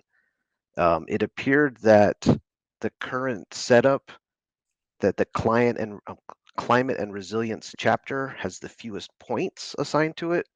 Is there a thought to change that, or is it weighted in a way where that can be given more gravity? Well, I'm just gonna do a quick fact check because I think they're pretty close in total points. So the category with the lowest points is technically leadership with 182. Climate and resilience has 190. Resource allocation has 196. And then you do see more 200 in quality of life and 230 in natural world. So yes, there are slight variations, but when you think of 1,000 points, the difference of 10 is pretty small. And keep in mind that those are the total possible points if every credit was applicable to your project. Now, most projects will have 2 or 3 credits that are just not applicable depending on the project, and that's going to swing the amount of possible points probably even more. So I'd say they're roughly evenly split. Now, you may be thinking in version 2, there was a significant difference. And when we went into version 3, we tried to balance that out in order to provide more incentives for people to go for the climate and resilience credits and to ensure that projects couldn't entirely ignore that category as we were sometimes seeing in the early days. So maybe you're thinking about the older version. I was actually referring to the slide earlier, so maybe it was not fewer points, but fewer checkboxes or fewer subcategories. Yes, there are fewer total numbers of credits, but those credits have more points. So there is a weight to them. Yeah. Okay. Thank you, TJ. You were paying attention to the slides. Thanks. I had to pull up my manual just to be sure. I so much appreciate it. So this question goes to Bill. What do you think it will take for project owners and engineers to make the necessary changes and start included climate considerations in their infrastructure design and into their CIP plan? I'm sorry, please repeat that. It didn't quite come in. I'm turning up my volume. It might be me, it might be my Spanish accent. So here it goes again. So what do you think it will take for project owners and engineers to make the necessary changes and start including climate considerations in infrastructure design and in their CIP plans? Well, it goes back, I think, if I'm understanding you correctly, into the whole risk situation where if you are a project owner and have a good moral compass on what your job is, one of the things you ought to be doing is scanning the horizon for risks like climate and other things. And when you put a project on board and bring in a consultant engineer or in-house engineering, what they should be doing is specifying that we want to take a look at these risks. We just go out with a proactive statement for the procurement or how you're talking to these engineers to say, we want you to consider this. We want this on the table. That we should have a good, candid conversation of what we ought to be doing in managing this risk. So let's not hold back. And I'll go back to that Puta School District example I used before. When they went out for bids and getting contractors to build a new school, they came with a short list and then they paid people to write a proposal. I mean, they said, we want this and we know you don't understand that we want this. So we're paying you to come up with these examples. Don't hold back on us. So there's got to be this incentive and clearing the decks making candid statements that, yes, we want to do this and this is how we want to proceed. So if you've got that, you're also engendering a sense of trust here, because that needs to come hand in hand. I mentioned before my presentation, this is a risk sharing issue because we're not sure what's going to happen out there in the future. We're, as Galina and others pointed out, this is not a certain thing. We're not getting blueprints that are going to give you a right example, but right answer, but we're going to approach this and try to minimize the risk and do the best we can and adapt as we go along and make changes and be resilient in all the things we do. So if we can set up that arrangement in the project owner consulting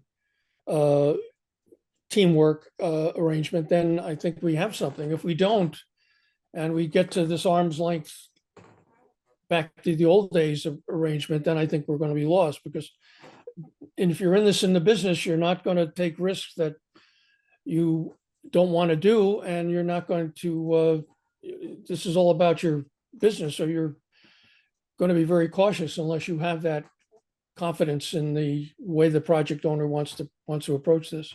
I'm hoping I answered your question. It's pretty broad.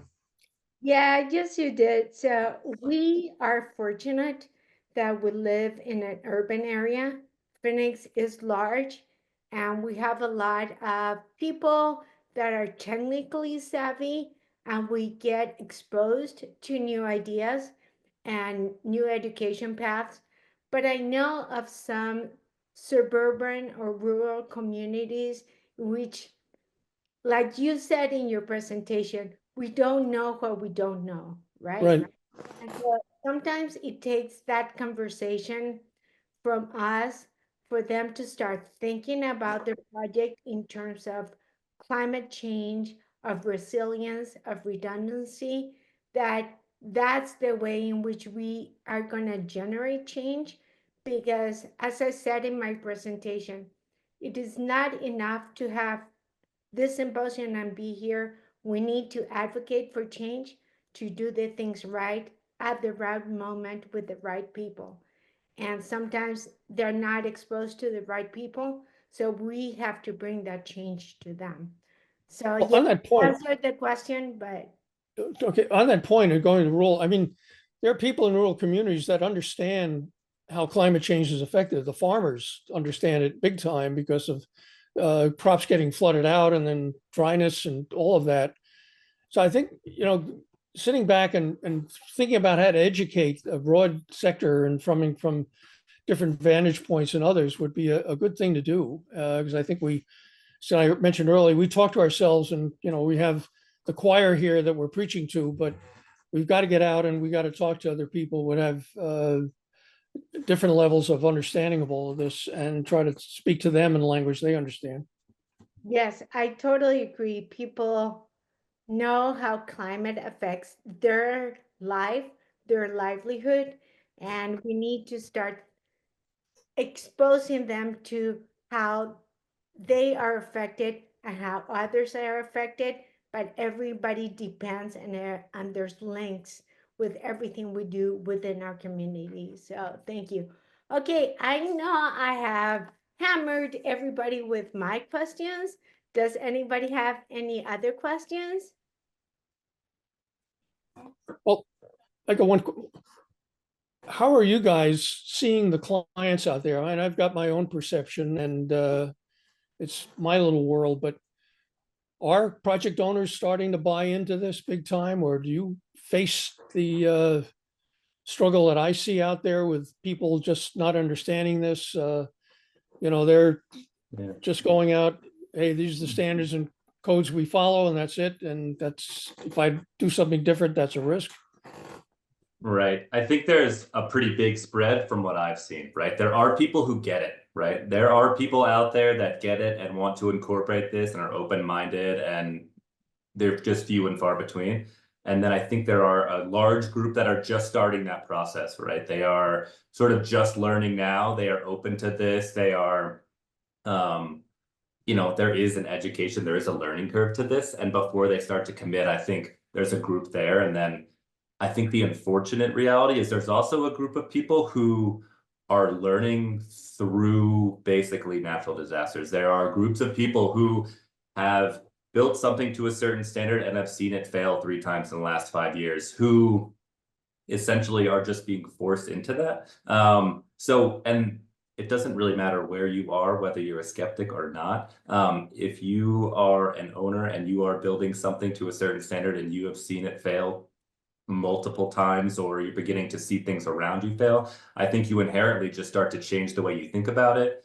And, you know, there are places like Florida, there's a ton of money and like grant funding to look and think about climate change in coastal communities in a state that is, you would not think that, right? So, but it's apparent. They see king tides, they see all of these things. So I think slowly but surely, there's just a large group of people that are starting to sort of incorporate this just because they've seen it and they've experienced it, right? Ideally, you would just get to them before, and there are case studies, right? Like there's that community, which is, you know, more residential, but it illustrates the point that withstood 2 hurricanes and everything else around it was like decimated, right? And I think it was like maybe they spent 40,000 or 40% more on those homes or things like that, but they don't have to rebuild, right? So I think, you know, the unfortunate reality is through extreme weather events, slowly people will start to, you know, kind of change their minds about this, whether that be climate change or extreme weather events, whatever you want to call it, right? Yeah. TJ, are you a forward-looking project owner? I actually work for a local municipality, so I guess technically we are an owner, and we're seeing a little bit of movement. I work for the city of Mesa, and we do have a climate action plan, 2040, but I think right now it is very low-hanging fruit and just sort of organizing the attempt. The desire is there, but I think there is a lack of a larger vision, and maybe when the budgets start hitting, they'll be like, let's start thinking about this. Yeah. One thing that I'll add is insurance companies are definitely catching on, and that is driving some more action at the owner level, because they have to put certain features in place in order to keep their insurance. So more of a stick, just like experiencing the emergencies themselves, but it's another push. Well said. One thing, if it's helpful, you know, for trying to convince those clients that maybe are on the fence, I've seen a lot of success with not jumping in with both feet, you know, right out of the gate. I think a lot of owners have this perception of, oh, sustainability, it's this whole new thing. I've already got regulations and issues and things. I don't want to do this whole new thing. So I've seen a lot of success with working with clients and showing them what they're already doing and how that fits within sustainability, and presenting it as, hey, you're already doing this for nothing. And it may be just a little bit, but then you can start having a conversation about, you know, what's next and what can we add. And I've seen that be pretty successful. Yeah, cynical me, though, is worried. I just researched this for my course, and North Carolina and the coastal area still has that law saying that you can't consider future climate considerations because the property developers got them. And there was another one I thought of, but it escaped me for the moment. But it's still weird out there. You just wonder where these people come from or where they get their information from. Yeah. Oh, it's FEMA. FEMA's getting beat up by people who are worried that all of a sudden their property that was in the or outside the 100-year floodplain, now with FEMA's new calculations, it's going to be in the 100-year floodplain and then some, if that's still the metric, and they're fighting it. And then Anthony can describe the fun time he's had with the concrete and steel industry and dealing with 73-23. Well, that one, I think they actually had a point. This is more getting a little wonky, but the committee on the standard originally wanted to put in a table of generic values for concrete and steel carbon emissions. And understandably, in my opinion, the industry just went wild against that, because I've actually seen concrete and steel right now are racing to show how they can reduce carbon emissions, especially concrete. They're doing all different kinds of studies. They're doing different mixes. They're looking at different alternatives. So I think they didn't appreciate having sort of a generic average thrown out there for people to use when they're trying to show, because they see it as a market advantage. But I've seen a lot of improvements on the concrete side of what they're trying to do. Good. Yeah.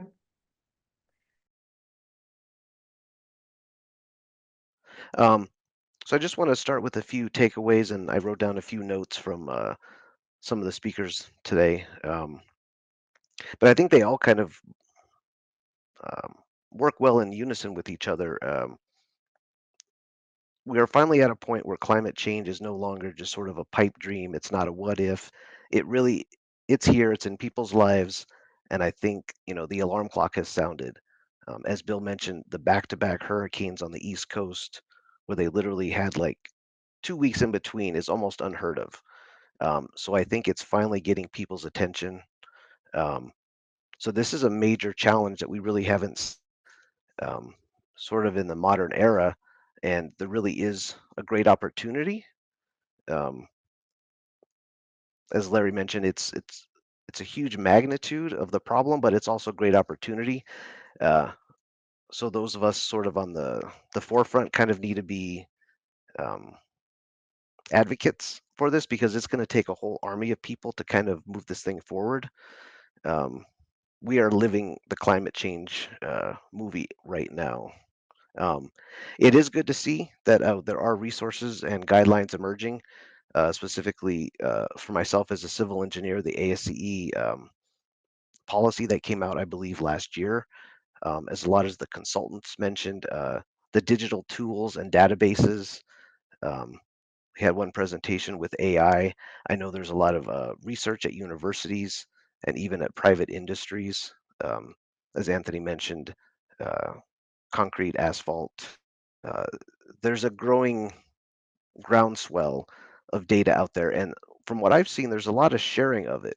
There's which is kind of unique. It's not necessarily proprietary, which I think is sort of a, I don't know, it's a boon for the future. It's a good signal. And then one of the main focuses of Maria's presentation was resilience. It's definitely the key to infrastructure, and personally, I think as small as it sounds, the name change, or sort of we almost have to become salesmen. Global warming, you were right, didn't work. But if you use resilience, people start to think in terms of insurance and safety, and it sort of kind of changes their mind frame, because if you lose them at the beginning, sometimes they'll just shut down, especially in today's society of, 10-second Twitter clips and stuff. So um, spinning it the right way can definitely help.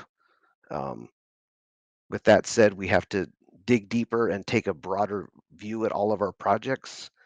We have to build for the new reality and not necessarily the old standards that worked in the past. I know as a civil engineer, sometimes in construction, sort of the old mentality is if it worked in the past, it's going to keep working, forward. So we have to kind of sort of break out of that mind system a little bit. And another key to resiliency, systems have to be redundant and multidisciplinary. I know that was definitely mentioned several times today, that everything is interconnected and you can't just exist in a bubble. This is a call for action. We have our turn at the plate, so we've got to jump in and can't be afraid. Next slide, please.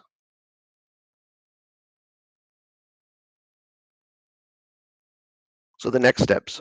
Sometimes we as engineers and other people in technical industries kind of just get paralysis by analysis. We don't know what's the next step to take.